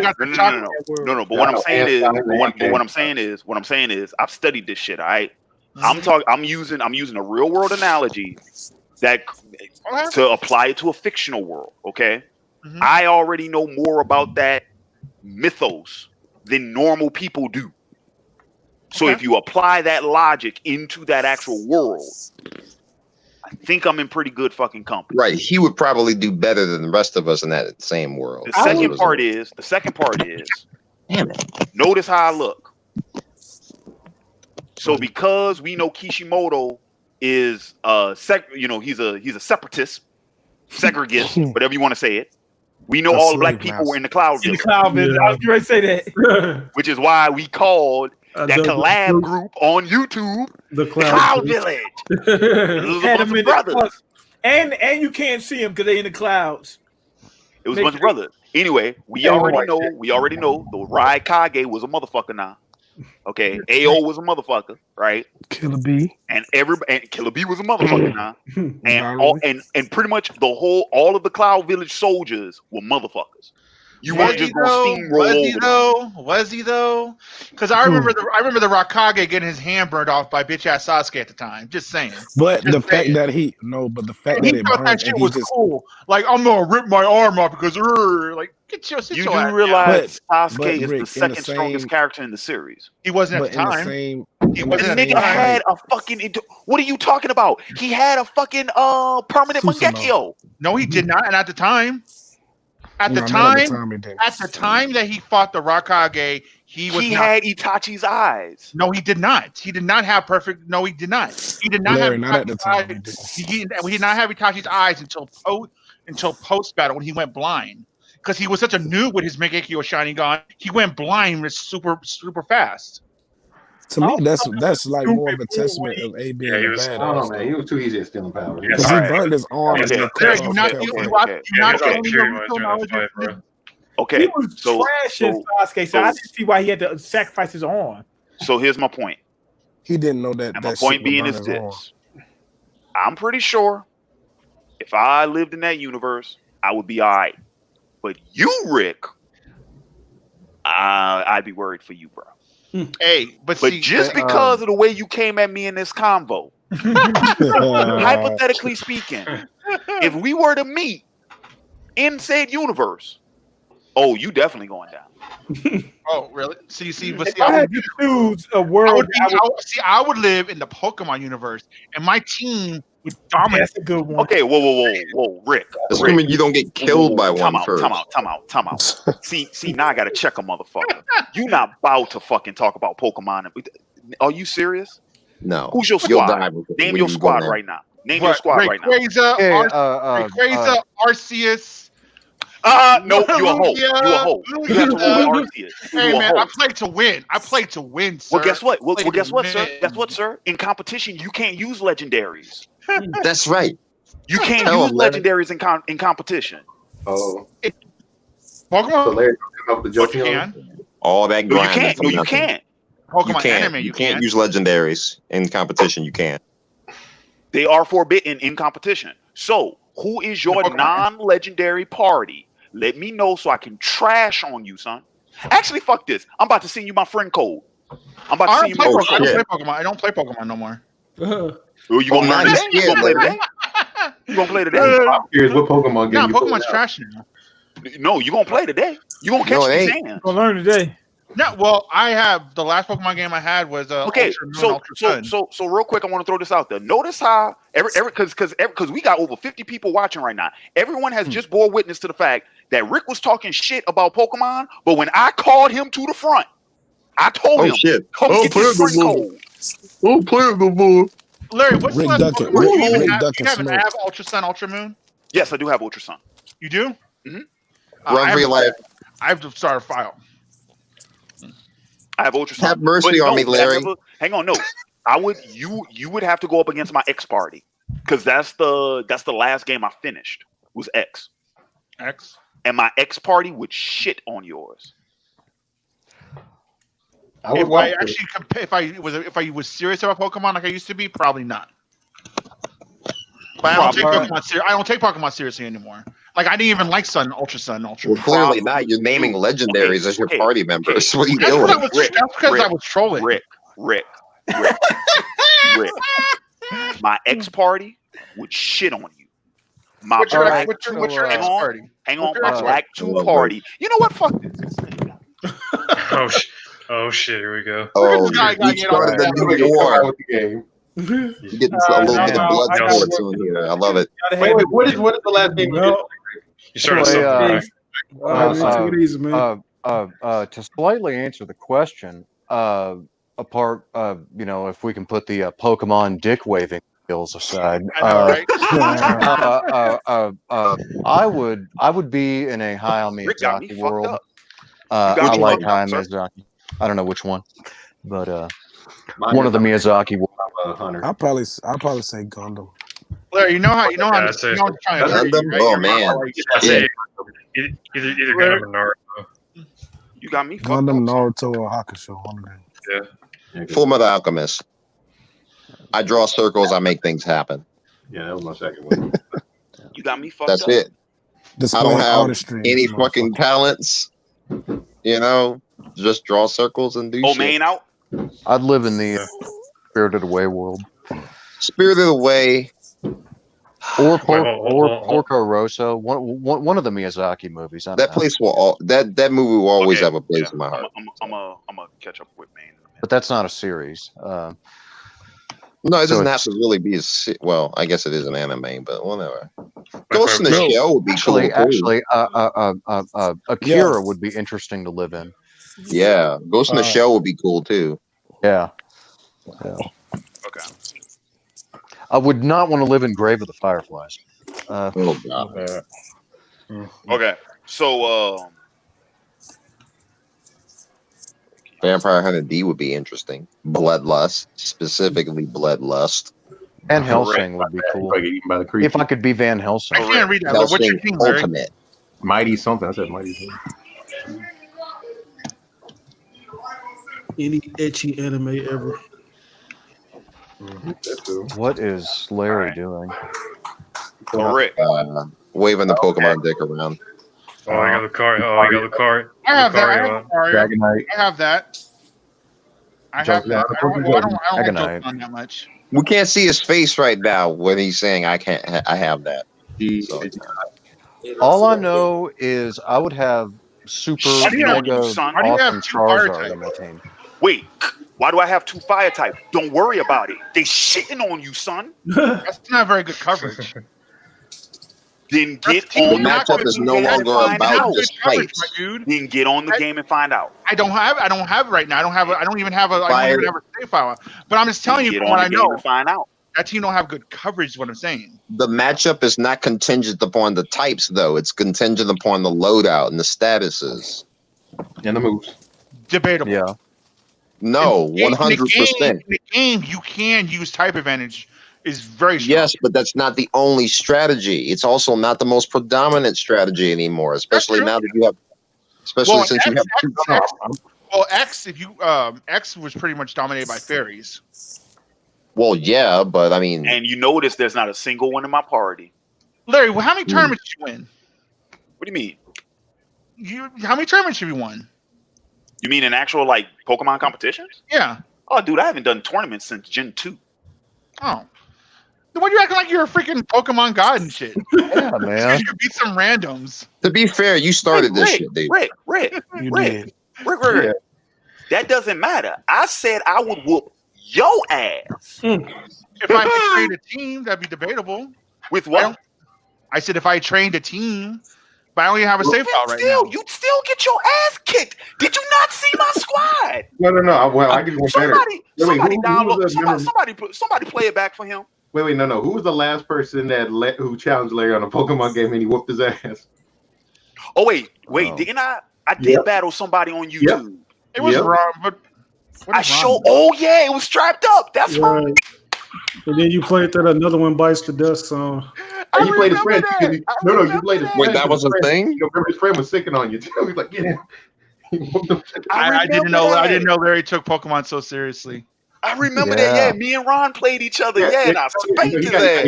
You switching your teams out and stuff. Like, why you keep switching your Pokemon? At the same time, I knew that's how to trigger Larry. When I was a kid, I was the one kid at the school that didn't have 5 million Pokemon cards. But same. But I had 3 million Pokemon. But I did have a Diglett card. So I don't know where the hell that came from. I never cared for the card game. My card game was Yu-Gi-Oh! At one time. Yeah. I always collected the Pokemon cards, but I never played it. But Yu-Gi-Oh! Is the one I really play besides Magic. So real quick, Jakeem said Earthquake destroys half that team. you're assuming you'd be able to get it off fast enough. Right, because ground types tend to be slower. Mm-hmm. You assume you'd be able to get it off fast enough. This is why I said earlier, the type is not the only strategy. Do you EV train? Of course I do. You got the jumpy on right there. There's ways you can up your speed and whatnot. You don't think I know this? Earthquake is a devastating move, though. He's like got it doesn't matter by type. The only thing you don't think I've already thought of that, bro? Larry, I'm talking out loud as a discussion. Calm down. We get it. You're a Pokemon master. We get it. Relax. Yeah. Relax, sir. It's okay. Yeah, man. It's cool. Larry, I think that you need to whoop his ass on the future. I need to whoop his ass. I need to whoop his ass. Yeah, this needs to happen. Dude, because let me tell you something. He ain't the first. Niggas be talking shit. Right? Niggas be talking shit. And I gotta come and spank them. Yeah. That's how it is for me with fighting. That's how it is for me with fighting games, man. I just, Wait, which ones you play with? Oh, it's cool, man. Yeah. Dude, let me tell you something. It was like that for a while on Madden. And Eugene, these niggas know. Yeah, you take Madden pretty seriously. Black people in general take Madden seriously. I don't know why, but okay. Now for the record, I am not the coldest Madden fucking player. I'm not, dude. There are a plethora of motherfuckers. I can name you 5 motherfuckers right now. I can kick my ass in Madden. But guess what? I can only name those 5. But the focus is not them. The focus is on who called you out. And here's the other thing too. As many times as I have gotten my ass kicked on Madden, I promise you, I've never been stomped. Each and every one of them, you played me to the wire, dude. I had one motherfucker, dude. Real quick, shout out to my man Joel. I'm pretty sure Joel don't watch my material because I'm pretty sure he doesn't. But I'm sharing this on Facebook on the slight chance that Joel might be watching this. Shout out to him. This motherfucker had to kick a field goal to beat me. He kicked a last-minute field goal. I beat you in Madden once. Remember the score? Yeah, he won by 3. It was like 24-21. Damn, very close. But he was up 21. He was up 21-0 going into halftime, and we were playing 21 stomp, which means I had to score on the very next drive. Otherwise, he would have instantly won. I put up 21 unanswered. That's cool. Eugene, Let me you got ask you somebody this. calling you out, dog. Let me ask you this: can you kick my ass? Not kidding. In Madden, I don't play Madden. Whatever, you probably would. Yeah, absolutely. Now, if you're talking like Street Fighter or some shit, no, Jay, I can't. Yeah. Don't. You wouldn't do that to yourself anyway. Like, I take my racing game seriously. I bet. I'll take any of y'all Need for Speed. Which one? I play Need for Speed Heat. I ain't played it. Wait, dude, you know what? Yeah, that's cool. Yeah. You know what? I'm not even going to try to flex on Need for Speed because I have not played Need for Speed since the first Most Wanted. So I'm not even. The last Most Wanted was the last good one for me. Like I couldn't do it. I'm not even going to try to flex on Need for Speed. Yeah. Because with sports, forget about it, including racing. For me, the only goodest sports game I ever played was the NFL Streets. That's it. Somebody called me cheating out on Tekken. Shooters and fighting games. Tekken.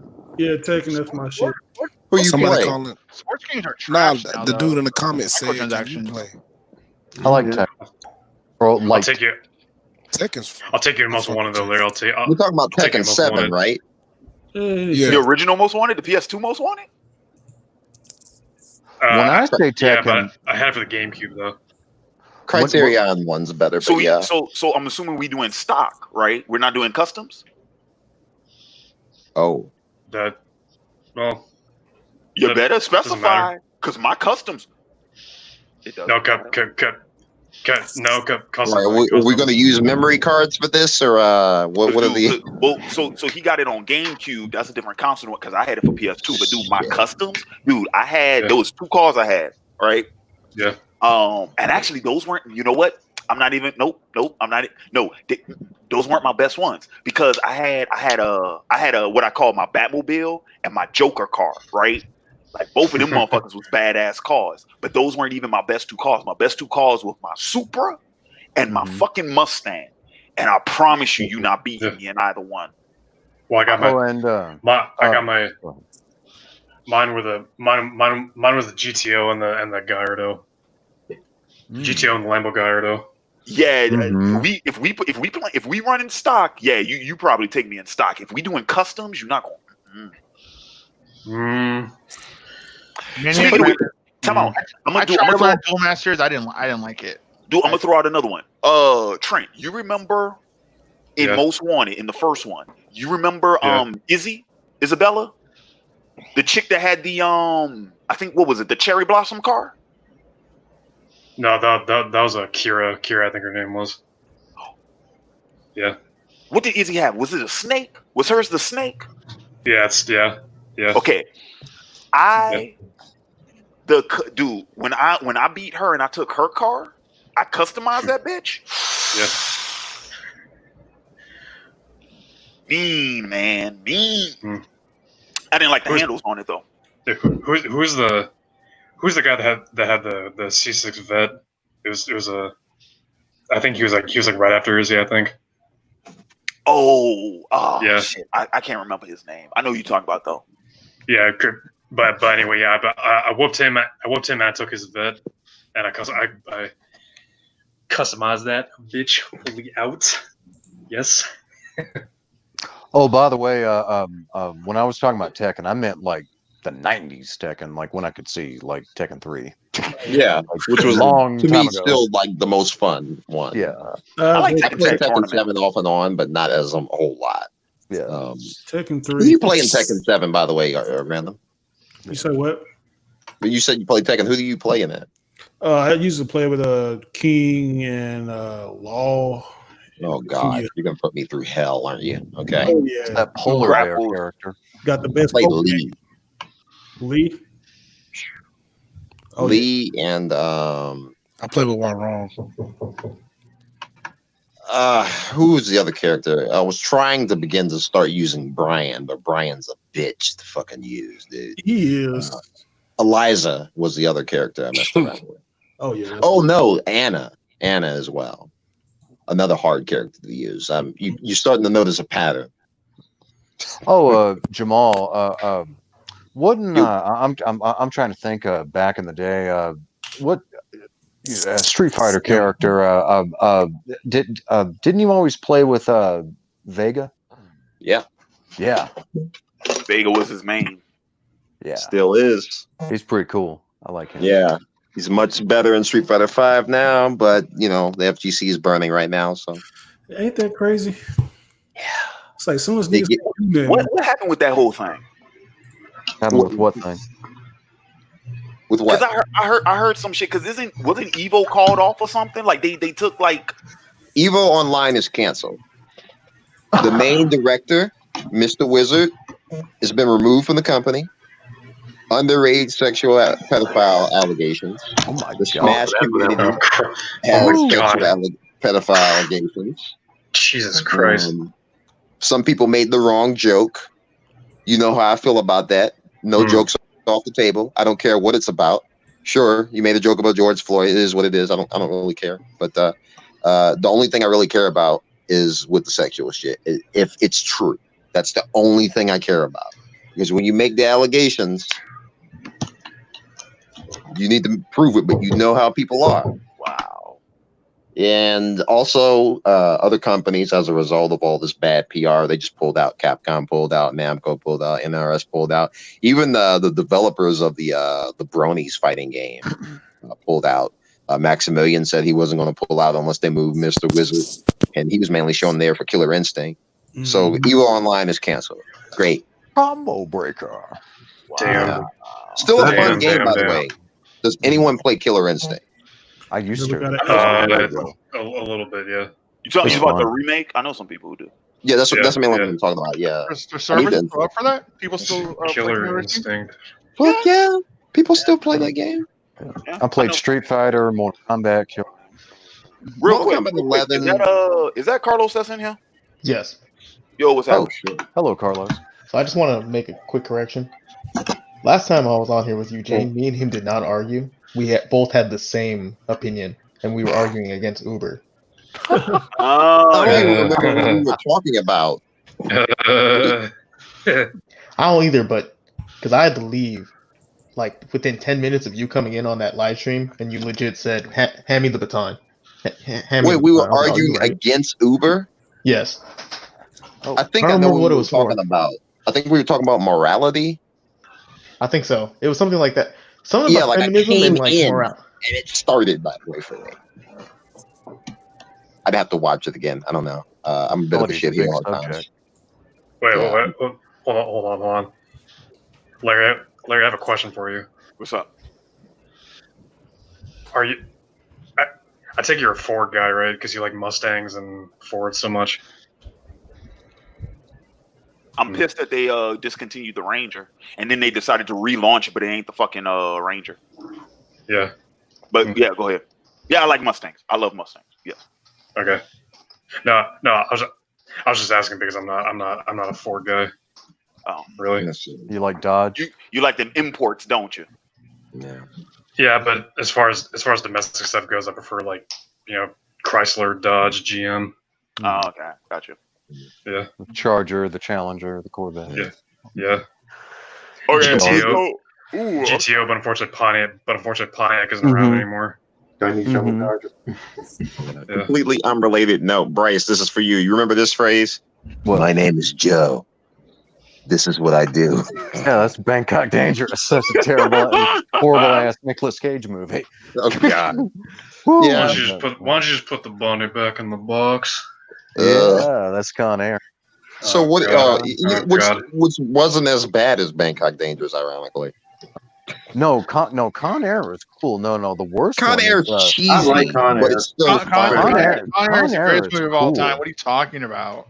It's cheesy, but it's not a bad movie. I wouldn't say Con Air is awesome, as is The Rock. The really bad one is The Wicker Man, where he gets not the bees, I love my not the eyes. bees. Ah, the bees. I love my eyes. Step Okay. away from the bike. So I have a question about that movie. I haven't seen it. How far off the rails from the original source material does it go? A lot. It's way different. Oh, yeah, the original Wicker Man is creepy as hell. Yeah, the original one's that one's just laughable.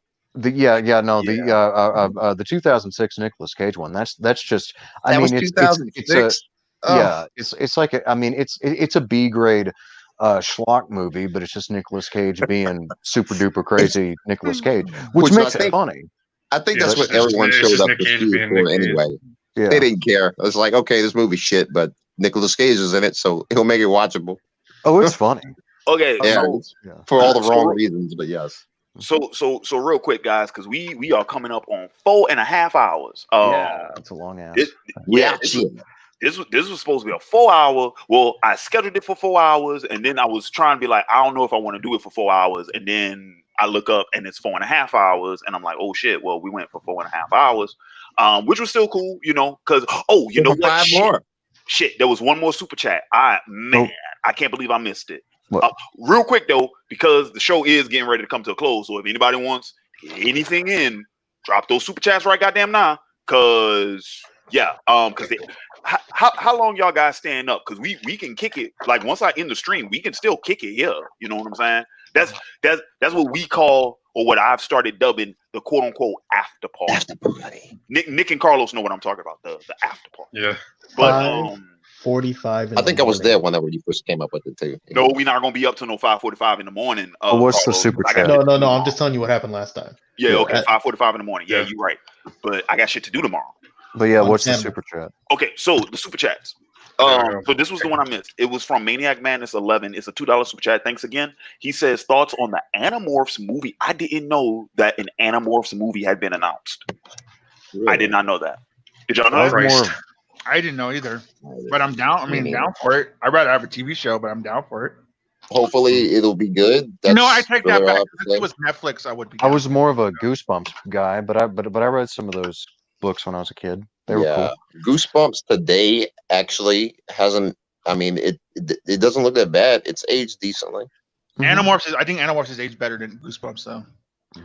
In some ways, I'd have to really look at Animorphs. So yeah, I'm looking at it right here. It says Yeah, I had to look at Animorphs 2 again. Yeah. Did you prefer regular Goosebumps or Ultimate Goosebumps? Oh, This is I from mean, the Hollywood. I read more of the regular Goosebumps, but go ahead. Oh, you read those? I see. I was No, I read the books. Yeah. And I the watched that books are Fox. better. I'm definitely books not are- going to go see the Animorphs movie because I'm just so concerned at the amount of furries that are going to be in there. Jesus. I mean, Well, I know why you're. Oh, you mean in the theater? I thought you were talking about in the movie. Never mind. No. In the theater. No, and Hey, I was gonna say Carlos having flashbacks. that's just gonna be crazy. Man, the whole room's gonna smell like death and piss. Oh, Christ. Damn, there were 54 books. Jesus. Of what? 54 books. Yeah, there are 54 Animorph books. Oh, really? Y'all niggas read this shit? I only read like 4 or 5 of them. I think I read maybe 1 or 2. I just like the covers. Goosebumps. Yeah, was the my covers jam. were kind of memorable. Is that the one where like they show them transforming on the stage by stage? I mean, I like the fake ones too. Like the people be doing with the memes and shit. Like did Ice Cube? At one point, I owned all those books because Animorphs and Goosebumps was my shit as a kid. Okay, so yeah, I didn't know that they were making an Animorphs movie. I mean, shit, they're adapting everything else. Why not? I hope they do a Freak Show remake. I think the market is still there. Nostalgia cash grab. If anything, the market's more alive. But then now you got people being openly furry. It's not about the furries, boy. Move past the furries. I'm talking about the sci-fi element. I'm talking about the I mean, I think it could do well. It just depends. Enough of a fan base there. Yeah. Ooh. Y'all see that? Yeah. Yeah, man. That's You used all your energy. You used all your energy with the Pokemon talk. Dude, Rick got me heated. He started popping shit. Hey, you gotta welcome. Sometimes you gotta let niggas know. You're welcome, You know chat. what I mean? No, because I stepped out for like 30 minutes and I come in. What chat happened? Oh, I got Larry triggered because of Pokemon. I mean, he would have got his ass whooped in an actual Pokemon match. I would have watched. It's great. So, Yeah, Rick was talking shit, and I had to correct him. Not really. Bryce, just because you blind don't mean you can't get this either.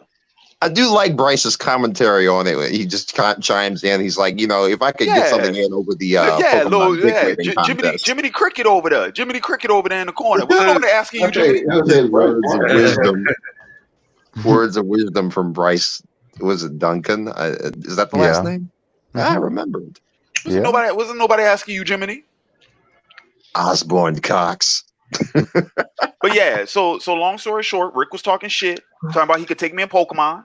I had to let him know because he didn't know.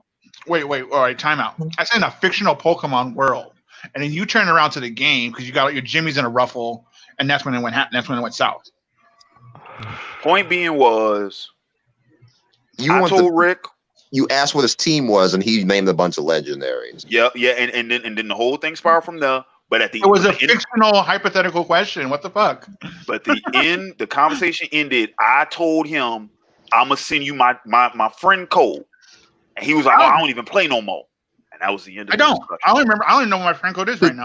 To be fair, the likelihood of you being able to get a legendary Pokemon, even though it's hypothetical, is very low, even for just one. If you were in that world, literally. So you might have a chance to get one of several of those legendary Pokemon, but you probably wouldn't have all of them. And to Thank you, Debbie Downer, sir. Real quick to answer DeJean's question, he said, "So Larry, you better than Ash?" Yes, I am. Very much so. Very, very much so. Pretty sure you could train a 5-year-old to be better than Ash. And grand scheme of things, no, you're not. Grand scheme of things, no, you're not. But no one ever was. And this is why, because when you really think about it, even though Ash is not one elite, he's still one of the best trainers in the Pokemon world. Period. Because they will not get rid of him. But yeah. So mean shit. doesn't matter. Goku's hold on, the let's best put some in Dragon respect. Ball. He's Ash still is a a bad moron. trainer because the plot demands it. It's got nothing to do with you, Larry. Doesn't matter a lot, but he's still like when you look at the logistics, he's still one of the best trainers in the Pokemon It world. doesn't matter. So was Lance, and I whooped his ass twice. That's right. Yeah, but you whooped the. If anyone played Gold and Silver, everybody whooped Ash's ass. So yeah, we're all better than Ash. Yeah, one of my favorite games. And yes, Maniac Manus. I'm better than Gary too. I'm better than Red. I'm better than Blue. I'm better than all of them. I beat all of them niggas. So Ash is so bad I could beat Ash? Yep. Okay. He's Glass Joe. Yeah, Ash is Glass Joe now. Better than Mewtwo. Or is it Debbie? What is it, Debbie? You know his name from Super Punch Out, Debbie J. I haven't played that. Gabby J. Anyway, point being, yep, better than all them fools. They don't want to see me. Don't hate on me, nigga, because I'm shy. And this is just my X team I showed y'all. That's not even my black team. My black team, with my samurai. Nigga, with my Arcanine. Oh no, that's what you were on last time, Samurai. Yeah. Oh my god, dude. Hey, say what you will, Carlos. Hey, Carlos, say what you want. My samurai the bad man. he is bad. That's why he's not even in what's called borderline. I don't even think he's in NU. The black and white gen starters aren't that great in like competitive. I'm talking about Larry. Calm down. I'm talking about I'm talking about like top tier, the people who actually do this shit for a living. All right. I feel bad. Calm for down, you, Larry. Calm down. I'm Jimmy. Your Jimmy's. It's okay. It's okay. All right. Calm down. I'm saying on a competitive level, the stuff. All right, man. Fantastic. All right. So I've learned so much. Any more super chats, man? Nah, that's it. So we are getting ready to get out of here. All right. So I want to go ahead and take this opportunity. Thank all of my panelists for coming in tonight. Thanks everybody who came in and joined the stream. Really good stream. Very, very good. You know, we got a lot of views. We got a lot of likes. I want to take this opportunity to thank everybody watching, everyone watching live, everyone watching after the fact. As always, like, comment, share, and subscribe. Why am I hearing myself? Who's echoing? Someone's echoing. Was that Nick? No, it wasn't Nick. Someone is echoing. Who is echoing? I think I know who's echoing. I bet you he was the one. Nope, he wasn't the one echoing.